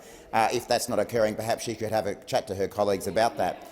But I think the other point to be noticed here is that, as we have consistently said, President, childcare is not simply a social welfare program. Childcare is not simply about economically supporting families who receive childcare benefits, as important as that is. Increasing childcare payments is an important economic policy of this government to broaden particularly women's participation in the workforce. Having affordable childcare, regardless of income, is an important measure for this government to take to increase women's participation in the workforce. It is a shame that the former government didn't take the opportunity in any of the 9 and a bit years that it was in government to do the same thing. Thank you, Minister. Your time has expired. Senator Hughes, second supplementary. Now, whilst I appreciate the minister, not my job minister, Senator Watt, is taking it on notice to actually get the figures. Some of us actually have had a look at these papers. So perhaps you may like to explain why, under Labor's much vaunted cost of living support, it's proposing to give more than 5 times the extra assistance to a family earning over $400,000 than it does to a family earning $60,000. The question has expired, Minister. Thank you, President. There's nothing quite like being condescended to by Senator Hughes, is there, to make one's self-esteem feel even that much stronger. Whenever I'm feeling any degree of self-doubt— Minister, I'm waiting for silence. Yeah, that was. I asked the minister to withdraw. That was disparaging to me and to every woman in this place. He should withdraw. Senator Watt, if you think you were, if it would assist the chamber if you withdrew. Well, if it would assist the chamber, I'm happy to withdraw. I will point out that I was directing those remarks to only Senator Hughes when it comes to condescending other people in this chamber. Senator, but if Minister, I'm happy to withdraw if that assists the chamber. Please. Thank you. Thank you. When I ask people to either in the interest of the chamber to withdraw or to withdraw fully, I don't expect it to be done. I expect it to be done in a serious manner, and for no other commentary to be put with that. So if you would consider the chamber and withdraw and move on. Thank you. In answer to Senator Hughes' supplementary question, as I was saying in answer to the previous question, something that the opposition seems to fail to grasp is that childcare payments are not only a social welfare measure. They are an important measure to encourage more women to participate in the workplace. We know that women's participation in the workplace is far lower than men's, and we know that increasing women's participation in the workplace is an important economic measure for this government. Oh, sorry. Minister, please resume your seat. Senator Ruston. A point of order on clarification. Is the minister saying that childcare is a social That's welfare not a measure? point of order, Senator Ruston. Please continue. Order. Order. Interjections across the chamber are disorderly, Senator Ruston. Minister Watt, please continue. Thank you, President. And if Senator Ruston requires me to repeat the point I was making was that childcare payments are not only a social welfare measure, they are an economic development measure. The Australian workforce needs more women, Thank you, Minister. and childcare Your time payments will has assist. expired. Senator McKim.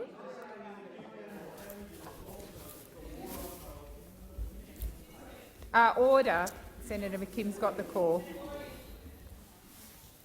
Thank you, President. My question is to the Minister representing the Treasurer, Senator Gallagher. Minister, yesterday's national accounts showed that profits share of national income hit a new record high and that wages share of national income hit a new record low. This means that in the 60 years that the national accounts have been kept and published, never have business owners been getting a bigger slice of the pie, and never have workers been getting a smaller slice of the pie. Will your government now finally accept that in the domestic context it is corporate profiteering that is a key driver of inflation, and that wages are actually not driving inflation? Thank you, Senator McKim. Minister. Thank you, President, and I thank Senator McKim for the question on the national accounts and his ongoing interest in the economy. I don't think we have ever, as the government said, I don't think we've ever said in response to the final part of your question that wages have been driving inflation. I don't think anyone on this side of the chamber has been saying that at all. On the broader question, there are some challenges that are clear in the national accounts, which makes our economic plan even more important than ever to roll out in relation to some of those issues we've seen in supply chains, in relation to some of the issues around productivity. On the point of businesses and their profits, I mean, we want business to do well. We think it is important that business does well, but we've been on the record a number of times, including as a major part of our election campaign, the fact that we want to see wages moving. And that's why we have done absolutely everything we can since coming to government to make sure that we are supporting sensible and reasonable wage increases, particularly in areas like the minimum wage for people working on the lowest wages in the country, and also in the area of aged care, where we're supporting the Fair Work Commission. We've got some work underway around workplace relations reform, which, as you know, the Senate will have to deal with at some point later this year. But we are doing everything we can to make sure that working people are getting a decent pay rise. That has been one of the major failings in our economy over the last 10 years. It was because we had this mob over there had wage suppression as a deliberate design feature of their economic architecture. We are breaking down that architecture because we want to see wages grow. Minister, your time has expired. Senator McKim, first supplementary. Thank you, President. Minister, today in his speech to the Annika Foundation, RBA Governor Dr Philip Lowe yet again failed to acknowledge the role of corporate profits in driving inflation, and I might reflect neither did you just then in your answer. Yet in July, Dr Lowe said workers should anchor their expectation of wage increases at 3.5%, well below inflation. Are you comfortable with an RBA governor jawboning down wages but saying nothing about corporate profits? Thank you, Senator McKim. Minister. Thank you, President. Well, I'd have to go back and have a look at I remember the governor saying, making comments about wanting to see wages with a 3 in front of it. And I understand, and my recollection is he was saying that at a time when inflation was sitting below 3%, sitting probably in the order of 1.7%. So my recollection of that was that the governor was saying that the wages were a handbrake on the economy, or slow wages growth was a handbrake on the economy. He wanted to see them get moving. We are now, of course, in a very different environment, and I've only had a short opportunity to have a look at Governor Lowe's remarks today in his speech, but I think he went through in that speech explaining, I think he used the word surprise around the increase in the rate of inflation. And he certainly went through it in detail about the unexpected nature of that inflation surge and some of the reasons behind that. But I think his record on wages has been Thank you, Minister. Your time has expired. Senator McKim, second supplementary. Thank you, President. Minister, last year Dr Lowe said that the RBA would not increase interest rates until wages growth was materially higher. Real wages are going backwards, but the RBA has increased rates for 5 consecutive months after effectively telling Australians they would not go up until 2024. Do you agree that we need some accountability in the system, and do you agree that Dr Lowe has got to go? Senator McKim, your time has expired. Minister. Thank you, Madam President. In the minute available, there was a lot in that to unpack, but I strongly support the independence of the Reserve Bank and the long-standing convention that the bank should not be interfered with by politicians. I think the review that's underway is useful, and Governor Lowe has made some comments on that today. I think the Reserve Bank is doing the work that they need to do to bring inflation down. But the review will certainly assist all of us to ensure that the Reserve Bank remains fit for purpose. And I think the governor has been accountable for the comments he's made and some of the decisions the bank has made, particularly in the last few months, in raising interest rates. I understand he's given this speech today. He's given a long press conference afterwards. So in that respect, he has been accountable for those decisions. Thank you, Minister. Senator Bilyk. Thank you, President. My question's to the Minister for Foreign Affairs, Senator Wong. Yesterday, Australia and Timor-Leste signed a defence cooperation agreement. Can the minister update the Senate on how the agreement will strengthen our defence relationship with Timor-Leste? Minister. Thank you, President, and I thank Senator Bilyk for her interest in foreign policy and for her question, which does go to a very important issue about how Australia can work best with the countries of our region to support and promote our mutual security and sovereignty. So, as Australia is committed to supporting Timor-Leste's security and sovereignty, including through our enduring defence cooperation. So the Albanese government was pleased to sign a defence cooperation agreement with Timor-Leste, and the agreement signed yesterday by our defence ministers is a status of forces agreement that sets out reciprocal protections, responsibilities and privileges each country will grant the military personnel of the other in its territory.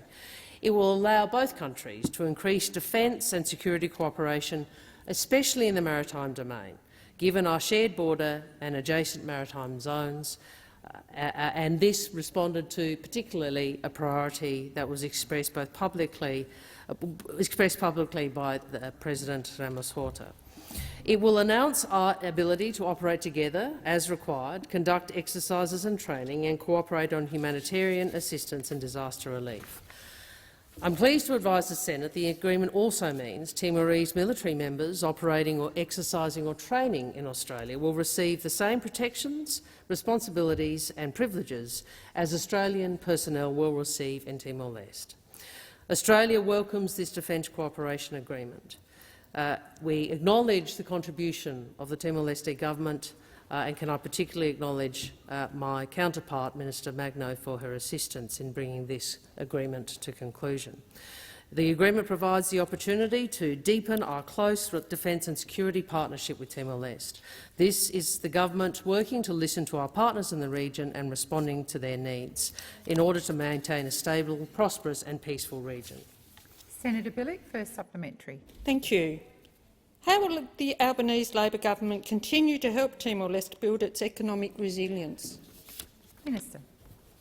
Thank you, President. And Senator Bilyk, thank you for that question, because the economic resilience of Timor-Leste is of great importance, not only to the people of East Timor, but to Australia, which has a stake in the Timor-Leste independence and sovereignty, and obviously very close personal relationships and friendships between our two peoples. In my recent visit, I announced an additional $20 million in budget support for Timor-Leste to support its economic resilience and recovery from COVID-19. We are also on track to provide our first bilateral concessional loan for Timor-Leste for the development of Dili Airport. We have a partnership to deliver a submarine fibre optic cable, the first such connection between Timor-Leste and Australia, and we continue to support Timor-Leste's ASEAN membership aspirations and its path to accession to the World Trade Organisation. We will continue to work with Timor-Leste. Thank you, Minister. The time has expired. Senator Bilyk, second supplementary. Thank you, Minister Wong. It's great work that you're doing there. How does this agreement complement the Albanese Labor government's approach to strengthening our relationships across the region? Minister. Thank you, President. Well, the government is looking to rebuild and strengthen our relationships in Southeast Asia and the Pacific. And as senators may be aware, we've obviously across government, but whether it's the Prime Minister, myself or the other ministers, both Cabinet and within the portfolio, we are actively engaging in the region. What we hear from other nations in the region, from friends and partners, is the value of genuine engagement, of respect, of listening, and most importantly, that we want to engage in a region that recognises that our futures are shared. These are challenging times in the world. We all understand that, but it's best that we navigate these challenges together, stronger together with our friends and our partners in the region. The region does value partnership, and that is the approach that this government will continue to take. Thank you, Minister. Senator Lambie. Thank you, Madam President. My question is for Minister representing the Assistant Treasurer, Minister Gallagher. APRA's review of super fund marketing expenditure found 12 funds spent $87 million on marketing between 2018 and 2020. Funds have a legal duty to spend members' money in a way that financially benefits the members. The regulator found funds had a lack of evidence that this spending can be justified. But instead of cleaning up this apparent waste of money, your government is cutting back on transparency over how this spending gets disclosed. Why are you making it easier for funds to spend the retirement savings of everyday Australians on billboards and TV ads promoting themselves when the regulator quite clearly says this money isn't delivering benefits to members? Thank you, Senator Lambie. Minister Gallagher. Thank you, President. I thank Senator Lambie for the question. Labor is committed to delivering accountability, transparency and good governance in every part of our financial system. Our world-class superannuation system is a massive success story, delivering $3.4 trillion in national savings and better retirement outcomes for Australians.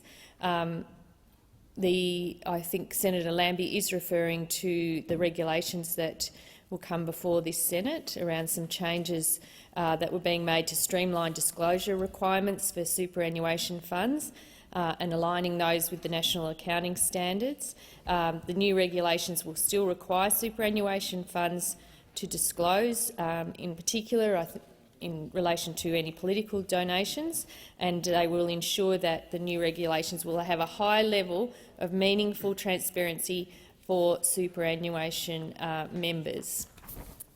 Senator Lambie, first supplementary. Thank you, Madam President. This supplementary question is actually really simple.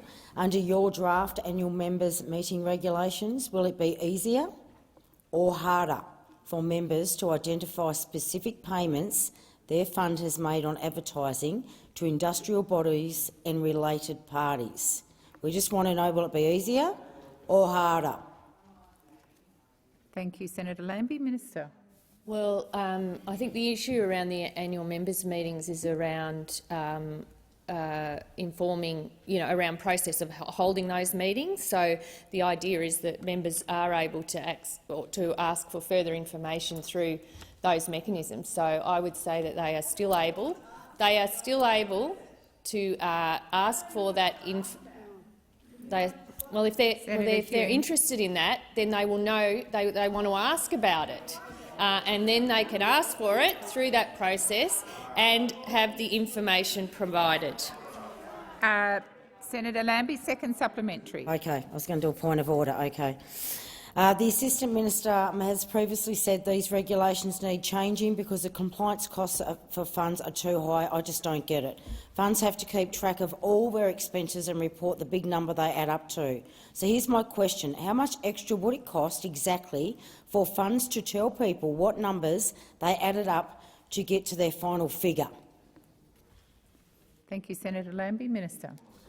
Thank you, Madam President. Well, if there are further information to provide to Senator Lambie, I will come back. I don't have a figure in front of me, but I do understand that there is a view that aligning some of the requirements or reducing red tape around these, but still allowing requisite information that members will be after, is behind the regulations that the Minister has made.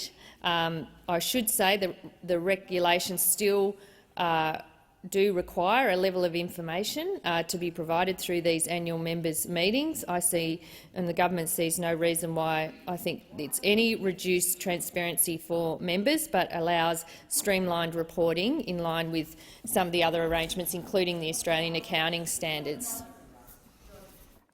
Thank you, Minister. Senator Scarr, sorry.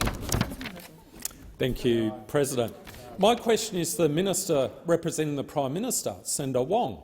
I'll refer to the government's Code of Conduct for Ministers. Clause 3.11 shareholding states, I quote, "In recognition of the collective responsibility that ministers bear in relation to cabinet decisions, this code requires that ministers divest themselves of investments and other interests in any public or private company or business other than public superannuation funds or publicly listed managed funds or trust arrangements where, Roman 2, the fund or trust does not invest to any significant extent in a business sector that could give rise to a conflict of interest with the minister's public duty."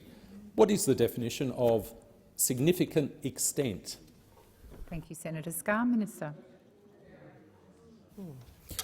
Thank you, President. Thank you to the senator for the question. And he refers to a provision in the code, which, as I said yesterday, did not exist under the government in which he was a member. I mean, it is. Minister, please resume your seat. Senator Carr. Point of order relevance. I asked a question specifically in relation to the ministerial code of conduct currently in place. There should be no need to refer to historical documents. Thank you, Senator Scarr. The Minister has just begun her response. I believe she is being relevant for the short time she's been on her feet, and I'll continue to listen. Thank you, Minister. Thank you. And obviously, any legal phrase is subject to interpretation, but I think the intent is very clear. The intent is clear. This is because, unlike those opposite, we recognise the potential and, frankly, at times inherent conflict of interest in ministers in a cabinet making decisions which whilst owning shares. So we have set a higher standard, and I appreciate that the opposition want to probe the the merits of that. We do think it's appropriate. It's in recognition of the collective responsibility that members of Cabinet or members of the Executive bear in relation to decisions. And unlike what has gone before for the last decades, it was the Prime Minister's view, shared by his Cabinet, that it is important that divestment is the way in which these matters are ultimately resolved. And as you would have seen in the media, and I know the opposition have asked questions about this, that is what is taking place. Senator Scarr, first supplementary. We'll add that to net zero. In question time yesterday, in response to a question from Senator Hume, Senator Wong said, "It is the Prime Minister's expectation that ministers do comply with the code." He's the Prime Minister, made that clear both privately and publicly. On what occasions has the Prime Minister privately made his expectations clear to each of Minister Shorten and McBain and Assistant Ministers Ayres and Kearney? Thank you, Senator Scarr. Minister. Thank you. I'm certainly not going to go into every discussion the Prime Minister has, and nor would you expect me to.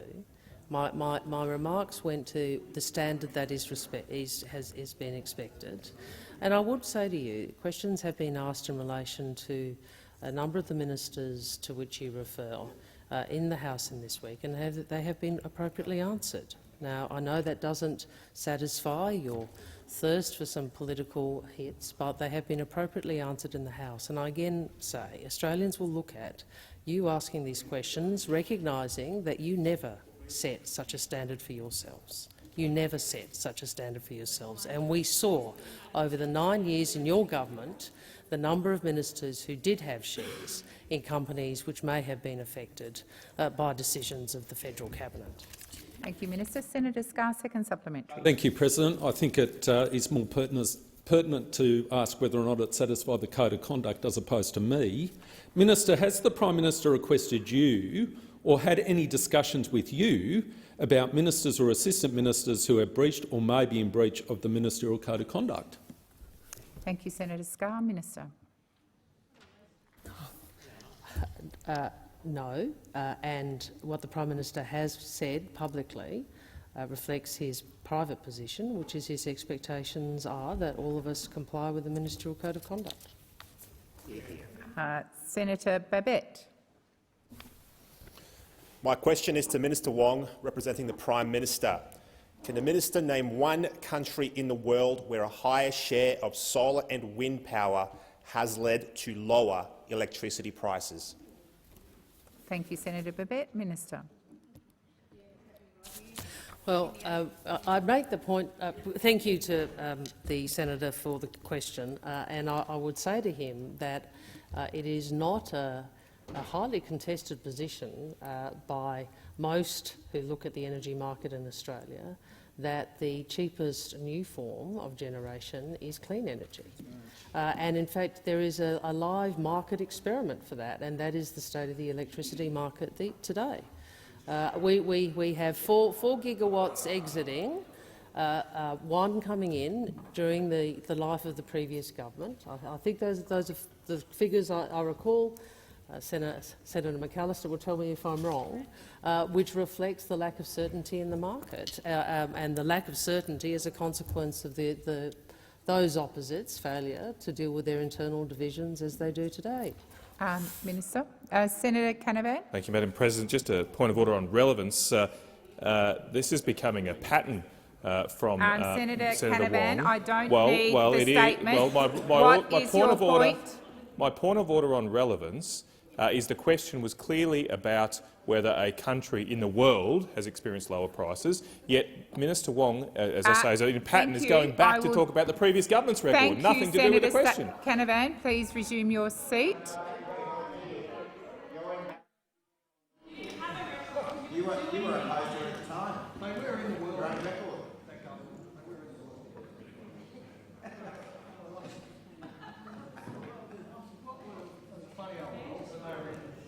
I do believe the minister is being relevant. It is a broad topic and she is within the realm of the question. Minister. Look, Senator Babbitt, I'm happy to look at ask the minister I'm representing if there are examples around the world of what we also see in Australia, which is that renewable energy is the cheapest form of new generation capacity.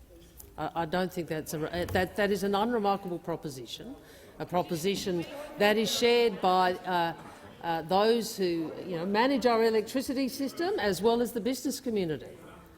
So I respect that Senator Canavan is very clear in his interjections about his views on this issue. They're not shared, as I understand it, by the remainder of the coalition, but we see, as do business, benefit to Australian consumers from certainty that enables the investment in renewable energy in order to ensure we have a system which has greater supply and relatively lower prices.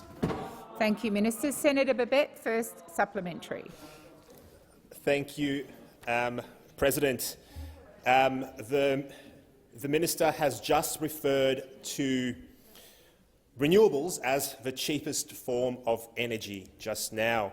Now, in June this year, the Australian Energy Market Operator found that on a per capita basis in 2018-2019, Australia added 4 to 5 times the solar and wind generation of any of the European Union, the USA, Japan or China.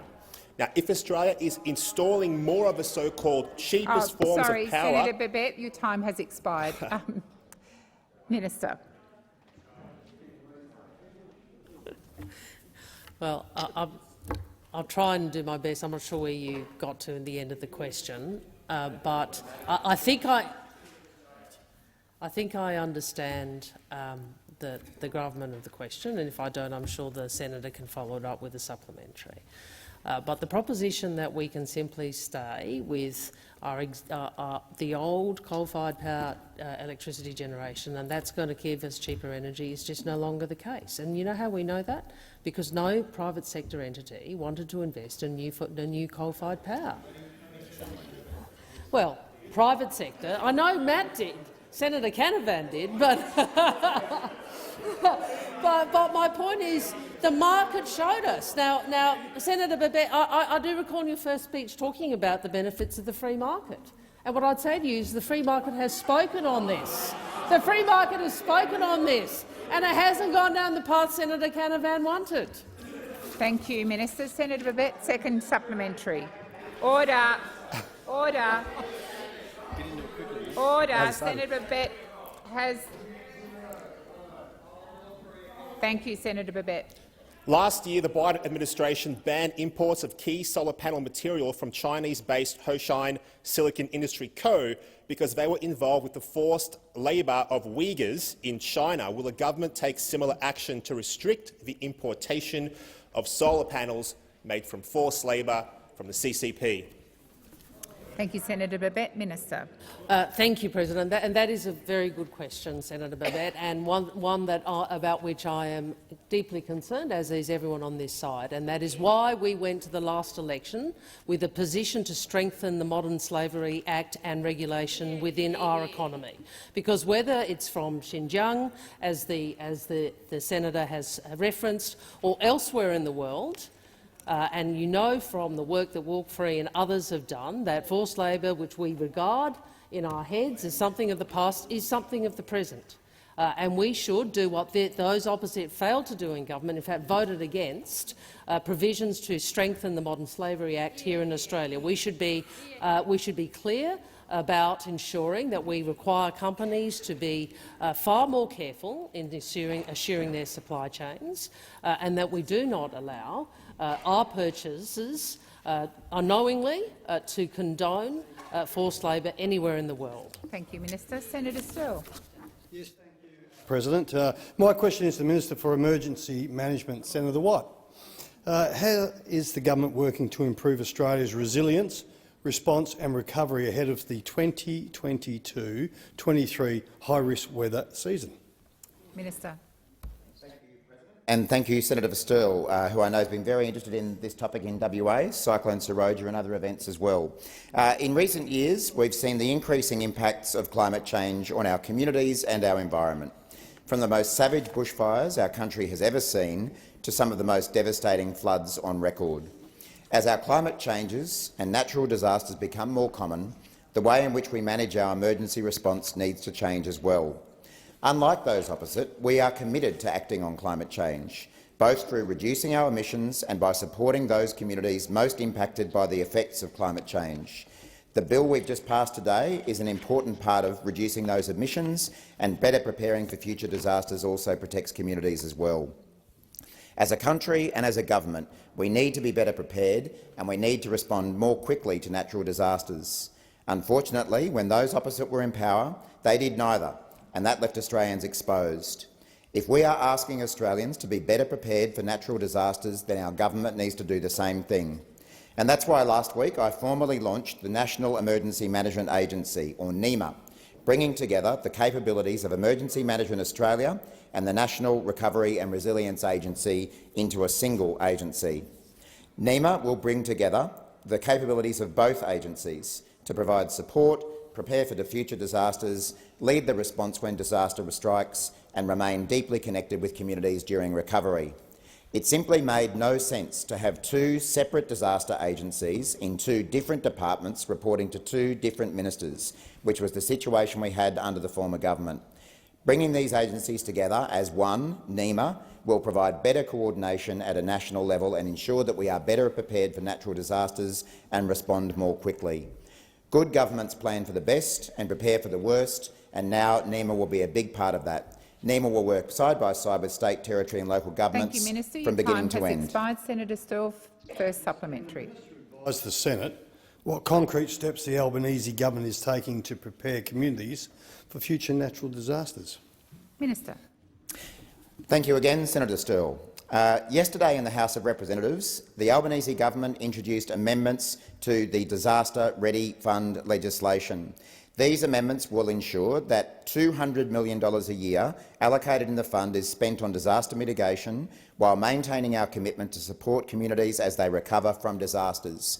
I think members on both sides of this chamber will remember the comments that I had to make about the former government's Emergency Response Fund, set up over 3 years ago with the support of the then opposition, with $4 billion in it, set up to spend money every year on disaster mitigation and disaster recovery. And by the time we got to the election, after 3 years, it hadn't built a single disaster mitigation project and hadn't released a single cent out of disaster recovery.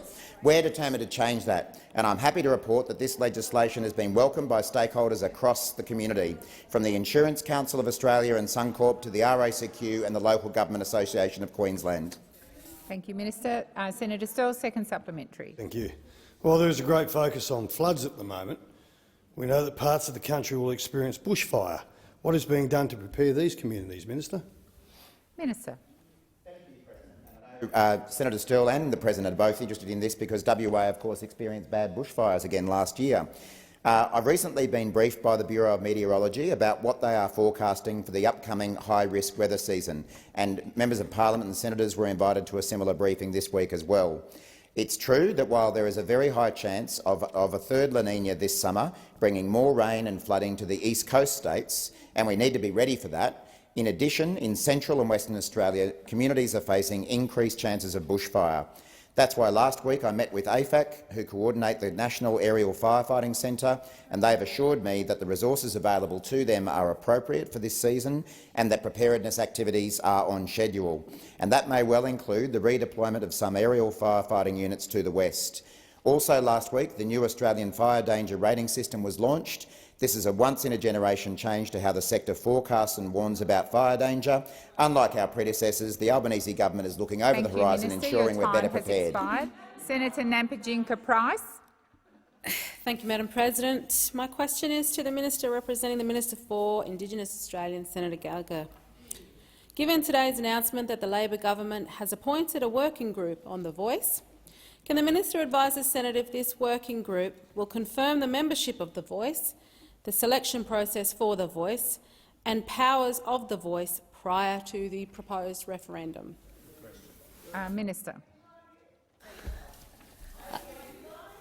do you have anything on that? Thank you, President. I think those are matters that the minister will be dealing with. I understand there is a meeting tomorrow, and those matters are firmly within her areas of responsibility. This will be an important group. I heard. Sorry, it is a very important.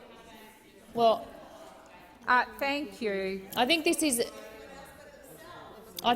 a very important group dealing with an issue around constitutional recognition, a voice to parliament that is one I think that we should all engage in. There is an opportunity here to do something nation-building, something inclusive, something that wrongs or rights a previous wrong, and a lot of work needs to be done.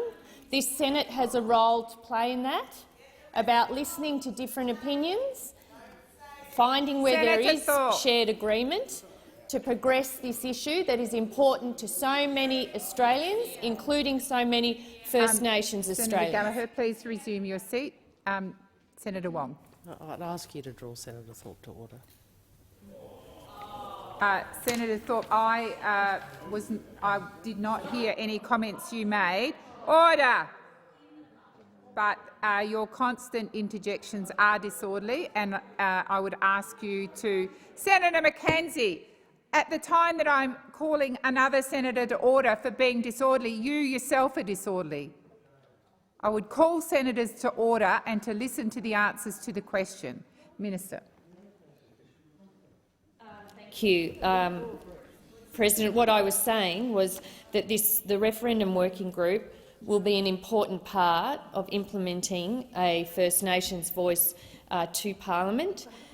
We want to progress it in a way that brings people together, understanding that there are different views about how to progress this, but there is an opportunity here to work together to do something meaningful and respectful to progress reconciliation and to ensure that we deliver on some of on all of the Uluru Statement from the Heart in an organised and respectful way. Your time has expired.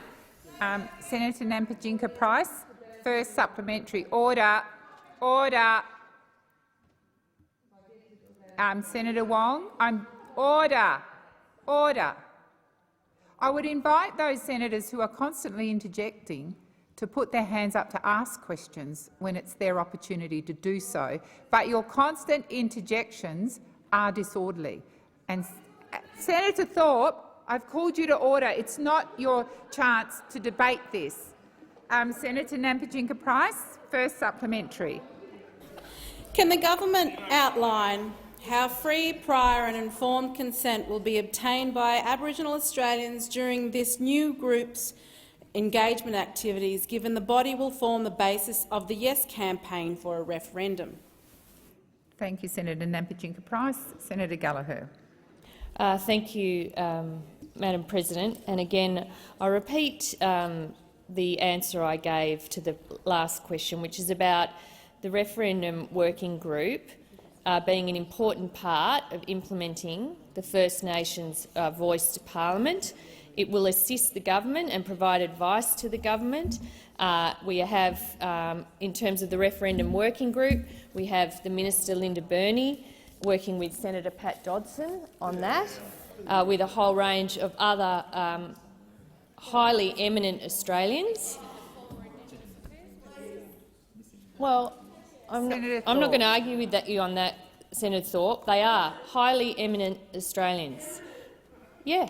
First-rate Australians on this group. Senators, absolutely. Interjections across the chamber are disorderly. Senator Nampijinka-Price. Of order to relevance, specific to the question of how free, prior and informed consent will be obtained. Thank you, Senator Nampijinka-Price. I do believe the minister is being relevant, and I'll ask her to continue. Minister. Well, my point is that the working group will work through a whole range of issues in formulating their advice and progressing the implementation of this commitment. That is the job, and that is why it's been formed. Thank you, Minister. Your time has expired. Senator Nampijinka-Price, second supplementary. Can the minister outline how much the new working group on the proposed voice model is costing taxpayers, including the expenditure already allocated to the National Indigenous Australians Agency on developing the model? Thank you, Senator Nampijinka-Price. Minister. Thank you. There are costs associated with progressing the voice to Parliament. There was provision made for some of this by the previous government when New Lot were in power, so there was some money put aside in the budget. We expect there will be some additional investments. We see them as investments rather than costs that go to making sure that we do this properly, that we bring people together, that we unite a nation, and that we do it properly. That is why so much work is going in to making sure that the engagement mechanisms and the working group is able to have all of the conversations they need to have to bring people together to make sure that we do this in a way that unites the country rather than divides it. If there are additional costs, they will be in the budget. Senator Wong.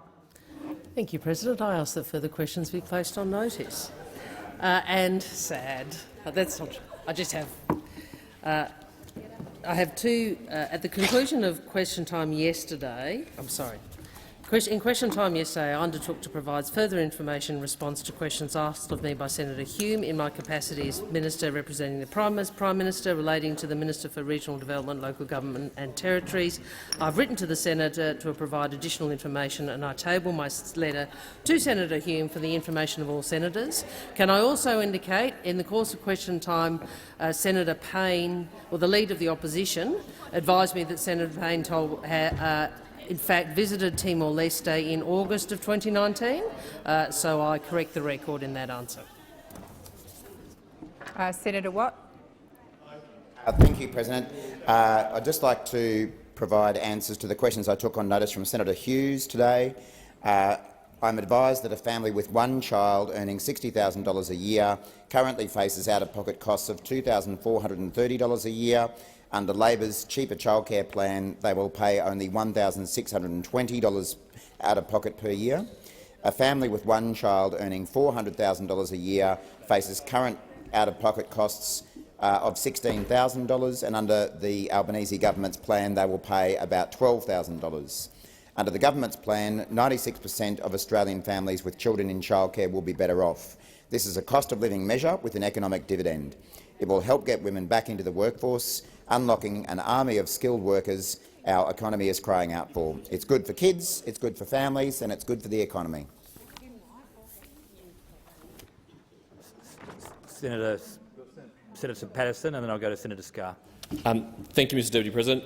I seek an explanation from the Minister representing the Minister for Home Affairs, Senator Watt, of the Minister's failure to answer questions on notice 99 and 100, which are now overdue. But in doing so, I acknowledge I only gave him about 10 minutes' notice of my intention to do so. So I will not be surprised if he doesn't have the answers on him, but I seek his assistance in achieving a timely resolution to these questions. Senator Watt. Thanks, Deputy President. Thank you to Senator Patterson for the heads-up on this. I will, of course, seek an explanation from the Minister and respond to the chamber. Senator Scarr. Mr Deputy President, I rise to take note of the answer by Senator Wong to the question which I asked previously today. And in doing so, might I say that I'm absolutely gobsmacked by what is transpiring as we sit here today in the lower house with respect to the investments and the disclosures made by the Attorney-General, Mr Dreyfus MP. It is absolutely extraordinary what is happening in terms of this issue in the lower house. And there was, in history, a famous affair called the Dreyfus Affair, going back in history in relation to a Captain Dreyfus who was wrongly accused of doing the wrong thing back in the time of about the turn of the century, early 20th century. But it will be very interesting to see It'll be very interesting to see how this unravels, because what we're finding out is that the Attorney-General appears, through his self-managed super fund, to have held a material interest or have held an interest in a managed fund called Greenscape, which holds just over 9% of the shares, 9% of the shares, or about $100 million worth, in a company known as Omni Bridgeway, which provides class action litigation funding. This is extraordinary, absolutely extraordinary. The Attorney-General. And I asked a question of Senator Wong in relation to the definition of the Ministerial Code of Conduct, where it clearly says that the fund or trust must not invest to any significant extent in a business sector that could give rise to a conflict of interest with the minister's public duty.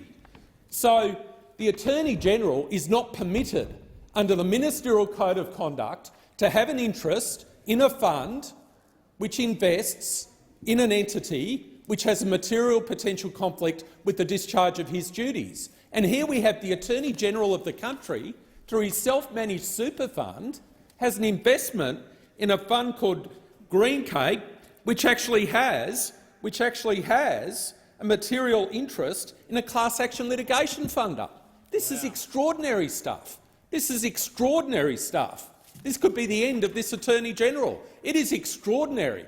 And I say this as someone in a previous life was a company secretary and used to have responsibility of oversight of the company's share trading policy.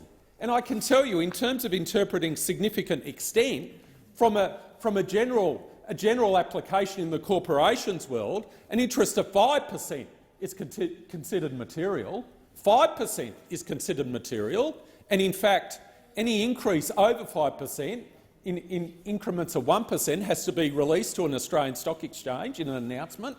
And in fact, it's considered a substantial shareholding. So here we have a situation where the Federal Attorney-General, through a self-managed superannuation fund, has an interest in a fund which owns 9% of a litigation funder. This is extraordinary. This is extraordinary. I don't see how he gets a way out of this. I don't see a way through this for the Attorney-General. On a plain reading of the Ministerial Code of Conduct, he's in breach, clear breach. And this is not de minimis. This isn't a few $100, a little 1% here or there. This is an interest in his self-managed super fund, which holds an interest in a fund that holds 9% of a litigation funder, the Attorney-General. You don't get away from that. You don't get away from that. And of all the ministers, I can excuse to some extent Assistant Minister Ayres, but for the Attorney-General to actually have such it appears on the face of it, and I'm looking at the article from the Age newspaper, James Massola, 8 September 2022 at 2:42 p.m. This is extraordinary. The Dreyfus Affair. This will be known as the Dreyfus Affair. And just as Captain Dreyfus ended up on the literal Devil's Island in French Guinea, I suspect that the Attorney-General, Mark Dreyfus, is going to end up in the Devil's Island of the Ministerial Code of Conduct. You don't come back from this. You don't come back from this. This is a material interest. This is a significant interest. That's what the code says. Senator Wong said it's all about intention. It's all about intention. Yes, it is.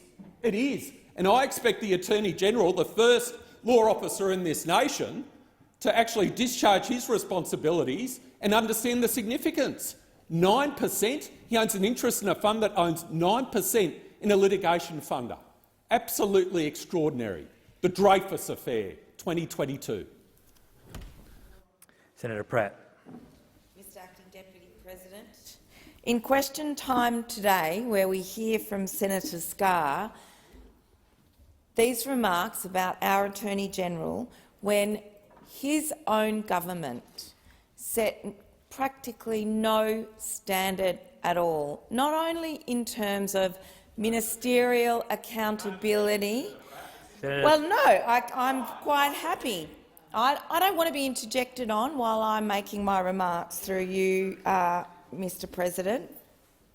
We have looked at this debate, these questions that have been asked of Mr Dreyfus, he has disclosed in his Senate members' interests everything that is required of him. On the other hand, we have seen countless episodes from members in the Liberal Party where we've been unable even to have a public debate about the nature of a conflict of interest because they have squirreled and hidden away their interests and their vested interests. Mark Dreyfus, our Attorney-General, has been absolutely clear and transparent about his interests, and he has said very clearly that he expects to divest those interests if it should be satisfied that there is a perception of a conflict of interest according to the requirements of the Code. This high standard that the Attorney-General has set and that this government has set is not a standard that those opposite were ever prepared to hold themselves to. There is not even a provision in the Code of the previous government that would see someone divesting themselves of the shares in the Code because of any perceived conflict of interest. We've seen this over and over again. Those opposite have had inherent conflicts of interest as ministers in the Cabinet making decisions whilst owning shares. We have set a high standard, and there's nothing wrong with probing the merits of that here in question time. That's fine, that's appropriate. But we have a collective responsibility in this place, be we senators, members of the executive or not, to bear in mind what has gone on for decades before. We are pursuing, under the Prime Minister, a divestment process where these matters are ultimately asked about, and that is indeed what is taking place. Those opposite never held themselves to account in such a way. Senator Wong, in responding to those questions, was very clear in what she said. The minister outlined that those questions have been asked about a number of ministers in the House this week, and that they have been indeed appropriately answered based on the accountability of the ministerial standards. I liked Senator Wong's colour and flavour in her answer, where our leader said, "That doesn't satisfy your thirst for some political chutzpah, that we should have such straightforward, clear, transparent processes." It's all very well for those opposite to seek to try and get some political mileage out of this when they have never, ever sought to set a decent standard at all. You know, to that end, under the last government, we did not ever see a National Anti-Corruption Commission that could also have oversight as such matters. We are very clear and positive in our duty to introduce legislation to establish a powerful, transparent and independent National Anti-Corruption Commission in the next session of parliament. Thank you, Senator Pratt. Senator Smith. Thank you indeed. Thank you very much, Senator Pratt. Senator Pratt would like to use 100 days or 100 days plus since the federal election to talk about the last 10 years. But let me make this statement. There is no virtue in raising ministerial standards, raising the bar of ministerial standards, if you're only going to lower the bar on compliance. And that is exactly what's happened.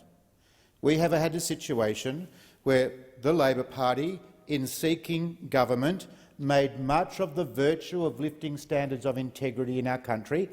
I agree with that. Standards of integrity in our parliament and in our country need to be lifted, and indeed I'm on the public record as supporting a Federal Integrity Commission, and I'll look with great interest when the government delivers its bill. But the Labor Party made much virtue of coming to government wanting to raise the integrity standards. Indeed, in the Ministerial Code of Conduct, which contains Anthony Albanese's signature, he says, Australians deserve good government. The Albanese government is committed to integrity, honesty and accountability, and ministers in my government, including assistant ministers, hold that thought, including assistant ministers, will observe standards of probity, governance and behaviour worthy of the Australian people. That's what the Prime Minister not just said, but signed off on in the Ministerial Code of Conduct. Labor is confused about integrity. It says we're committed to integrity because we're going to have a National Integrity Commission. But in the first 100 days, it seeks to abolish the mechanism for establishing integrity on our construction work sites. It says we're going to abolish the construction industry watchdog. Then it says it's going to remove measures of transparency introduced by the coalition over the superannuation industry. On one day they want to be committed to integrity, but on the following days they do, by their actions, remove mechanisms of integrity in our country. Wow. And then we've had 3 parliamentary sitting weeks. Just 3 parliamentary sitting weeks, and we now have 5 ministers, including assistant ministers, who are now in breach of a ministerial code signed by the Prime Minister himself. We are seeing a Congo line of Labor ministers in breach of the ministerial standards. In this place, Senator Ayres, the Assistant Minister for Trade. In the other place, Mr Mill Shorten, the Minister for Government Services and the National Disability Insurance Scheme. We've heard comments in regards to the Assistant Minister for Health and Aged Care. Add to that the Minister for Regional Development, Local Government and Territories. Just 3 weeks of sittings, and already 1 plus 2 plus 3 plus 4, 5 ministers, 5 members of the executive government. Add to that, Senator Scarr's contribution on the latest development in just the last 45 minutes in regards to the Attorney-General, Mr Dreyfus. Labor said at the election that it would make permanent and much-needed changes to standards of integrity and accountability in government. Labor said it would have the lowest tolerance for poor integrity standards in government. Judge Labor not on what they said, but on now what they do. Some senators in this place have tried to make a virtue of the fact that Mr Albanese, in his ministerial code of conduct, has said, we're going to do better. We're going to do better. Well, the measure of integrity is not what you're going to do, but the standard in which you apply to those new measures. Mr Albanese, as the new Prime Minister, would do well to learn the lessons of past leaders in our country. And we would hope, our great ambition is that in every day, every week, every year, the standards of integrity in our parliament, in our community, are lifted. But these breaches of the ministerial code are a dangerous precedent, and they deserve a stronger response from the Prime Minister. Senator Polley. Yes, thank you. Look, it never ceases to amaze me that senators from the opposition can come in and try and lecture the new Labor government about integrity. The former Speaker talked about learning from past leaders. Well, I can say one thing for sure, that those people on this side and the Prime Minister, Anthony Albanese, will not take any lessons from Scott Morrison, from Malcolm Turnbull or Tony Abbott. We have set a very high standard when it comes to ministerial code of conduct. We also have set out our plan to the Australian people when it comes to legislating a National Anti-Corruption Commission. We will deliver on that.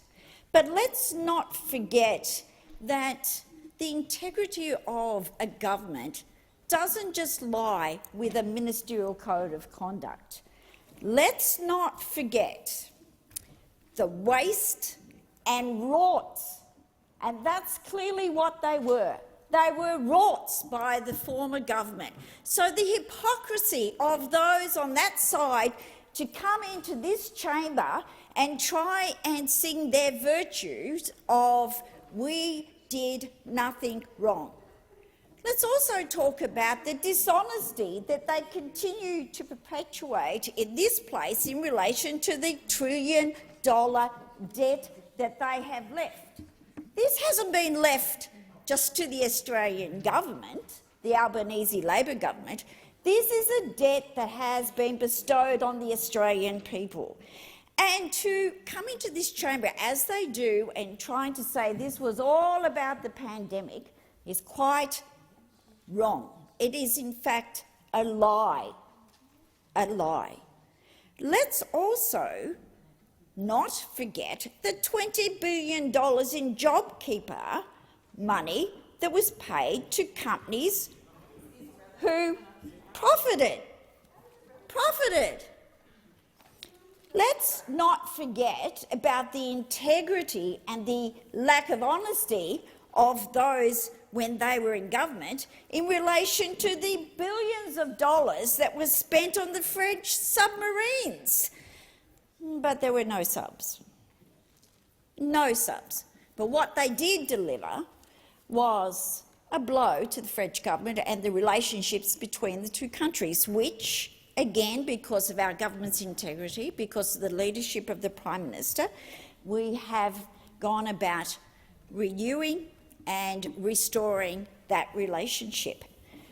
Let's also not forget, because I think this is one that will stay in the Australian psyche for such a long, long time, and that is the $660 million car park rorts. Car park rorts. They were going to build these car parks where there was no trains. Now, if you want to come in here and lecture us about integrity and standards, then those people in glass houses should not throw stones. And let's also go back to the, what was it, $100 million sports rorts. Sports rorts. And these are the same people that come into this chamber, as they did today in question time, and the contributions, and I know there'll be a further contribution from those on the other side. But let's get real here. Do you really think that the Australian people are going to put their faith in what you say in terms of the standards that your government set, and that they would want to measure us against those? Because they will not. They will not. Now, I know it takes a little while to get used to opposition, and we're not very happy because today we've passed climate change, another election commitment that we took to the federal election, and so they're all a bit sore and a bit narky today, and I guess it's been another long week, and the former senator reminded us we've only had 3 weeks of sitting. Well, the reality is the Albanese Labor government is setting a standard, a very high standard, and one that we will work with to make sure that our standards are upheld. But our standard is so much higher than anything that you did when you were in government, and even that very low standard that you had was never, ever met. Thank you. Senator Van. Thank you, Mr Deputy President. Wow, we just heard about this side of politics being depressed after losing an election. Now, we all know parties lose elections from time to time. When I first came into this place in 2019, what we saw on the other side was, how did Senator Cormann put it? The 7 stages of grief being displayed each and every day. Now, what you can't say about this side of the chamber is our tails are up. We're positive. We're fighting. We're holding this government to account every time, every day. And if we had more sitting days, you'd be seeing more being held to account than possible.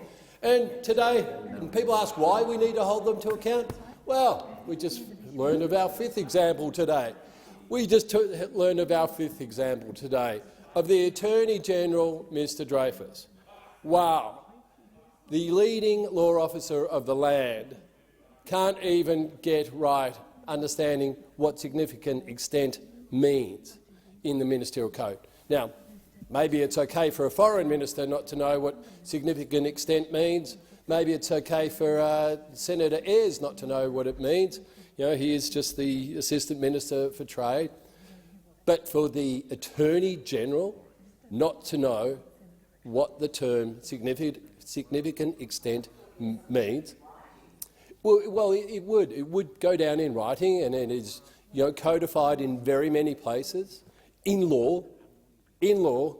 So you'd think that our number one legal officer in the land would have some extent, knowing some idea of what significant extent means. It's talking about materiality.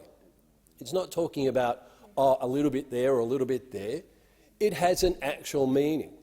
And that meaning is written in the ministerial code that the Prime Minister himself has signed, as my good friend Senator Smith has shown us today. You know, the other side keep on talking about integrity. But talk is cheap. And we're seeing that daily from this government, that they want to talk about integrity, they want to talk about Parliament being a better place, they want to talk about it more family-friendly. Yet, you know, last night we saw, with the help of the Greens, you know, they guillotined debate. The Greens even guillotined their own disallowance motion. They just got rid of their own disallowance motion. Like, really? This is what's being shown as transparency and a better Parliament? I don't think so. Even the comments to my good friend Senator Hughes today in question time shows that the way this government is acting towards people, particularly women in Parliament, shows no respect. So there's no respect for Parliament. There's no respect even for their own code of conduct. This is just an incredible show of hubris. You know, that they can come in here and they'll talk about, you know, this code and transparency and integrity, and apparently we're going to see an integrity commission come before the Parliament sometime soon. Well, do we know when? Yes, we don't know when. You know, they signed an agreement with Timor-Leste yesterday. Now, I tried to get a copy of that cooperative defence agreement. It's not available. So there is no transparency from this government. You know, let alone what's happening with their ministerial code of conduct, which seems to be, I think, what do they say in the Pirates of the Caribbean, more of something you lean to rather than something to be observed in the obvious. So we're not going to take lectures from those on that side about what isn't integrity. We will look at not what they say, we will look at what they do, and we will ask them to be transparent, and we'll demand that they're transparent, and we'll hold them to account in question time, in take note, and in a few short weeks in Senate estimates. The Senate estimates, I might say, has been cut down, a budget estimate, which has been cut down from the normal 2 weeks or 8 days to 5 days or 6 days. Like, they're not even going to allow us to hold them to account during Senate estimates. Now, I'm just waiting for them to cut the hours of Senate estimates as well, to be a little bit more family-friendly. But it won't be transparent and won't be Thank you, Senator integrity. Van. I put the question. Those for the question say aye. Against no. The ayes have it. Senator McKim. Well, thank you, Acting Deputy President. I move that the Senate take note of the response to my question from Senator Gallagher.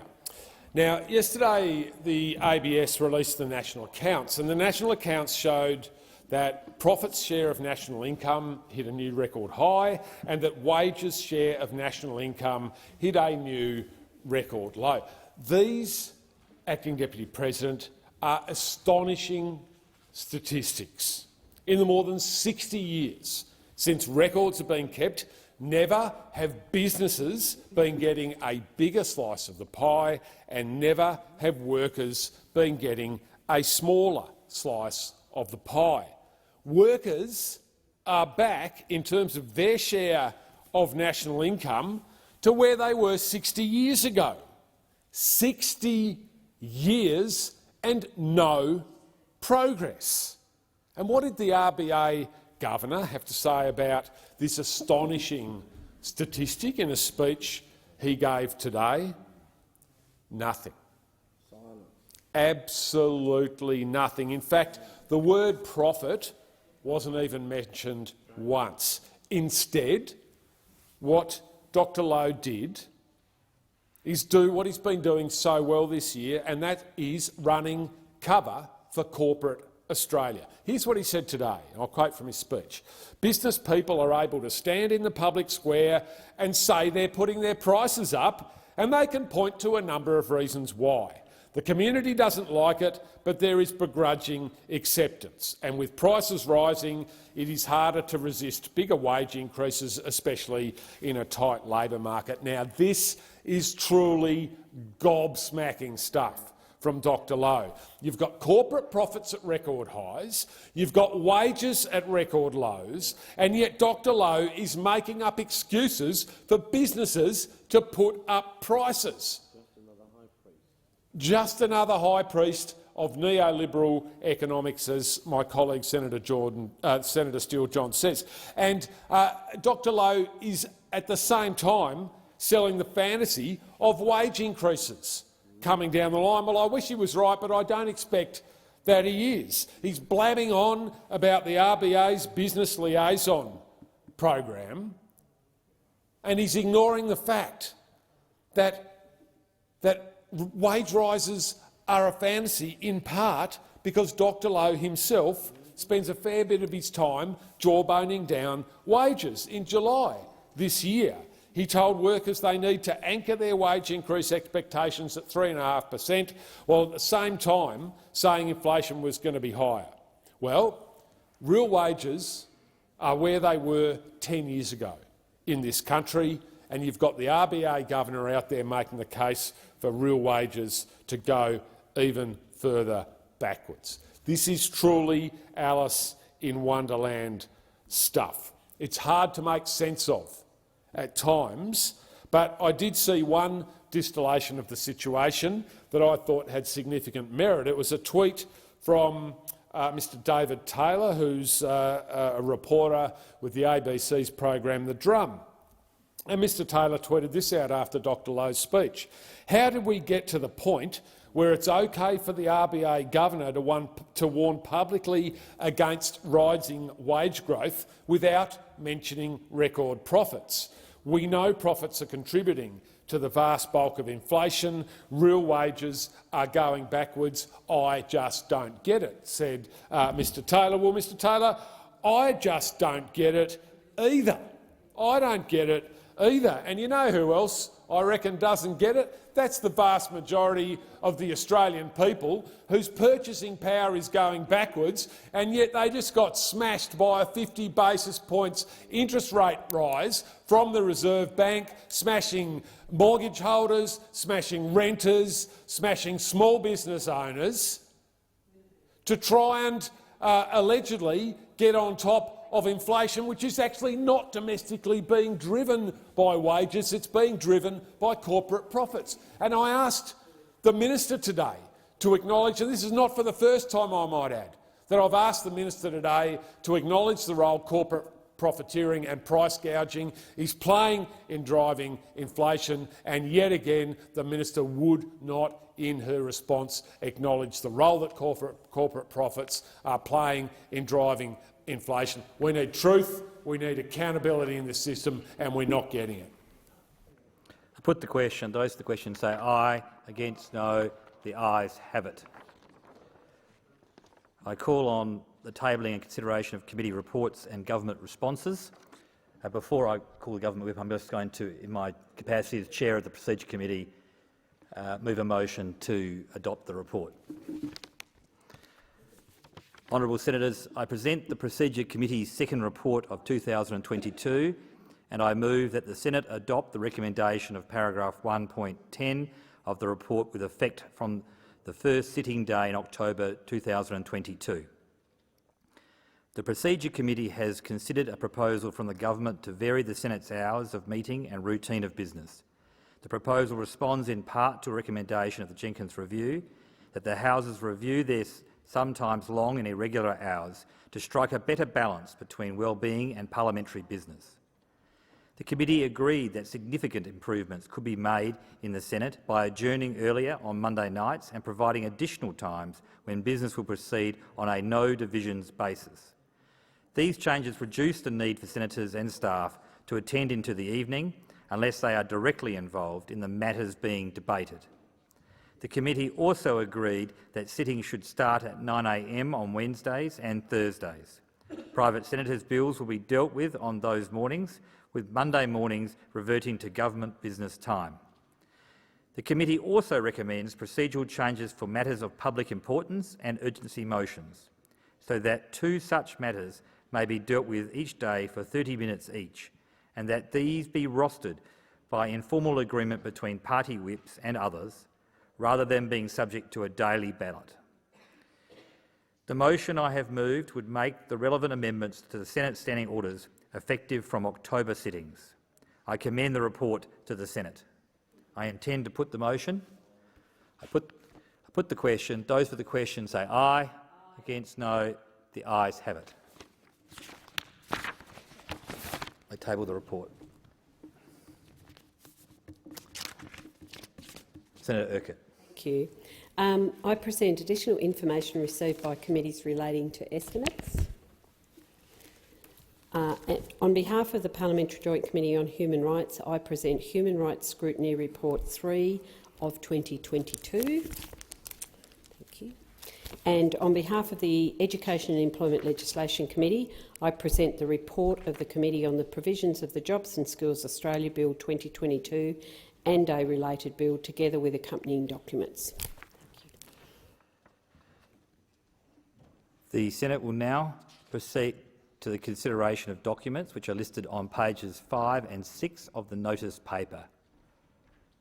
Any document to which no senator rises will be taken to be discharged from the notice paper. I'll go to Senator Urquhart and then I'll go to Senator Cadell, but I know that you're seeking the call, Senator Stiljon.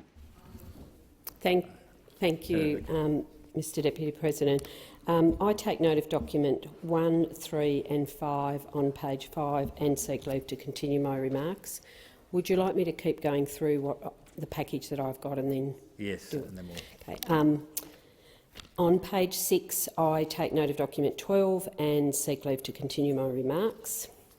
On page 7, under committee reports and government responses, I take note of documents 4, 5, 7, 1 and 7, and take note, seek leave to continue my remarks. And on page 7, under Auditor General's reports, I take note of report number 1 and 4 and seek leave to continue my remarks. Is leave granted to all those requests? Leave is granted. Is it Senator Ruston? Yes. I wish to speak on committee report number 7, the National Disability Insurance Scheme. Cool. Is that fine? Okay. Thank you very much, Mr Deputy President. Today I want to inform the Senate of an extraordinarily inspiring event I was privileged to be part of this morning. This morning, 7-year-old Jeremy Carr from North Brighton in South Australia addressed the Power of Speech breakfast here in Parliament House. He told us that he loved skateboarding and BMX. He plays soccer. He loves baking zucchini muffins. He wants to be a car designer when he grows up, but preferably for Lamborghini. He did so for 5 minutes with no notes. For any 7-year-old, this is a pretty extraordinary accomplishment. But given that Jeremy was born with bilaterally and profoundly deaf, makes his story one of the most extraordinary stories of courage and immense inspiration. He won the Prime Minister's Award for Courage for his outstanding speech. But Jeremy was also joined by a number of other young people who were very inspiring in their own stories. Matthias Berndt from New Zealand, he was an incredibly articulate young 8-year-old. Twins Evie and Lilla Harmsworth from Western Australia, who entertained the audience with a double act of comedy, was absolutely entertaining. Audrey Hawkes, a bubbly young lady from Queensland who wants to be a singer. Harper Rollinson from New South Wales, who lost her hearing as a result of treatment for cancer, who certainly hasn't lost her sense of humour. And Abigail Longathan from the Northern Territory, a cheeky and talented 8-year-old. The stories that these kids told us were absolutely inspiring to hear. They're real-life examples of the ways that good policy and focused investments can allow people to better connect with the full scope of life's opportunities and interests. That's because all of these children are cochlear implant recipients. The children spoke at the Power of Speech breakfast here in Canberra, was hosted by First Voice and sponsored by Cochlear. It celebrates the remarkable outcomes for cochlear implant recipients. The event was emceed by Rosie Gallen, herself a beneficiary of cochlear implants. But a really big shout-out to First Voice and its chair, Jim Hungerford, for your long-standing commitment to improving and enriching the lives of children who are deaf or are hearing impaired. Your strong advocacy, your leadership, your role in informing meaningful public debate and health policy has changed the lives of so many young Australian children. Can I also extend the same gratitude to Cochlear for your work as a global leader in hearing solutions, having provided over 600,000 implantable devices, helping people of all ages live full and active lives. And thanks to Cochlear, the lives of children with hearing impairment is a world of possibility, not one of limitation as it used to be. But a message from the kids to Cochlear: they really want the new and improved version of the implants to be waterproof because they really love swimming. So if you could just do that, you'd make it absolutely perfect. But I have to say, that was the only thing that the kids were asking for. Their lives have been changed, they acknowledge it, and they were so happy for the experience that they now have to be able to hear like other kids. So it's the role of governments to invest in medical research, supporting early intervention to ensure those born with hearing impairments can get the best out of life. I strongly believe in the importance of looking to people's ability rather than disability, and these children should be our inspiration in ensuring we support Australians through our investment in the NDIS and how we ensure its viability into the future. Thank you to Jeremy and all the other kids for inspiring us to keep focused on that goal. Senator Cadell. Thank you, Mr Deputy President. I rise and take note and seek leave to continue the remarks on page 6 under documents, items 9, 10 and 11, and on page 7 under committee reports and government responses, item 6. Is leave granted? Leave is granted. Senator Steele-John. Thank you, Chair. I take note of documents number 1, number 3 and number 7 and seek leave to continue my remarks. Is leave granted? Leave is granted. Senator Shoebridge, I think you're seeking the call. I am. Thank you, Deputy President. I seek to speak to item 2 in committee reports and government responses, the Intelligence and Security Joint Statutory Committee Interim Report, Extremist Movements and Radicalism in Australia Government Response. The government has responded to the recommendation that the Parliamentary Joint Committee on Intelligence and Security refer for inquiry or consider for inquiry an inquiry into extremist movements and radicalisation in Australia. The growth, in particular, of right-wing radical extremism in Australia has been a matter of very real concern, I know, to my party and to many people in the community that we speak to. It is particularly troubling, though, that this inquiry will be done under the cloak of secrecy of this committee without the broad representation that is necessary to deal with the threats of extremism. This will, of course, go to the club that is the Parliamentary Joint Committee on Intelligence and Security, the club that's been established between the Labor Party and the Liberal Party, the club that has fed the beast that is the growing surveillance state, the growing security laws, the increased resourcing and empowering of security and intelligence agencies in this state. But of course, that growing body of laws and agencies, budgets and staff that are there apparently and purportedly to keep us safe have been conspicuously failing to deal with the growth in right-wing extremism. We have seen repeated calls from across the community for some of the most offensive right-wing extremist organisations to be dealt with as terrorist organisations, as they have been in other comparable countries. But this inexplicable refusal of the previous government or this government to step up and do the same. And what do we know from this very brief interim report into extremist movements and radicalism in Australia? Well, we know that in the last, and this is from the Director General of Security, that in the two most recent annual threat assessments, and in fact as recently as March of last year, the Director General stated, in addition to the enduring threat from religiously motivated violent extremists is a growing assortment of individuals with ideological grievances. So-called right-wing extremism, and I stop there to ask, why is it so-called? It just is right-wing extremism. It's not so-called right-wing extremism, it is right-wing extremism. But anyhow, to continue, so-called right-wing extremism has been in ASIO's sights for many years, and last year I called out what we've been seeing. Well, again, I'm just going to stop here. It may have been in ASIO's sights, but there's no evidence that, having viewed it, ASIO has taken the steps appropriate to deal with it.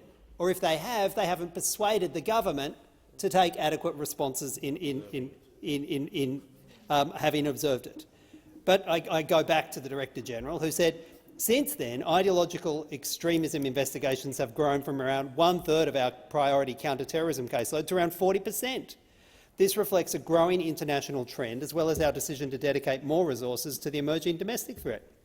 And then, in February 2022, the Director General stated that the most likely terrorist attack scenario in Australia over the next 12 months continues to be a lone actor attack. That fact weighs heavily on my mind and the minds of our staff, and then says most of the radicalisation occurs online. Deputy President, so it is inexplicable in those circumstances how, given the threats of right-wing extremism, given the appalling attacks we've seen on democracy and on civil society by right-wing extremist elements, that whilst Canada and New Zealand have moved and listed the right-wing extremist organisation Proud Boys as a terrorist threat, there's been zero action from the Australian government. Zero action from this government. Indeed, in opposition, as I'm sure you will remember, Deputy President, we heard a lot of noise from the then Labor opposition, shadow, saying, why isn't the government moving to list these extremist right-wing organisations? Why haven't they taken action? Well, where's the action from this government? New Zealand and Canada have listed Proud Boys. We're still waiting. Right-wing extremism is growing, our security agencies are not addressing it, and this government to date has been silent. Thank you, Senator Shoebridge. The question is that the Senate take note of the committee report. Those of the opinion say aye. Those against say no. The ayes have it. The ayes have it. We'll move on now to Senator Steele-John. You should take note, I believe, of number 4 of the Auditor-General's reports. Yes, indeed. Thank you, Acting Chair. I rise to take note of the Auditor-General's report, Australia's COVID-19 vaccine rollout, Department of Health and Aged Care. Well, this report's pretty damning. It's pretty damning of the last lot, isn't it? For folks watching at home who might not have had time to read this, and I don't blame you at all if you haven't, I'd like to draw the collective attention to a quote from the report's first lot of conclusions, and I'll quote directly here. The initial planning was not timely, with detailed planning with states and territories not completed before the rollout commenced. And Health underestimated the complexity of administering in-reach services to aged care and the disability sectors.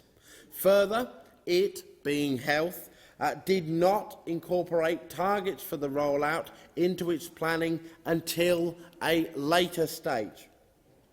The reality of these missed targets, the underestimations and the untimely planning is 14,214 deaths from or with COVID-19.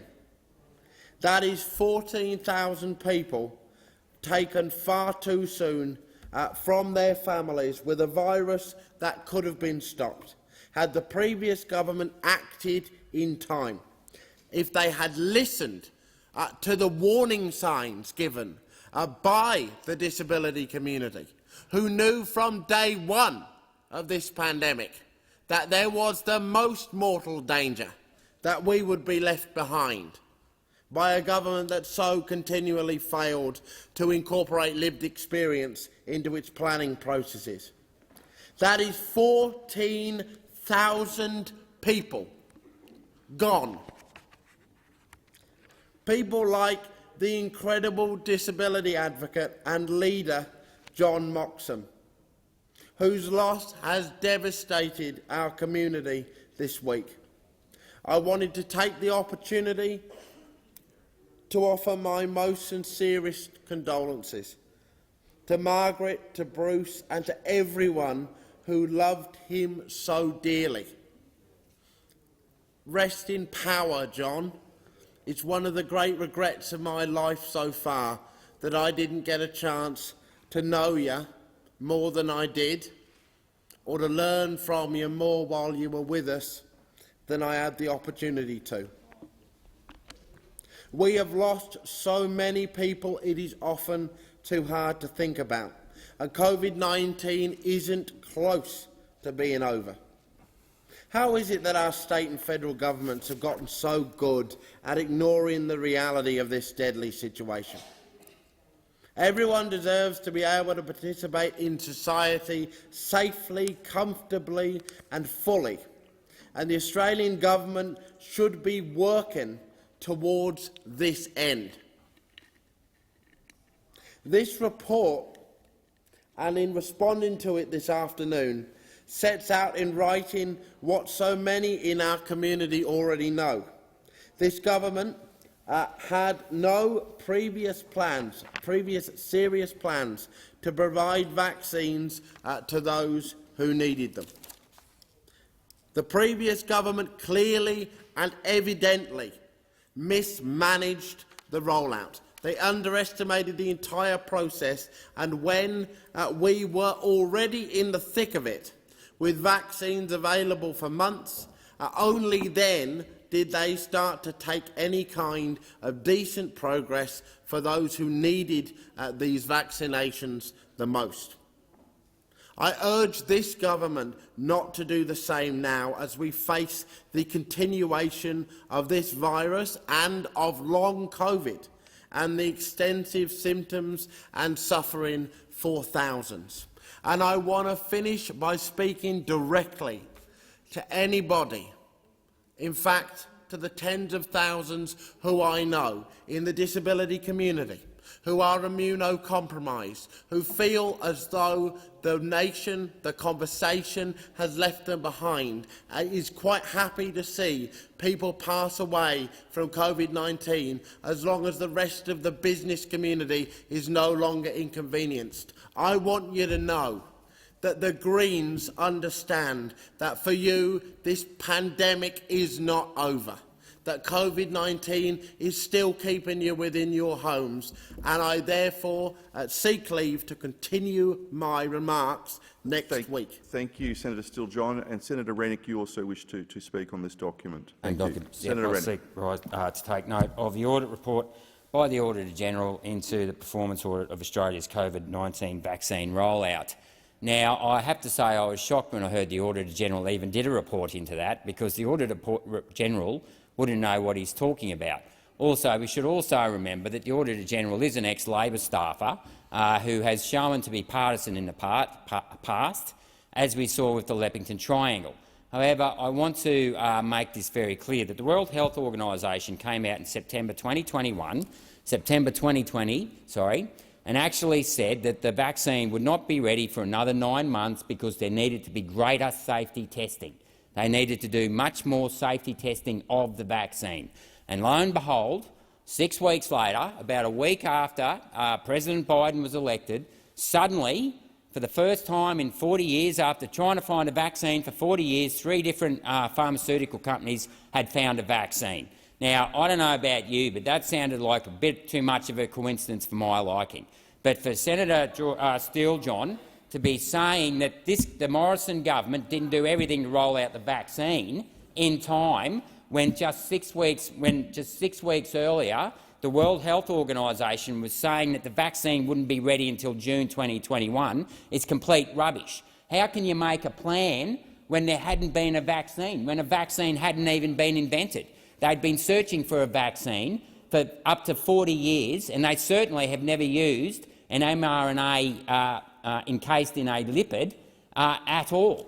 So to suddenly blame the Morrison government for not rolling out a vaccine that wasn't properly tested on immunocompromised people, and just remember that, Senator Steele-John, it wasn't tested on immunocompromised people. It wasn't tested on people who were getting anti-immune tablets at all. So for you to be claiming that it wasn't rolled out fast enough isn't actually true at all. And as it turns out, we actually still have had one of the lowest COVID death rates in the world, not because of the vaccine, I might add, but because we kept the country locked down for 2 years. So the best part of the country was locked down for 2 years, and you're still complaining, you and your mate, the Auditor-General, who we know can't be trusted because he couldn't actually know the difference between an agricultural zone and an industrial zone, and ran partisan politics. And I will be writing to the Attorney-General about his inability to remain impartial, the Auditor-General. So why he would suddenly find the urgency to have to do up a report into the rollout of the COVID vaccine. I mean, this guy would not have a clue. And we should also point out that he never once talked on what the TGA did. And I will quote that Pfizer never tested the spike protein in humans. Now, how can you roll out something that's never been actually tested on somebody and then say it's safe and effective? But did the Auditor-General raise that? No. So I would suggest that the Auditor-General should really take a good look at his own position. I don't think it's right that he stays in this position, given that he's an ex-Labor staffer. He was a staffer back in the late 80s for a Hawke Keating government minister, and I think because he is impartial, he should reconsider his position, and I'll seek leave to continue my remarks. Thank you, Senator Rennick. Is leave granted? Yes, leave is granted. I just want to ensure that Senator Steele-John, before asked for leave to continue his remarks, and there was no objection to that, so leave is also granted for that, just to cross that off. And I understand, hang on, we'll just, the motion before the chair is that we take note of Auditor-General Report number 4. Those of that opinion say aye. Those against say no. The ayes have it. The ayes have it. And Senator Shoebridge wishes to go to document 12 on page 6, which is the interim report of the Defence and Veteran Suicide Royal Commission. So, Senator Shoebridge, you have the call. Deputy President, I wish to continue my remarks on the interim report of the Royal Commission on Defence and Veterans Suicide. Mr. Deputy President, the Royal Commission's interim findings are both shocking and sobering, deeply sobering. What they show is a system that is failing veterans. The Australian government has spent some $14.4 billion on wars in the Middle East, including Afghanistan, since 2001. That includes that $8.5 billion on military operations just in Afghanistan, more than $4 billion on operations in Iraq. And while the country is spending billions of dollars to send mostly young people off to fight wars in far-off countries, we are failing to properly support veterans when they return home, fundamentally changed and in many cases deeply traumatised by their service. It's a tragic fact that more current and former ADF members have died by suicide than in combat in the Iraq and Afghanistan wars combined. The Royal Commission, in its interim report, and I commend the Commissioners for the work they've done, for the sensitivity of their report, and for their survivor-focused approach to the Royal Commission. But the Royal Commission identified over 50 previous reports conducted since just 2000 that are relevant to the topics of suicide and suicidality among serving and ex-serving ADF members, and also noted more than 750 recommendations, and they found that most of these recommendations have not been implemented. And indeed, the Royal Commission was limited in how it could review, particularly reports of this parliament, because of the operation of parliamentary privilege, and they've made urgent recommendations to the government to seek to lift parliamentary privilege, to be able to appropriately scrutinise and reflect upon the reports and recommendations of committees of this parliament. But what we have seen since 2000, those 50 previous reports, 750 recommendations, largely unimplemented, is in fact 2 decades of failure.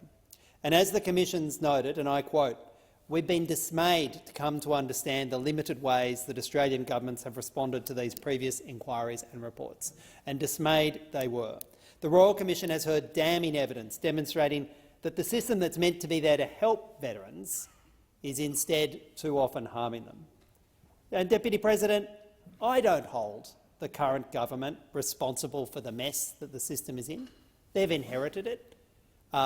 Yes, there may be some culpability going back over a decade, but the veterans I've spoken to don't hold the current government responsible for the mess.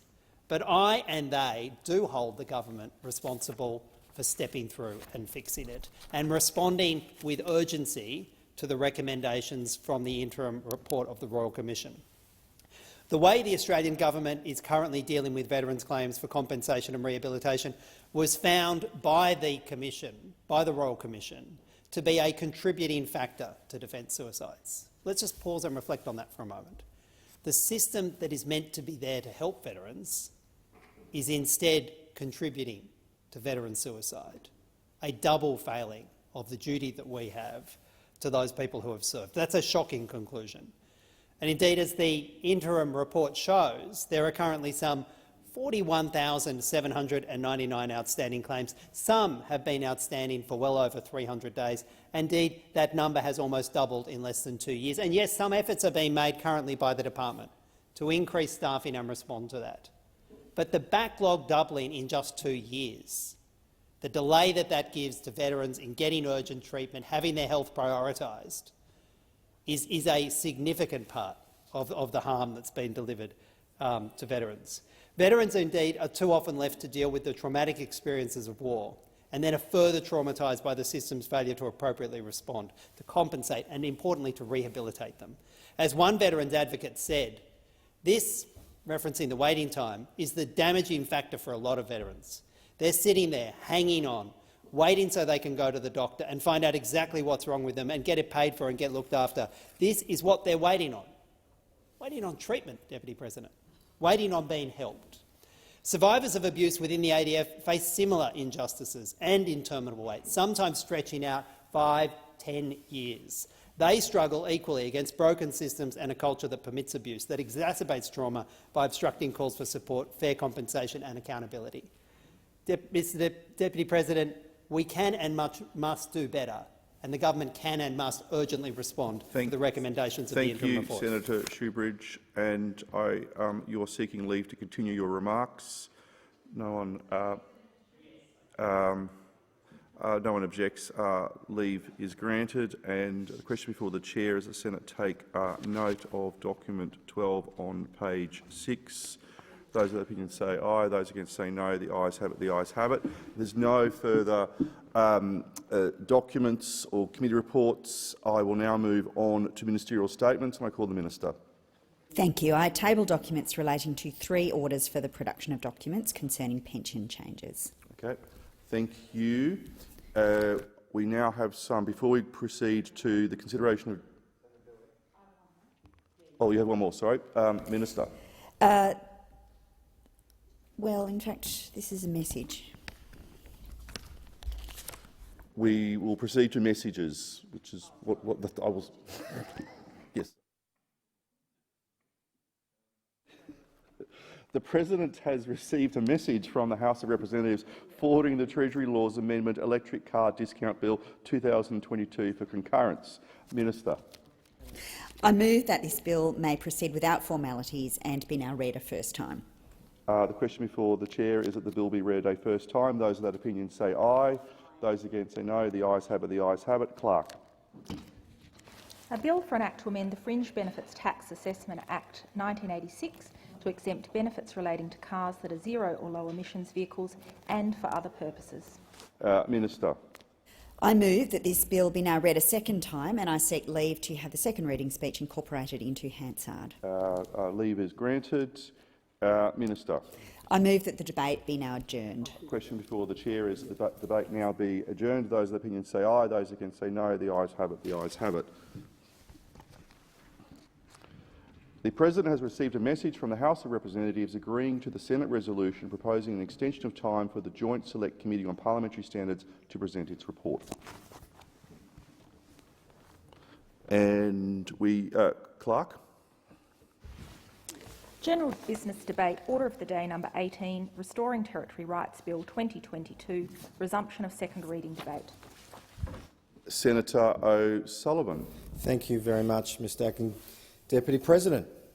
I rise today to make a contribution on the Restoring Territory Rights Bill 2022. This matter has a lengthy history, and it was a decision made in this place 25 years ago to pass the Euthanasia Law Act 1997, which amended the right of Australia's territories to legislate in this space, and this bill intends to undo that decision. Parliament has seen 9 separate attempts over the last 18 years to hand the territories power to legislate assisted suicide, the first in 2004 and the most recent just last year. And the bills were either voted down or indeed scrapped. Now, it must be pointed out that this bill has made another comeback under the guise of restoring rights to Territorians. But ultimately, it cuts through the very core values of our country, values that's been held since Federation, which is, of course, the sanctity of life. This bill is only about giving those living in the Northern Territory and the Australian Capital Territory access to assisted suicide. And personally, I will not be supporting this bill, and that position comes from a very deep and personal conviction. Under no circumstance could I ever support a human being ending their own life, whether it's sanctioned by the government or not, and it simply does not sit right with my conscience. Now, I believe that life is sacred and life should not end on anyone's terms. Not your own, not your doctor's, and not the government's. And the outcome of signing a piece of paper for a doctor is the same as dying, frankly, by any other method. Now, euthanasia is a relatively new practice in Australia, and it was one that is changing the way that we view healthcare. Instead of investing in better palliative care in Australia, this bill puts that very thing at risk. Order. If we continue to view euthanasia as a palliative care alternative, we will discourage further investment, research and better care for those that need it. In 2018, my colleague Senator Patrick Dodson told this place, and I quote, "More needs to be done to ensure that First Nations people are receiving palliative care within their communities. Where First Nations people are already overrepresented at every stage of our health system, it is irresponsible to vote in favour of another avenue to death. Paving the way for euthanasia and assisted suicide leaves First Nations people even more vulnerable, when our focus should be on working collectively to create laws that help prolong life and restore their right to enjoy a healthy life." Now, Senator Dodson reflects on the grave disadvantages of euthanasia for Indigenous Australians, but of course these issues apply to all Australians. If we choose euthanasia as an acceptable palliative care option, then over time it would appreciate the value that we place on life. Now, intended or not, once you start thinking, once you start something, it always finds a way to advance itself, and I do not believe that the sponsors of this bill intend to cause any harm. But over time, as more people access euthanasia, Australians will desensitise to its use as a genuine end-of-life option. Now, the Netherlands made euthanasia legal in 2001, and in 2005 they became the first country to decriminalise euthanasia for children. In Belgium, euthanasia was made legal for adults or, in rare conditions, emancipated minors in 2002. In 2014, they amended euthanasia laws to allow voluntary child euthanasia without any age restriction. The child can request it and verify that they understand that what they're asking for, and with the parents' and doctors' consent, the child is euthanised. Over 27,000 people have been euthanised in Belgium since the laws were passed in 2002, and almost 1 in 5 people were not expected to die of natural causes in the immediate future. People are now accessing euthanasia for psychological conditions, and this extract is drawn from the Journal of Medicine and Philosophy, Volume 46, 2021, and it reads, and I quote, "Another point of controversy is the fact that the Belgian euthanasia law allows euthanasia for both physical and psychological suffering, but it does not specify how the difference between the two should be conceived. The absence of any consensus or legal guidance on how to define psychological suffering makes it possible to use the concept in an increasingly broad way. Available empirical evidence and reports show that euthanasia is performed increasingly frequently in cases of psychological suffering, e.g. for schizophrenia, borderline disorder or depression. Now, these mental health issues are sadly increasingly common here in Australia. However, what's distressing is these conditions are treatable, but the Belgian government allow these patients to euthanise themselves in the name of compassion or human rights. Now, I don't think anyone here would want to see Australia go down this path, the path towards an on-demand assisted suicide. But I remind this place that the territories do not have the same degree of checks and balances as the states. We must ask ourselves, if we allow the territorial authorities to pass assisted suicide laws, can we guarantee that the appropriate safeguards and checks will be in place to protect Australians? No, we cannot. The Australian Capital Territory Government is the first, and it is the only government to have decriminalised the possession of small amounts of illicit drugs like ice, heroin and cocaine. the drugs that have caused so much pain and destruction in our community. How can we ensure that the Chief Minister, Barr, does not take legislation of assisted suicide to the extreme like we've seen him do with his drug laws? Mr Acting Deputy President, looking past my personal objections, our Constitution grants powers to the Commonwealth to make laws for the government of any territory. We've been given a greater responsibility over our territories, to make sure that there is sufficient level of accountability. Now, passing this bill and granting the territories the right to legislate assisted suicide laws with limited accountability, in my view, is a risk far too high. Now, I wish to remind the chamber that only 18 months after the Honourable Kevin Andrews moved the Euthanasia Laws Euthanasia Laws Act 1997, the Northern Territory held a referendum to decide if it should become a state of the Commonwealth of Australia. And it's pertinent to note that the Labor government of the day supported the No campaign. Now, accordingly, the good people of the Northern Territory narrowly voted it down, and the result of this referendum meant that the Commonwealth continued to retain its oversight of this matter.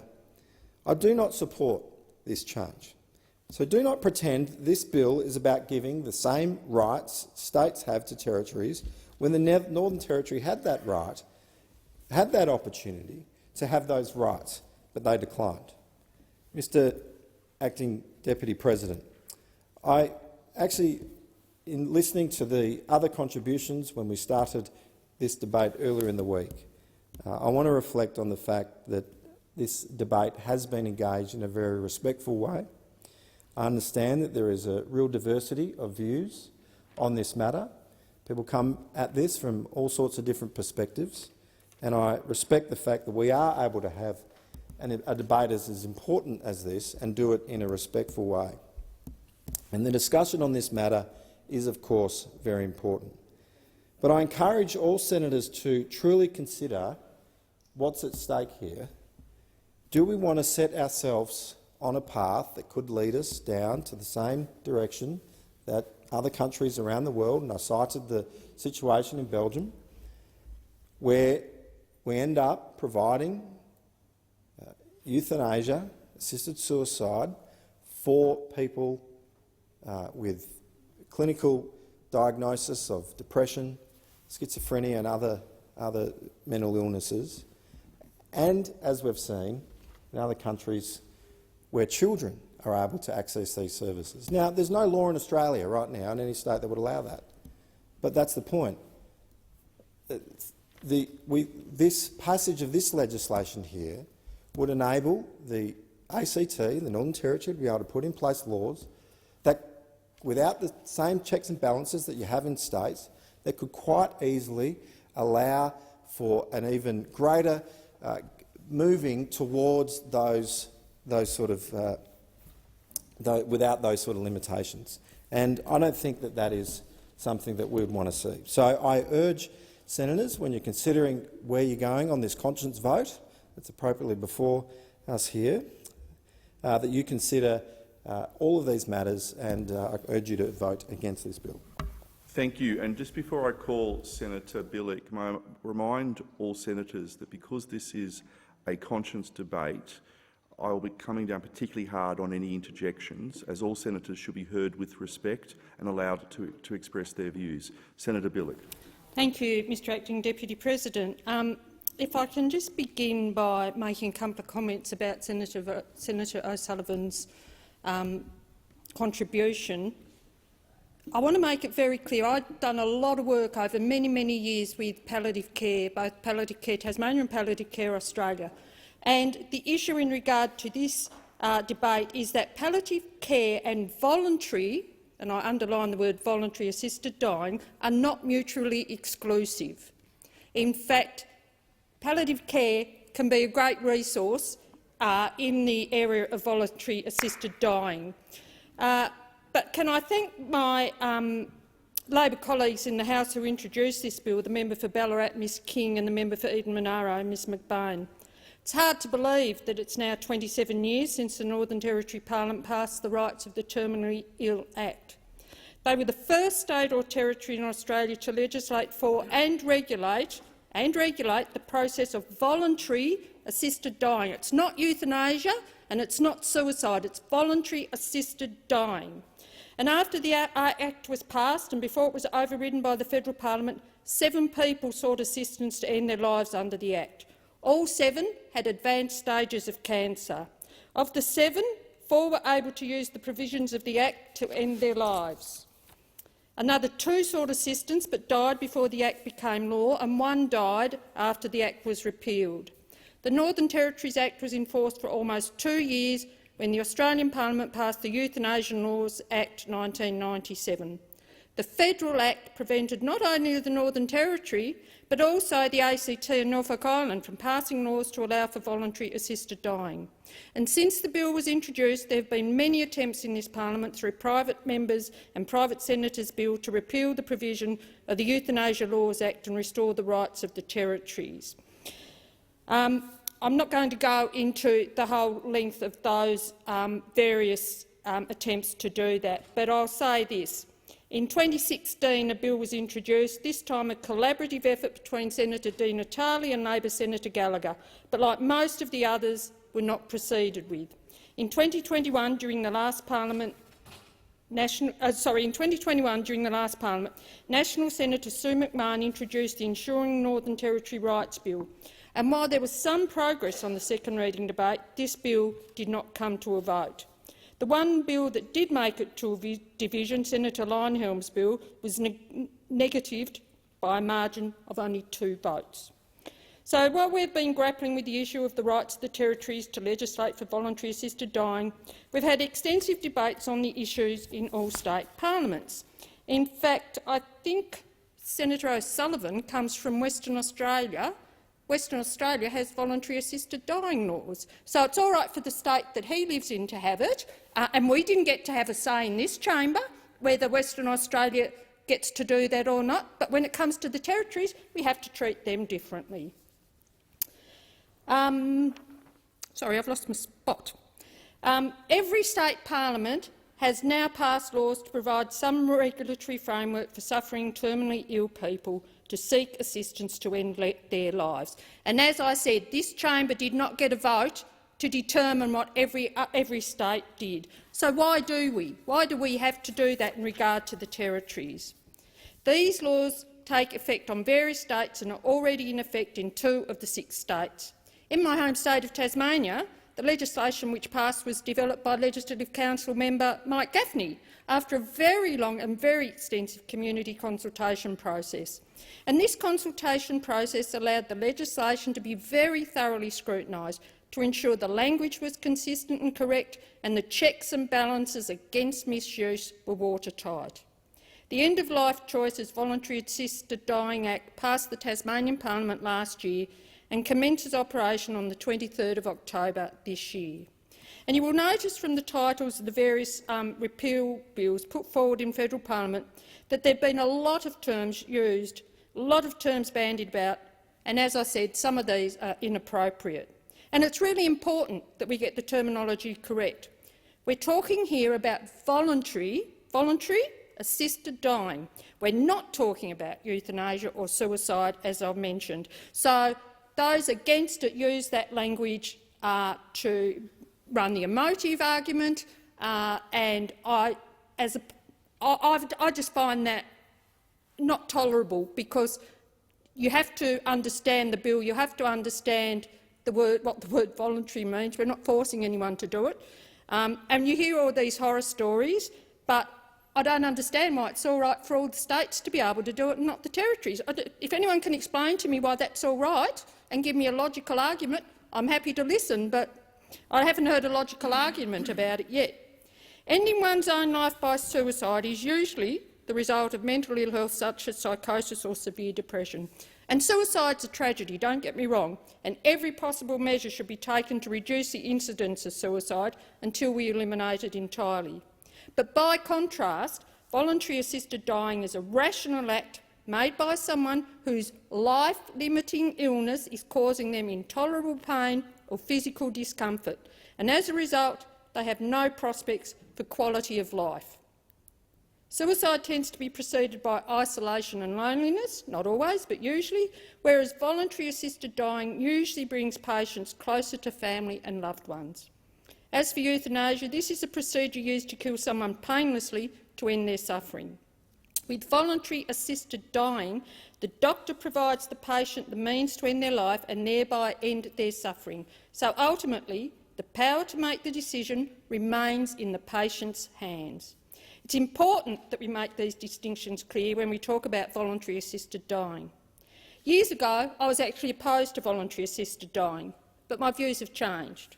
Some recent experiences, of course, have had a profound effect on my thinking about the topic of death and dying, and how I die, and how much dignity I have when I die, and how I may want the choice to be mine. I mean, I might get run over by a bus tomorrow. And heck, wouldn't there be a whole lot of people interested in my position? But, you know, if I've got the choice and I'm in such severe pain, I've got no quality of life, then I want to be able to make that choice. Only a few years ago, I stayed for 2 weeks by the bedside of a very close personal friend as well, who was dying in a palliative care suite. And I'd known my friend for over 3 decades, and we were partners in crime together for over 3 decades. And I'd witnessed her cognitive decline over several years, resulting from early onset dementia. At the beginning of those 2 weeks, she lost the ability to swallow, and the doctors expected her to only live for 1 other day. But she held on for 2 weeks, receiving regular pain medication, and it was a great relief to her loved ones when the suffering finally ended. I've changed my view on voluntary assisted dying before this incident, but it still had a profound effect on me nonetheless, and probably just served to reinforce my views. Seeing people die or dying changes your perspective of death. I used to be a nurse. I've seen people die. I've laid out the dead. I've seen people have to hang on or being kept alive with no quality of life, and I cannot accept that that has to be the way for the people in the territories if it doesn't have to be the way for the people in the states. But we've got a bit of a culture in Australia where we treat death like a taboo subject. We don't talk about it nearly enough, whereas in other cultures they're much more open about the subject. We even seek to substitute straightforward words like death and dying with euphemisms like passing away or passing. I'm committed to turning this around, as a lot of people in this chamber know. And as co-convener of Parliamentary Friends of Palliative Care for a number of years, I've spoken extensively about the need to plan for and discuss our end-of-life wishes in order to have a good death. We do it when we're having a baby. We have plans to have babies. People want women to have a good birth and to have a good experience. When it comes to dying, we should have the same respect for dying. Part of our discomfort with the idea of assisted dying is probably brought about by our discomfort with the idea of death generally and our reluctance to discuss it openly.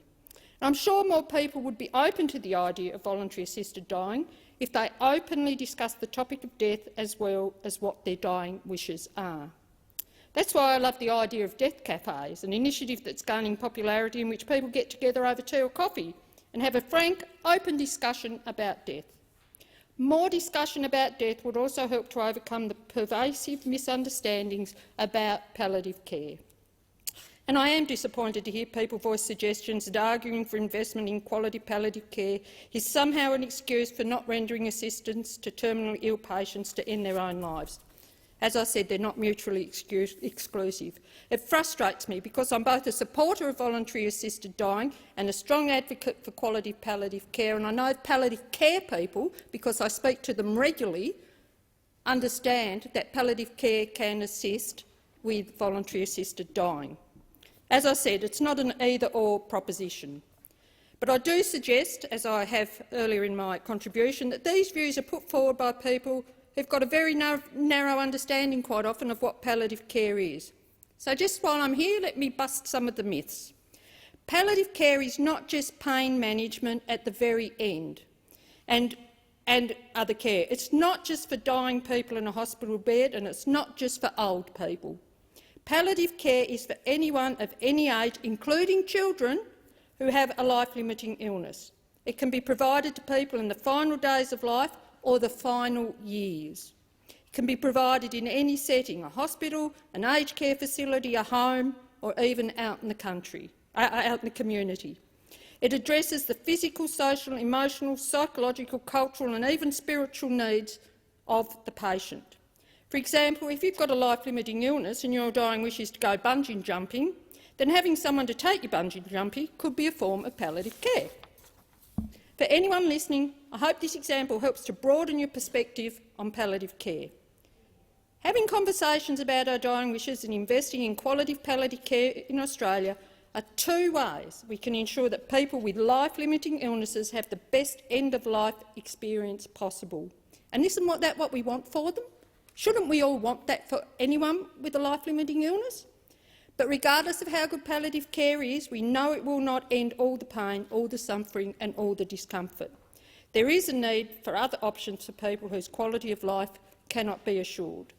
For many patients advocating for voluntary assisted dying, just the knowledge that this option is available gives them comfort and lessens their fear, even if they may never exercise that option. While I've spoken at length in this contribution about voluntary assisted dying, let's be clear that what we're debating, that we are not debating whether to legislate for assisted dying here, but whether to allow the territories to do so, just like we allow the states. This is not fundamentally a debate about voluntary assisted dying, but a debate about territory rights. That much is made clear by the title of the bill. Going back to Senator Leyonhjelm's bill, I spoke in the second reading on that bill 4 years ago. I just want to quote a paragraph from that speech. What I said then was, "I do not believe it's for me as a senator elected to this place to determine whether the Northern Territory or the ACT should legislate for voluntary assisted dying, just as it's not for me to determine whether Victoria, Tasmania, South Australia, Western Australia, New South Wales or Queensland should. It's not for me to decide whether the safeguards of the Northern Territory or the ACT's assisted dying legislation are sufficient. I support this bill because I do not see it as fair to treat Territorians as second-class citizens and to say to them, the states are mature enough to govern themselves, but you need federal oversight. That is essentially what this parliament did when it passed the Euthanasia Laws Act in 1997. So, quickly going back to my speech, my fundamental objection to the Euthanasia Laws Act is that it created in Australia two classes of citizens, those who are governed on state matters by their state parliaments and those who have federal oversight on matters that would normally be dealt with by their territorial parliaments. I understand the Constitution gives this parliament the power to deny Territorians certain powers that are afforded to the states, but I see no reason, no compelling reason whatsoever for asserting those powers. As far as I'm concerned, doing so treats Territorians as second-class citizens and it smacks of paternalism. Our Constitution was adopted over 100 years ago and it's imperfect, but improving it is a difficult and expensive process.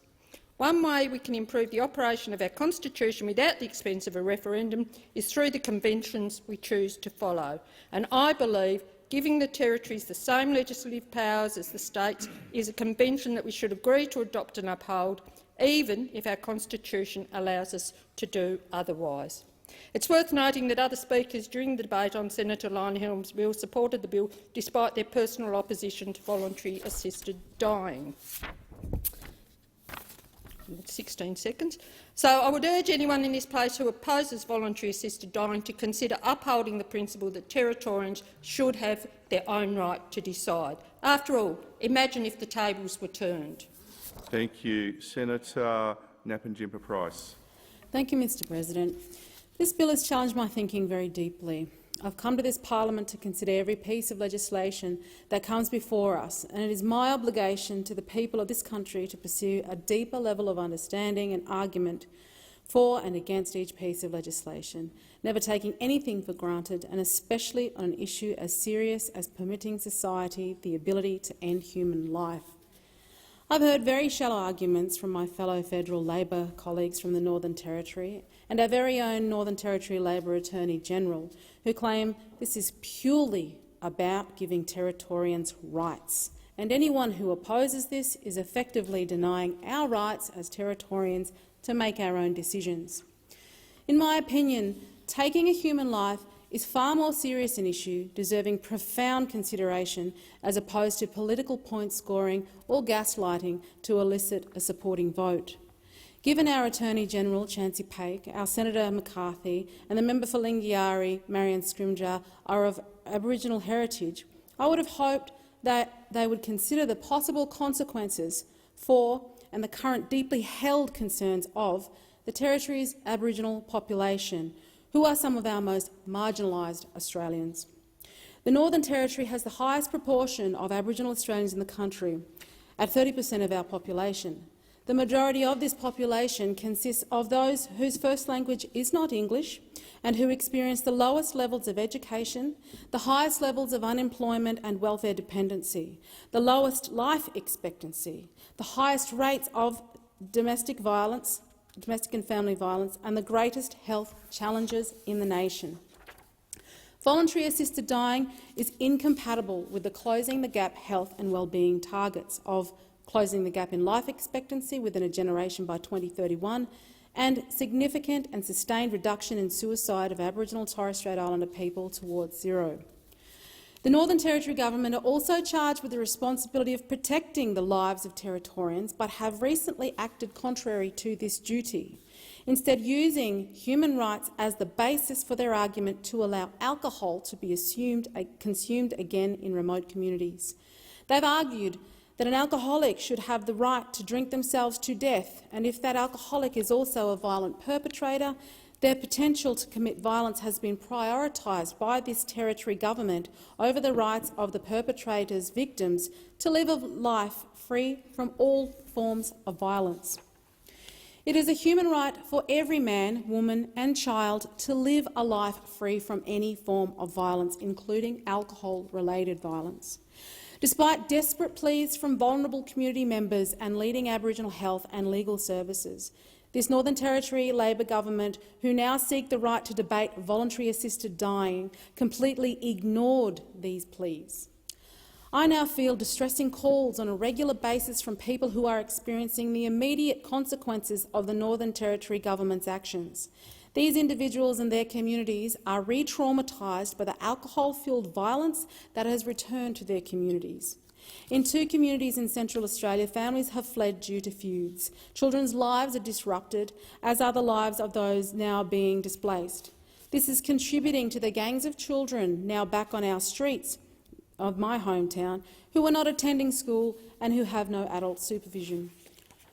So you can forgive me for having no faith or confidence that this current Northern Territory Labor government is capable of determining legislation that lends itself to ending the lives of human beings.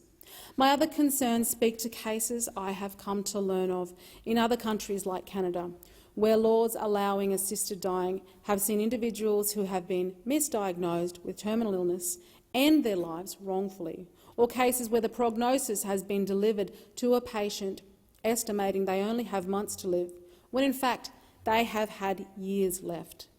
But the consequences of the initial prognosis has brought their lives to an end prematurely. There is the mental capacity of individuals seeking assisted dying to be considered. When there have been cases of individuals who have ended their lives without involvement of family members, who sadly only learn after their loved ones have passed away that they had sought assisted dying.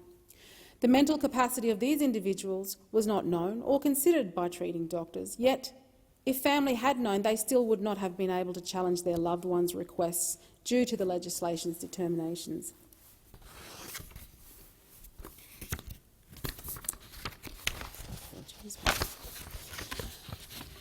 I have a niece in her early 30s whose kidneys collapsed some years ago. She has 2 children in their early teens. She decided recently she no longer wanted to live and ceased attending her dialysis appointments. It was deeply concerning to us as a family that she had come to this conclusion. It was very likely the fact that the increased level of toxins in her blood due to avoiding dialysis was contributing to her inability to make sound decisions about her health. As her family, we did everything in our power to keep her alive. We had her committed to care and arranged counselling for her to better understand the need for her to keep fighting for her life and continue to be dialysed. Her children needed their mother. This is why I fight for better life outcomes, better quality of life for all Australians, especially for our most marginalised, to respect the sanctity of life by fighting to save lives. While I acknowledge the other 70% of the Northern Territory is not Aboriginal, I have a responsibility to all of our Territorians. The proposed repeal of Kevin Andrews' bill does not create equality between states and territories, as the following points show.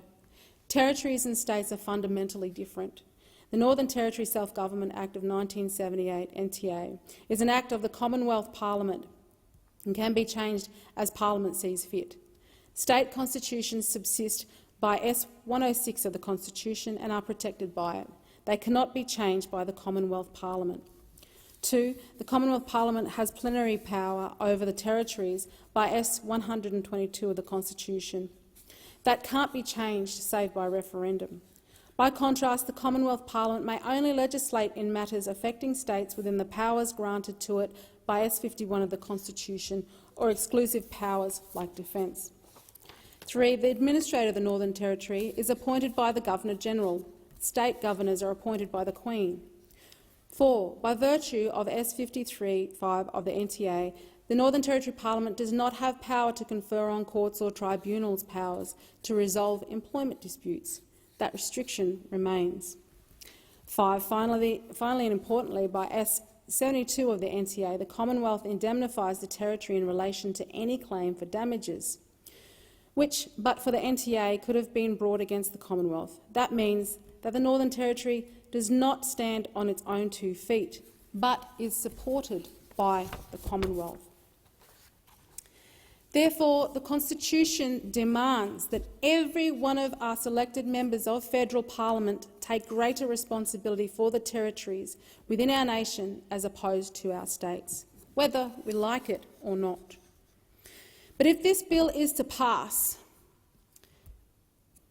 and because of my very grave concerns, then I would urge any Northern Territory government that wishes to debate legislation for voluntary assisted dying to undergo thorough consultation with Territorians of all backgrounds, but especially from our most vulnerable constituents.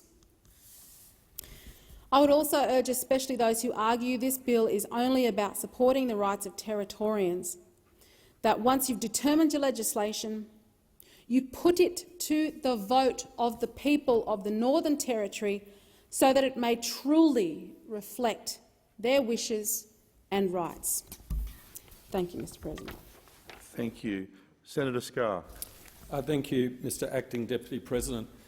I have thought more deeply about this issue than any other issue I've thought about in this place, and I have changed my view from a past time when maybe I took a more classical liberal approach with respect to matters such as this, to one where I reflect deeply on the threat to the most vulnerable in our community in relation to the passage of this legislation.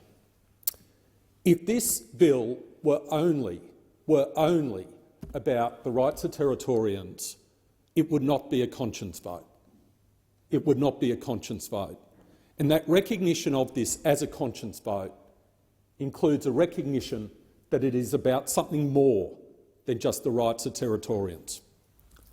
I do not believe that the ends justify the means, nor do I believe that you should focus entirely on the means and disregard the ends or the results of what happens.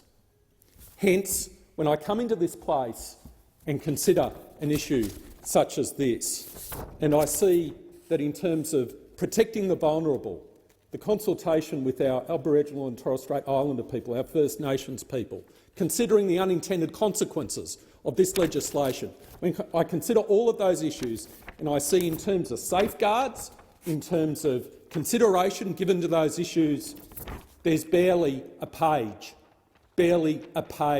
of consideration, barely a page of consideration to those matters. The reality is, Mr Acting Deputy President, that the Constitution of Australia places an obligation upon us, to consider whether or not the legislation that was introduced by a previous parliament should be repealed. We have the power, therefore we have the responsibility, and it's up to each and every one of us to determine how we discharge that responsibility.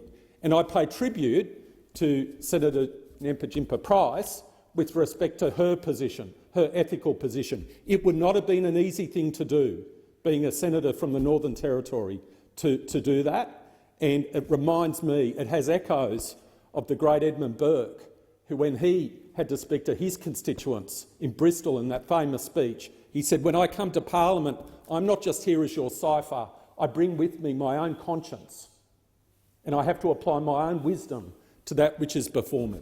So I really do congratulate you on that speech. I have material concerns with respect to voluntary assisted dying, and the more I look into it, and I have looked deeply, the more concerned I am on a number of bases. And I think Senator Nyempah Price, her comments with respect to Aboriginal and Torres Strait Islander people are very, very important to consider, and I'll be making some comments in that respect as well. First point I want to make is voluntary assisted dying is not entirely a private act. This is not like freedom of speech, freedom of religion, because by its very nature, in terms of the processes initiated through voluntary assisted dying, you are, if you choose to go down that path, involving others. You are involving others. You're involving the medical profession. You're involving the state, which has to have checks and balances to try and assess whether or not a person's consent is valid or invalid. You're placing obligations on a whole range of people. It is not just a single private act. This is broader than this. And I'll seek to bring that into stark relief shortly. It also has national significance. We have human rights obligations which we have entered into internationally, including with respect to the disabled, that have been entered into by our country on a national level. We are the provider of the NDIS, which we hope provides services to our disabled such that they never get into the position where, because they haven't received adequate services, they're forced to choose a Hobson's choice, that the only way they can end the suffering because they haven't been provided adequate services is to go down the voluntary assisted dying route. We're the provider of health services. The Palliative Care Association of Australia, after the election of the most recent government, wrote to the government and said, congratulations, as they should do, as each association would do, and they said, we hope you look at the shortage of palliative care services in this country. So we're all put on notice. We are all put on notice. Everyone in this place is put on notice that there are inadequate palliative care services in this country at this point in time. So if a person is in that invidious position of trying to get access to palliative care services, concerned, scared of the pain, scared of the suffering when they haven't got access to that service, I say to you, we should make sure they've got access to those palliative care services first. That should be our primary responsibility. I'm going to read to you from a very disturbing article from Canada, a first world country in many ways very similar to Australia. And I'll make this point first. In their annual report on medical assistance in dying in Canada, they give the statistics for the rates of medical assisted dying in Canada between its introduction in 2016 and 2021. The number of people accessing voluntary assisted dying in Canada has increased 1,018 in 2016 to 10,064 in 2021, a tenfold increase, 1,018 to 10,064. So let's have a look to see what is actually happening in Canada. And I quote from a very recent article by Maria Cheng of Associated Press the medical writer, and I quote, "Alan Nichols had a history of depression." This is from Toronto. "Alan Nichols had a history of depression and other medical issues, but none were life-threatening. When the 61-year-old Canadian was hospitalised in June 2019 over fears he might be suicidal, he asked his brother to bust him out as soon as possible. Within a month, Nichols submitted a request to be euthanised, and he was killed, despite concerns raised by his family and a nurse practitioner." They've got all the safeguards in Canada. We can have pages and pages and pages of safeguards in legislation, but what we have to ask ourselves is, what is the practical reality? Nichols' family reported the case to police and health authorities, arguing that he lacked the capacity to understand the process and was not suffering unbearably. Among the requirements for euthanasia, they say he was not taking needed medication, wasn't using the cochlear implant that helped him hear, and that hospital staffers improperly helped him request euthanasia. Alan was basically put to death, his brother Gary Nichols said. This is happening in Canada, a first world country, at this point in time. I'll give you another example from this article which you can see in terms of what is actually happening on the ground in Canada. Before being euthanised in August 2019 at age 24, Sean Taggart struggled to get the 24-hour-a-day care he needed. Sound familiar? Sound familiar? Is that happening in Australia? Of course it is. The government provided Taggart, who had Lou Gehrig's disease, with 16 hours of daily care at his home in Powell River, British Columbia. He spent about 264 Canadian dollars a day to pay coverage during the 8 hours. Health authorities proposed that Taggart move to an institution, but he refused, saying he would be too far away from his young son. He called the suggestion a death sentence. Before his death through voluntary euthanasia, Taggart had raised more than Canadian $16,000 to buy specialised medical equipment he needed to live at home with caretakers, but it still wasn't enough. "I know I'm asking for change," Taggart wrote in a Facebook post before his death. "I just didn't realise that was an unacceptable thing to do." And in light of what is happening on the ground, the United Nations has actually written to the Canadian government raising concerns that its law breaches the Convention relating to provision of non-discrimination to people suffering from a disability. This is in Canada. This is in Canada. Here's another example, perhaps even more horrifying. Roger Foley, from the same article. Roger Foley, who has a degenerative brain disorder and is hospitalised in London, Ontario, was so alarmed by staffers mentioning euthanasia that he began secretly recording some of their conversations. So this is someone suffering from a deeply, deeply difficult disease in hospital, being so disturbed by the conversations that health professionals in a first world country were having with him, he started recording them. And this is what we found. In one recording obtained by the AP, the hospital's director of ethics, of all things, told Foley that for him to remain in the hospital, it would cost north of $1,500 a day. Foley replied that mentioning fees felt like coercion and asked what plan there was for his long-term care. And this is how the ethicist responded. "Roger, this is not my show. My piece of this was to talk to you to see if you had an interest in assisted dying." End quote. That's what's happening in Canada. An article in August, just last month. In relation to the position in the Northern Territory and our First Nations people, I'm not a member of our First Nations people, but when the concerns were raised in that regard, I felt a moral obligation to do what research I could in relation to what the experience was in the Northern Territory. And I came across this article.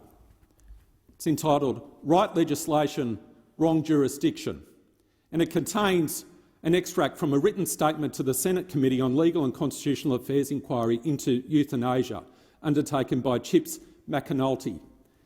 Chips McAnulty was charged by the Northern Territory with the obligation to go around to different Aboriginal communities in the Northern Territory and consult with them in relation to the legislation which had been imposed or brought into effect in the Northern Territory.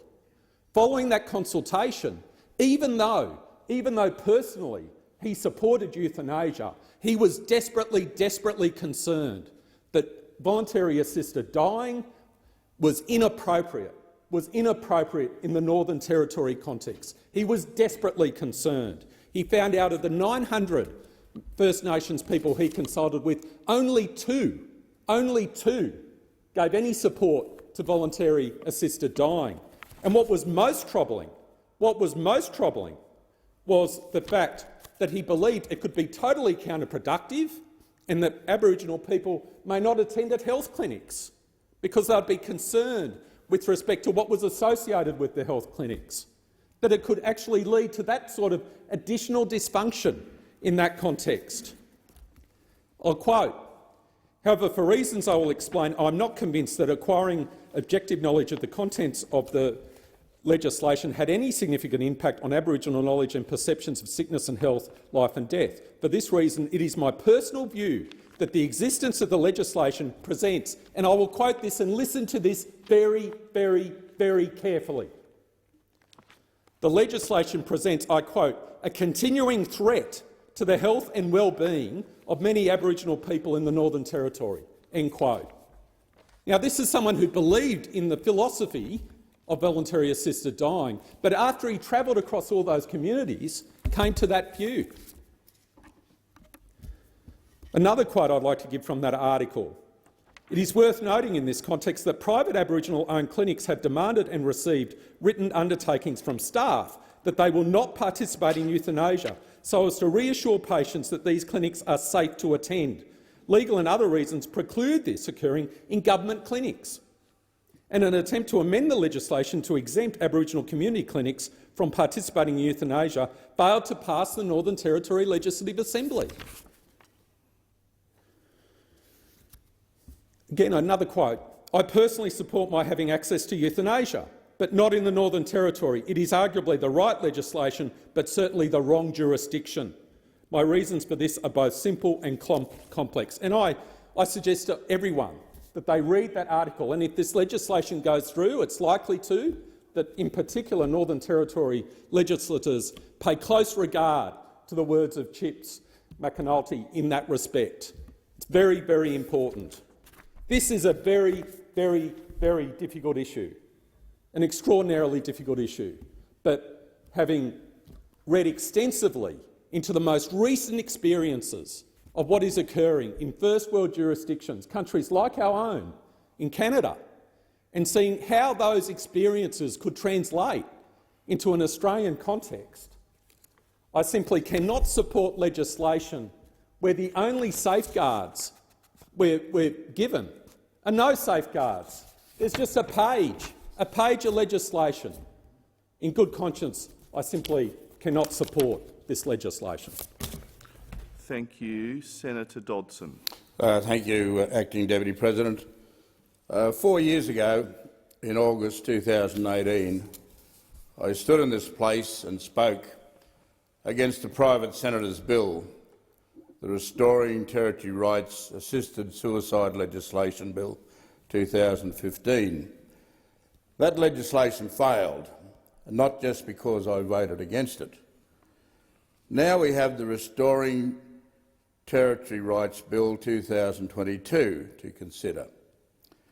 This bill will remove constraints on the legislative powers of the Australian Capital Territory and the Northern Territory, constraints that were enacted in 1997 in order for the Commonwealth to overturn Northern Territory legislation, which was the first in the world to legislate euthanasia. 4 years ago, that is more than 2 decades after the NT legislation was cancelled, euthanasia was legislated elsewhere across Australia. The Victorian Parliament in November 2017 had passed voluntary assisted dying legislation, but it would not come into effect until June 2019. My home state of Western Australia was next. Legislation was enacted in December 2019, and I protested about that. Today, every state in Australia has voluntary assisted dying legislation, although in some places the laws are yet to come into effect. So the landscape now is markedly different from 4 years ago. Euthanasia will soon be able to be practiced in all parts of Australia, apart from the Australian Capital Territory and the Northern Territory. The Northern Territory legislation back in the mid-90s was called the Rights of the Terminally Ill Act. ROTI was the acronym. And 4 people took advantage of it before the Commonwealth intervened.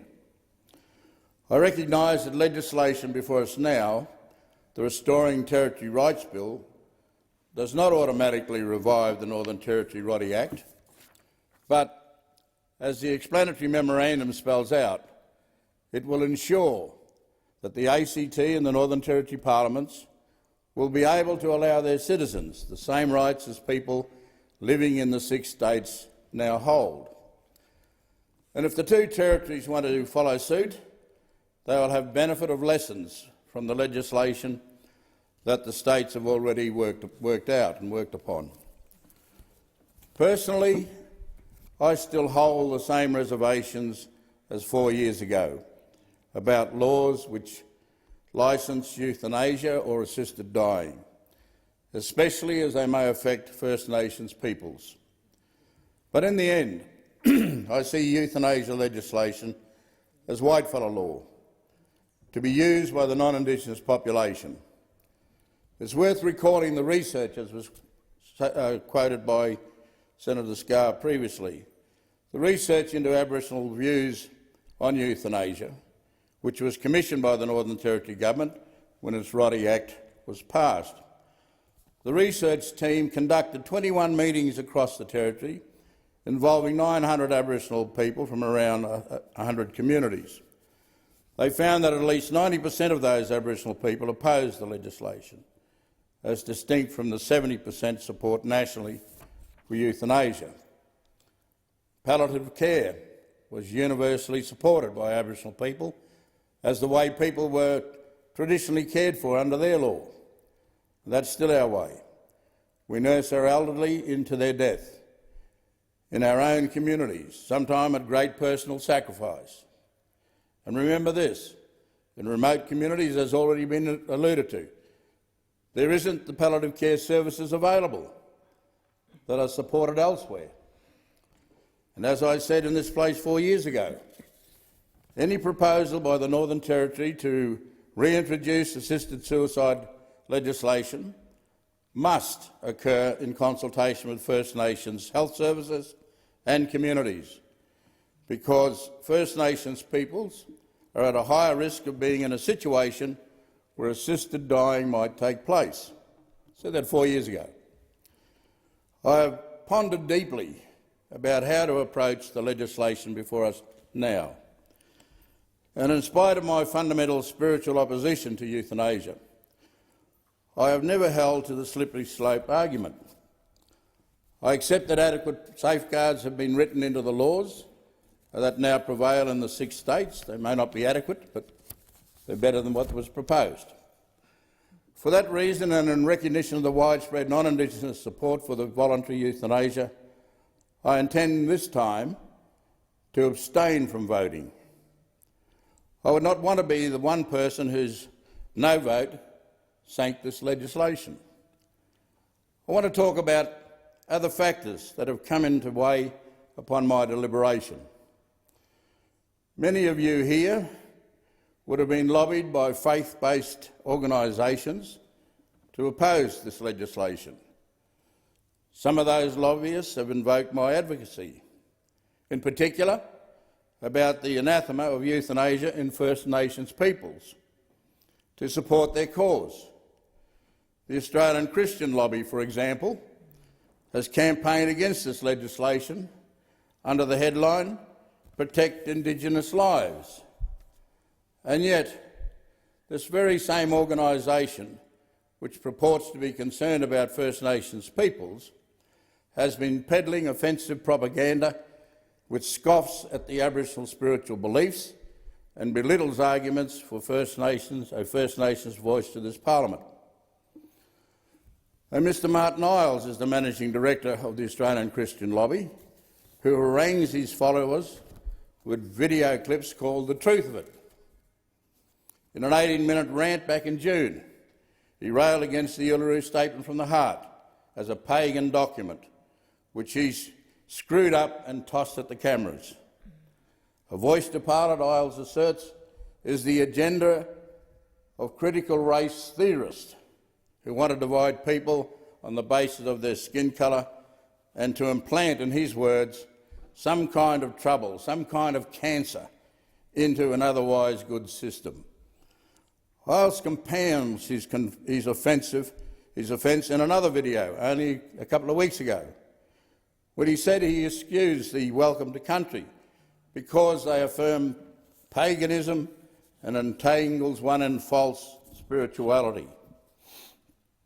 I've been distressed by these scornful, hateful diatribes from so-called Christians who are prepared to recruit First Nations peoples to support a campaign against euthanasia, and yet won't allow them a seat at the table. Those sorts of diatribes are injurious to respectful discussion.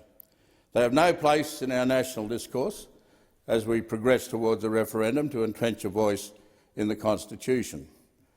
Those opponents of the voice of the Parliament say it will be divisive.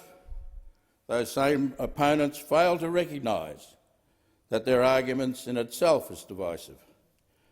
Rather than dividing us, I say a voice will be an instrument of healing and reconciliation, a first step in the journey to resettle our relationship. Thank you. Thank you, Senator Dodson. I call Senator McDonald. Thank you, and I want to start by acknowledging the respect and consideration that has, in large part, been shown by others during this debate, because, like all conscience debates, they are decisions and thoughts that weigh heavily upon us all, I'm sure. I rise to discuss the greater rights for the Northern Territory, but I have sincere reservations surrounding the possibility that euthanasia legislation will be a consequence. And while, as a North Queenslander and a Northern Australianer, I do have enormous sympathy for the Territorians having greater autonomy without needing approval from the Commonwealth for the decisions they make, this is, of course, a result of the Northern Territory Self-Government Act of 1978. This bill asks for more decision power on land acquisitions and employment disputes, and I would normally think that this is an excellent move that would streamline the administration of the Territory and encourage productivity gains and development. But I have, as I said, sincere concerns with the other aspect of the bill, which will repeal the Commonwealth's rejection of the Territory's ability to legalise euthanasia. I, in all good conscience, cannot agree to figuratively hand a gun to someone knowing it would be used to end a human life, no matter the watertight legality of that person being able to hold it. I have reservations about assenting to this bill in its entirety until there is a much more serious discussion about the options to improve the range and availability of palliative care in the Northern Territory. Just this year, famed Aboriginal actor David Gulpilly was forced to undergo palliative care in South Australia, far from his Arnhem Land home, due to the lack of services. And his family has described how distraught he was at not being able to die on country, and it has been reported that this is a wide-ranging problem throughout the Northern Territory. In January this year, the ABC reported that the then federal government had pledged to improve care options across remote Australia, but had stopped short of outlining any specific future plans. The Northern Territory government was also reluctant to promise any new facilities for palliative care in the Territory bush, but said that they'd recently improved their end-of-life care services in Alice Springs and Darwin. A spokesman also said the Northern Territory government would support patients who wish to die at home on country, including with transport back to country if that is a request from patient and family. But in a study into remote area palliative care by research body BMC Palliative Care, found Aboriginal people have a growing need for palliative care but struggled to have convenient access to it or even information about it. We also have to wonder exactly how much consultation euthanasia advocates have done with the Territory's population broadly and the Aboriginal population in specific. And in the 1996 study by Territory Government researcher Chris McAnulty, as referred to previously by Senator Scarr, revealed that while so-called right-to-die advocates, of which he admits he was one, believed they could just travel around Indigenous communities educating people about euthanasia and be hailed as heroes, the results were, in fact, the exact opposite. And 21 teams of researchers were tasked by the government with canvassing 900 Aboriginal people in the Territory, and of those 900 people, just 2 responded favourably to adopting the Rights of the Terminally Ill Act. The main reason given was superstition based on tribal belief that killing someone, even via a medical procedure sanctioned by someone wanting to die, was abhorrent. And furthermore, they feared that if killing someone with doctor-administered drugs were made legal by the government, then those drugs could be used by others, either sinister people with evil motives or Kadaitcha men and sorcerers to commit murder. Now, I appreciate that this is not a view held right across the Northern Territory, but it is, I believe, our responsibility to ensure that we are protecting everyone, but most importantly the most vulnerables in our community. The findings also stated that allowing medical professionals, usually the most trusted in Aboriginal communities, to end life would erode that trust and lead to people delaying treatment and or seeking alternative remedies. And indeed, once the concept of euthanasia was explained to them, many Aboriginal people stated they would not feel safe going to the doctor anymore, even for minor ailments. And the report author, Mr McAnulty, again a staunch advocate of euthanasia, made the sobering conclusion that the Northern Territory was certainly the wrong jurisdiction to legalise assisted dying. He didn't say arguably or possibly, he was unequivocal. The Territory was certainly the wrong jurisdiction. So what price do we pay on people delaying treatment and ultimately becoming terminally ill when early intervention could have saved their lives? How can we celebrate the Northern Territory having more of a say over its own destiny while knowing its most vulnerable people would be adversely affected by this aspect of the change? The other grave concern I have is that we are simply offering a solution that is easy compared to the much more difficult task of ensuring terminally ill Territorians can access all treatment options. The Northern Territory has the lowest life expectancy in the country, at an average 74 years compared to 80.5 years right here in the ACT, and its population is spread out far and wide from the main population centres. And it should be a matter of human decency and responsible government to ensure seriously ill people have the choice of a full suite of treatments, not influenced simply by where they live or their personal finances. I point to the House to a recent development in Canada where reports have surfaced of people being encouraged to undergo euthanasia because they couldn't afford expensive treatment. In one case reported in the media, a war veteran with PTSD and an acquired brain injury was offered the following choices: undertake long-term and expensive treatment or euthanasia. And how has the situation gone from, oh, we just want people to die with dignity, to maybe you should agree to be euthanased instead of paying all these nasty medical bills? His conditions were serious but not considered terminal, and yet medical staff reportedly offered medically assisted dying as a money-saving option. I've heard from people concerned their loved ones can be convinced to end their lives by unscrupulous family members or spouses. So-called elder abuse isn't just limited to financial scams. It can manifest as physical harm and mental degradation to the point that sufferers make major decisions that make no sense to their families. And it is great worry to people that greedy people will take advantage of sick elderly relatives' fragile mental states to get them to agree to end their own lives. A big part of improving medical care and treatment options is improving the Territory's economy. And one way to do this, of course, is to open up the vast gas reserves in the Beetaloo Basin. A major reason for the Northern Territory's status as a non-state is its reliance on Commonwealth funding to administer itself. Its population is small and extremely spread out, and many people live in the most remote parts of Australia, which increases the cost to government to provide services. The obvious answer to the Northern Territory winning full statehood is for it to reduce its reliance on federal funding and to become more self-sufficient. The quickest way to do this is, as I've said, to unlock its vast gas and mineral deposits in areas such as the Beetaloo Basin. The Northern Territory Labor government is in financial dire straits. Its net debt as a percentage of GDP is the highest in the country, and even with its impressive tourism offerings, a handful of operating mines, vast cattle stations and busy live export port, there's just not enough people and not enough money coming in. And as long as the Northern Territory needs the federal government to pay the bills, the federal government will continue to have a say over its affairs. Meanwhile, right under its feet are some of Australia's largest deposits of oil and gas, namely in the Beetaloo and Georgina basins, worth billions of dollars. There is opposition to that from cattle producers, environmentalists and Indigenous groups.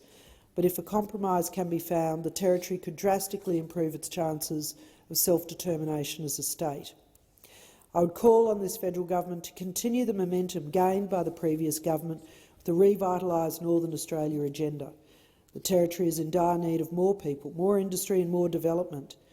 And it beggars belief that while the Labor Party thought floods in Sydney and Brisbane deserved instant action, large parts of the Northern Territory are cut off during every wet season, leaving people isolated without access to fresh food. The Territory cannot grow, cannot determine its own destiny without federal attention and real practical help. The Northern Territory is truly special to Australia, but it deserves to be granted more autonomy, but we must be mindful of unintended consequences. So specifically, I would ask that before there be any further consideration given to allowing for euthanasia to be granted in that territory, that the people of the territory be asked themselves, do they have suitable alternative care? Do they have end-of-life provision for palliative care? And is this something that they would truly want to contemplate, or are we just exposing the most vulnerable parts of our community to another risk? Thank you. Thank you, Senator McDonald. I call Senator McCarthy. Thank you, Ms Acting Deputy President.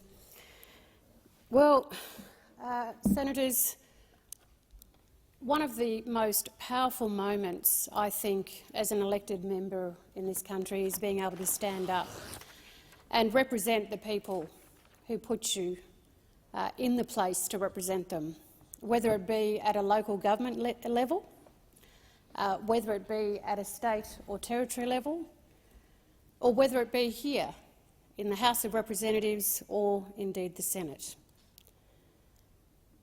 How incredibly precious is that opportunity to represent. And one of the most wonderful things about our country is our democracy. Uplifting. A shared space where we can debate, agree, disagree, and have the opportunity to make laws on behalf of the people who put us in these places. President, I stood for the people of the Northern Territory in 2005 and represented the people of Arnhem Land in the Northern Territory Parliament. Indeed, for a number of terms. An incredible honour. First Nations people of all different dialects, over 100 Aboriginal languages, still maintain and still strong.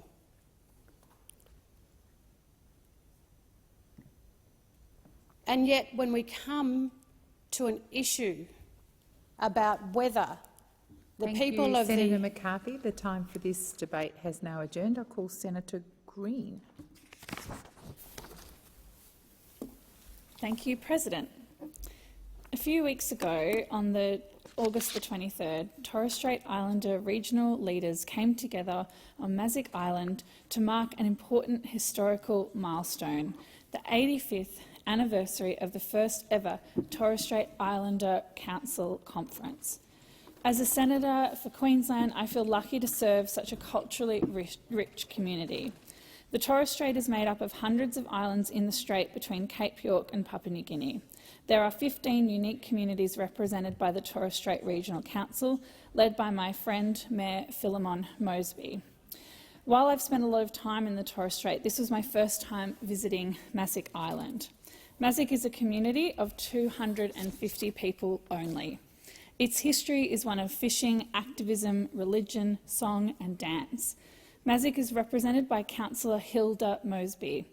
Hilda has made the progress of her community her life's work. During the time I spent with her touring the island, she communicated the issues of her community through profound story and frank feedback.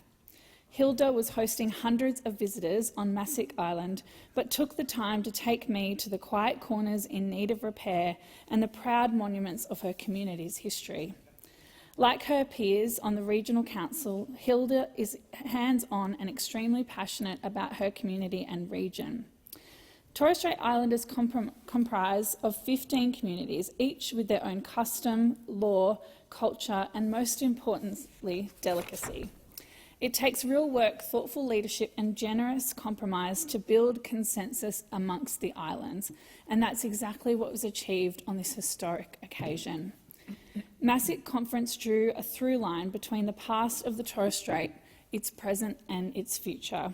Community leaders shared insight from the very first council conference held on the 23rd of August 1937. It would be remiss of me to not acknowledge that this is a historical date for more than one reason. Not 30 years later, on the 23rd of August 1966, Vincent Lingiari led the Gurindji strike or the Wave Hill walk-off on the exact same date in the calendar.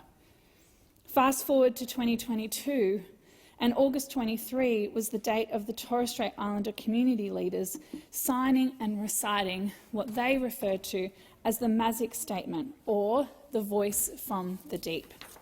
The Masik Statement outlines a path to self-determination and regional autonomy for the Torres Strait. In my first few hours on the island, I heard Deputy Mayor Bani say this is the beginning of a new beginning for the Torres Strait. This refrain was repeated through the celebrations. In the context of a looming referendum, communities striving for new beginnings feels full of promise. We spoke at length about what this statement means in the context of a voice to Parliament. As my good friend Thomas Mayer said on this occasion, this statement gives strength to the campaign for a voice to Parliament. It complements the Uluru Statement rather than competing with it, because the statement is about a community clearly articulating their ambitions for their kids, their grandkids and future generations.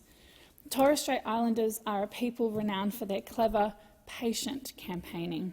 And through my time visiting the Torres Strait as a senator for Queensland, I've observed that an important part of building consensus is sharing story.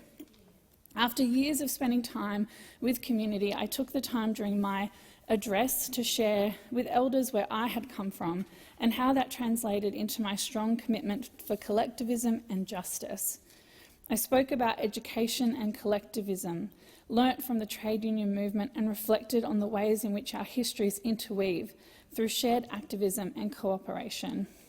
I was grateful to deepen my knowledge of the history of the Torres Strait and in the many ways it was communicated. It is hard to put into words just how much can be communicated with story, dance and song.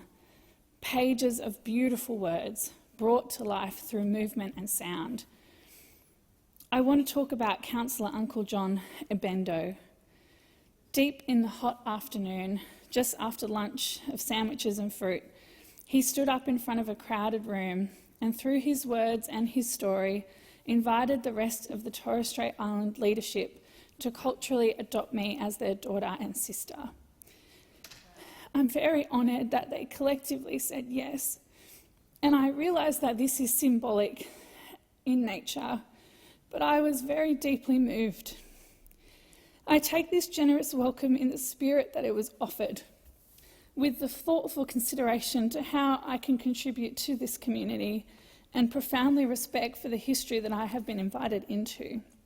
That contribution starts here today, using my voice to build awareness, consensus and enthusiasm, not only for the Masick Statement, but for a voice to Parliament that is so deeply needed to restore self-determination to the people of the Torres Strait. With the remaining time, I want to read the Masick Statement into the Hansard tonight, and I do so wearing this necklace that Philemon Mosby was wearing when he read this Masick Statement for the first time in front of the crowd. He gifted it to me before I left the island. The statement says, "To establish principles and parameters on behalf of the peoples of the Torres Strait and Northern Peninsula area to act together in unity in order to pursue and achieve self-determination and regional autonomy, and in doing so, preserve our distinct and diverse spiritual, material and economic relationship with the lands, territories, waters, coastal seas and other resources with which we have connection under custom and Aboriginal tradition." The aims of the Masick Statement are, in accordance with Article 3 of the United Nations Declaration of the Rights of Indigenous Peoples, adopted by the United Nations General Assembly on the 13th of September 2007 and supported by the Australian Government on the 3rd of April 2009 and the preamble of the Human Rights Act 2019, we seek to achieve our right to self-determination as the peoples of the Northern Torres Strait and Northern Peninsula area. By virtue of our sovereign right, we have the right to freely determine our political status and to freely pursue economic, social and cultural development. In keeping with Article 4 of the United Nations Declaration on the Rights of Indigenous Peoples, in exercising our right to self-determination, we have the right to autonomy and self-government in matters relating to our internal and local affairs, as well as ways and means for financing our autonomous functions. Therefore, we will create partnerships with key regional stakeholders, the Queensland and Australian governments together with other relevant organisations to better equip us to work together to achieve our regional goals and aspirations. In working together as representatives of the people of the Torres Strait and the Northern Peninsula area, obtaining a safeguard our human rights enshrined in international, national and Queensland law. And the statement reads, past, 23rd of August 1937 was the beginning of regional autonomy. Present, the 23rd of August 2022 is the beginning of a new beginning, the Masick Statement. 23rd of August 2037, in the future, the beginning of regional sovereignty. I want to thank all of the people of the Torres Strait who welcomed me to Masick Island. Through this statement, we see enormous grace. It's a hard-fought consensus on the future of a truly unique region. It is the beginning of a new beginning of the Torres Strait. It is the beginning of a pathway to a voice to Parliament. I implore other senators in this place to hear these words, to work with us and to take up the generous offer that the Uluru Statement delivers, that the Masick Statement delivers and that a voice to Parliament promises. Thank you, Senator Green. Senator McGrath. As the clouds of war enveloped the world in 1939, a long-forgotten Irish politician uttered a truism: democracy, freedom and liberty must always be defended, and that Southern Ireland, as it was, should support Britain against Nazi Germany. Most of the Irish political class shamefully backed neutrality. James Dillon was an Irish nationalist of the old school. He and his family had for years, through democratic means, fought the British for Irish independence. Notwithstanding that historical hinterland, James understood that liberal democracies must always back other liberal democracies. While Australia and Israel do not have the historical dislike of Ireland and Britain, Australian support for Israel should be no less surprising nor less forthright than the words uttered by Mr Dillon. Israel is a beacon of liberal democracy in a sea of democratic darkness. Since 1948, Israel has long fought not just to exist as an independent state, but to fight for the survival of all her people. Existing in a permanent state of war, not because it is an aggressor, but it is a victim of history, a victim of hatred, a victim of historical anti-Semitism. Yet Israel is anything but a victim. Its citizens, all her people, Jewish, Christian, Orthodox, Druze, Muslim, non-believer, are all free. It is the birthplace of innovation and the start-up. It is turning its deserts into a food bowl. Most importantly, it is a democracy, a vibrant, boisterous carnival of elections. So much so that, as I speak, Israel is undergoing its 5th election in 3 years. None of the enemies of Israel have ever held a free election. None of the enemies of Israel are free liberal democracies. None of the people of the Middle East have the freedom of all the people of Israel. To the north, the terrorist army Hezbollah has turned Lebanon and southern Syria into client states of Iran. Iran is an evil, despicable regime intent on using nuclear weapons to destroy Israel and all Jewish peoples. While to the south, the bloodthirsty terrorist group Hamas have turned Gaza into a giant launching pad for rockets into Israel. On the West Bank, the corrupt Palestinian Authority rules with Western donor financial support. Yet it is a regime that uses the ugly politics of hate to remain in power, a regime that honours suicide bombers, both with money and monuments. The miracle is not that Israel has survived, but it has thrived. And for that, we in Australia are grateful. And we can only wish that the rights and freedoms enjoyed by Israelis would be shared by all the peoples across the Middle East. And perhaps the haters of Iran and Hezbollah and Hamas should read the words that you read as you leave the Yad Vashem Holocaust Memorial.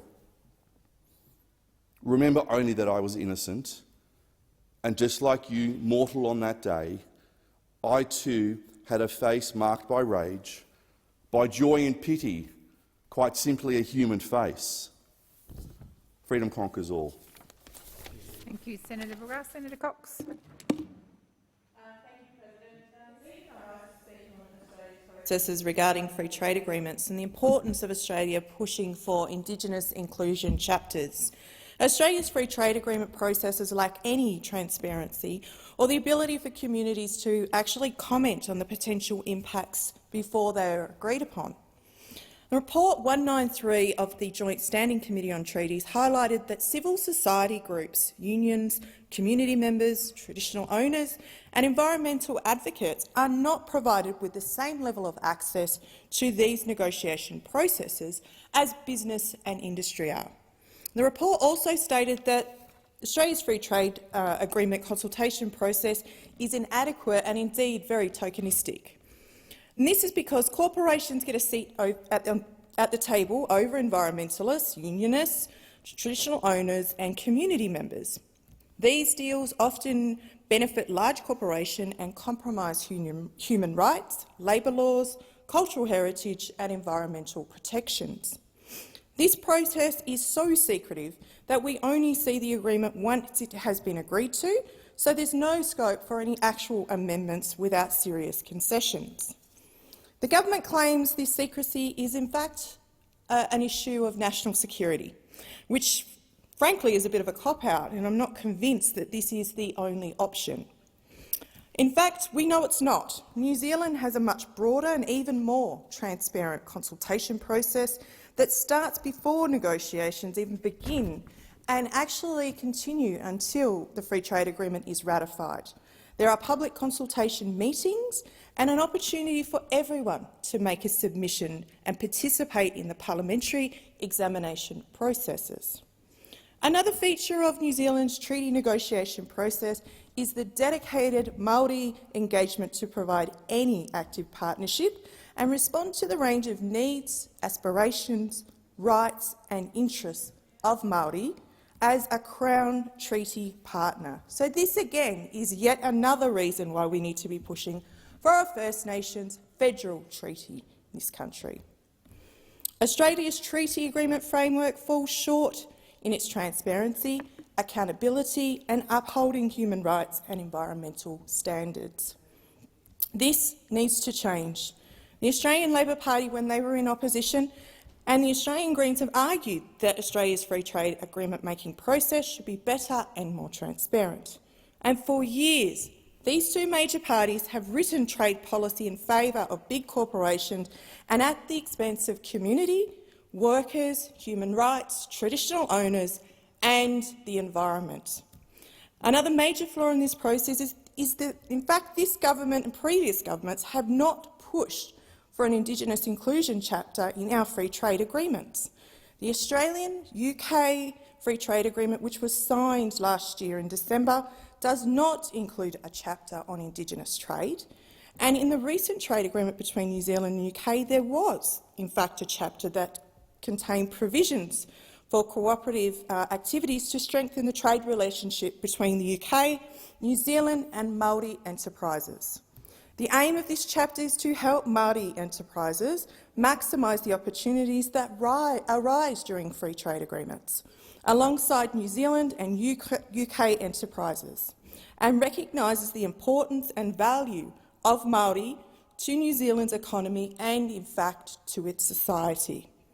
This means that the UK government is open to the inclusion of these chapters, and if they are pushed to include them, this government could do that.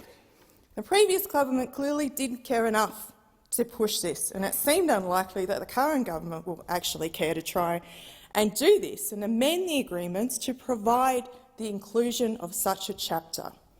And since the parliament has not cared enough to set up an inquiry into the potential benefits of Indigenous inclusion chapters, we don't even know what we're missing out on, because we haven't even asked the question. We've had our land stolen, our cultural heritage destroyed, and now there's been a recent rise in companies who are using native ingredients, the First Nations botanicals, marketing themselves as First Nations companies and making huge profits, but the profits are not going back to the community. These profits are actually sitting in a select few. Often they are run by whitefellas, and they're stealing and capitalising on our knowledges. We need an Indigenous inclusion chapter that is actually going to place First Nations businesses at the heart of that. Thank you, Senator Cox. Senator Billy. Thank you, President. On Monday last week, I was pleased to attend the Australian Government's Building Community Forum in Hobart, followed later in the day by the Hobart Jobs and Skills Summit. I was joined at the Jobs and Skills Summit by my colleague, Senator Brown, and Member for Lyons, Brian Mitchell. The Assistant Treasurer and Assistant Minister for Competition, Charities and Treasury, Dr Andrew Lee, attended both meetings. Unlike the previous government, the Albanese Labor government has been listening to and consulting with a broad range of stakeholders on issues confronting Australians. The Hobart Jobs and Skills Summit was one of over 100 across Australia, including 3 in Tasmania, that fed in from local representatives of workers, businesses, training providers and other stakeholders to the National Summit in Canberra. Tasmanian summits have also been held in Launceston and Devonport. Hobart Building Community Forum was the 6th across Australia to hear from Australian charities and not-for-profits about the challenges they are facing as well as where they are finding success. It's refreshing to have a federal government, a federal Labor government, that is ready and willing to work with Australian charities rather than trying to gag them, restrain them and bury them in red tape. This government is a friend of charities, and the decade-long Liberal war on charities is finally over. The 100 representatives at the forum came from charities of all sizes and across a range of causes, including religion, environment, education, health, including mental health, poverty, homelessness, disability, public interest journalism and even animal rescue. Many had suffered through the pandemic, with donation revenue falling and struggling to re-engage disengaged volunteers, while demand for their services went through the roof. We heard from charities that regulation or red tape was a big issue for them, as was funding certainty. While the previous government dragged its feet on fixing Australia's outdated charity fundraising laws, and you might remember I worked with Dr Lee on pressuring them to adopt the recommendations of the Senate inquiry I chaired to relieve charities of this $15 million a year red tape burden, I was pleased to hear Dr Lee say the government will be looking at reporting requirements for grants and will provide longer funding agreements so organisations can focus more of their resources on service delivery. We also heard from charities that they would like more support to engage and recognise volunteers and to achieve deductible gift recipient status. So I'd just like to thank everyone who attended and contributed to the forum, and Dr Lee for his consistent work over many years consulting with and acting on the needs of charities. Now, later in the day, the same day, the Jobs and Skills Roundtable, hosted by Dr Lee, Mr Mitchell, Senator Brown and myself, heard from more than 70 business, union, civil society and education leaders from across Tasmania. Among the feedback we heard were calls for incentives for businesses to host apprentices and the need to address the discrepancy between Tasmanian and mainland wages, a phenomenon known informally as the Tassie leisure tax. The lower average wages paid to Tasmanians provides an incentive for Tasmanian workers to leave for mainland jobs, but little incentive for in-demand workers to move to Tasmania. Attendees expressed fear over the risks the gig economy and labour hire currently poses to secure, safe and well-paying work. There were strong expressions of disappointment over the previous government's gutting of vocational education and training, particularly TAFE, and there was broad agreement that TAFE needs to provide the skills Tasmanians need in a changing economy. We also heard that there is a need to rethink how our education system delivers career education to young people. We were told that migrants need a simplified system for their overseas qualifications to be recognised in Australia. Sometimes skilled migrants are caught up in red tape, and this causes them to end up unemployed in a sector unrelated to their qualification. Also discussed was the need for housing and infrastructure supply close to where there is demand for work. All in all, it was a collegial and productive discussion, and the outcomes of that discussion, along with many others throughout the country, were fed into the National Summit in Canberra. So once again, I'd just like to thank all the participants for coming together for such a broad-ranging conversation, and for Dr Lee for being there for both forums and facilitating the Building Community Forum, because these events show how the Albanese Labor government seek to listen and consult with the Australian community. It shows that we will bring people together, not divide them. It's a stark contrast to the politics of division practised by those opposite when they were in government, and which they continue to practice to this day. Thank you, Senator Billick. Senator D. Smith. Thank you, President. We marked Vietnam Veterans Day on the 18th of August, a solemn occasion on the anniversary of the Battle of Long Tan that honours the service and sacrifice of the many thousands of Australians who fought in Vietnam. One of them was my father, who served with the 7th Royal Australian Regiment. I was proud to observe the occasion by attending a wreath-laying ceremony at the RSL Wanneroo, near my electorate office in Perth's northern suburbs. This year's commemorations also coincided with the 60th anniversary of the Australian Army Training Team Vietnam's deployment. This was the first Australian contingent to set foot in South Vietnam and the last to leave. Today I wish to share some of the history and to honour their service of this most highly decorated Australian unit, one of the most highly decorated units to serve in any conflict. The unit first arrived on the 3rd of August 1962, originally numbering 30 men made up of a mixture of officers, sergeants and warrant officers under the command of Colonel F.P. Ted Sarong. It was informally known as the Team, and 1,009 men served with the unit over its decade of operation, 998 of them Australians and 11 New Zealanders. The team provided training and leadership to South Vietnam forces, giving instruction in jungle warfare techniques and technical areas such as signals and engineering. For its first 2 years, it was deployed on operations as observers only, providing advisory support in the field without the authorisation to engage with the enemy. This was unsurprisingly impractical, as they were often caught in ambushes without the right to defend themselves. In 1964, these restrictions were lifted, thrusting the team into some of the fiercest fighting of the war. The first member to be killed in action was Warrant Officer Class 2 Kevin Conway at the Battle of Nam Dong on the 6th of July 1964. 33 men in the unit would eventually give the ultimate sacrifice of their country, and another 122 were wounded. For many in the team, service in Vietnam was an isolating experience. They often worked alone or in pairs in small advisory teams which served with Vietnamese units. Their dispersal meant Australia had a country-wide presence, and with it the ability to assess the situation well beyond the borders of provinces in which most Australians served. The difficulty of their task formed part of their identity, with the unit motto being "Persevere." In the foreword to the book The Men Who Persevered, an account of the team's role in Vietnam, team veteran Major John Hartley provided this description of their experience and their service. A unique quality of the team was its varied and frequently changing function. Certainly there was a training element, but members also led units, advised all manner of Vietnamese officers and officials, served on headquarters and determined policy. They were closely involved with regular and irregular forces, with special forces and Cambodians with combat support and combat experience and service support units. At one time or another, they were deployed individually or in small teams to almost every province of South Vietnam. Despite their small numbers, they remained the Australian face in the memories of many Americans and Vietnamese who also served in that conflict. When Australia and American forces began to withdraw from Vietnam, the team's operations reverted back to their original task of training, providing South Vietnamese forces with vital preparation. The last members of the Australian Army Training Team Vietnam would withdraw on the 18th of December 1972, the last Australians to leave the conflict.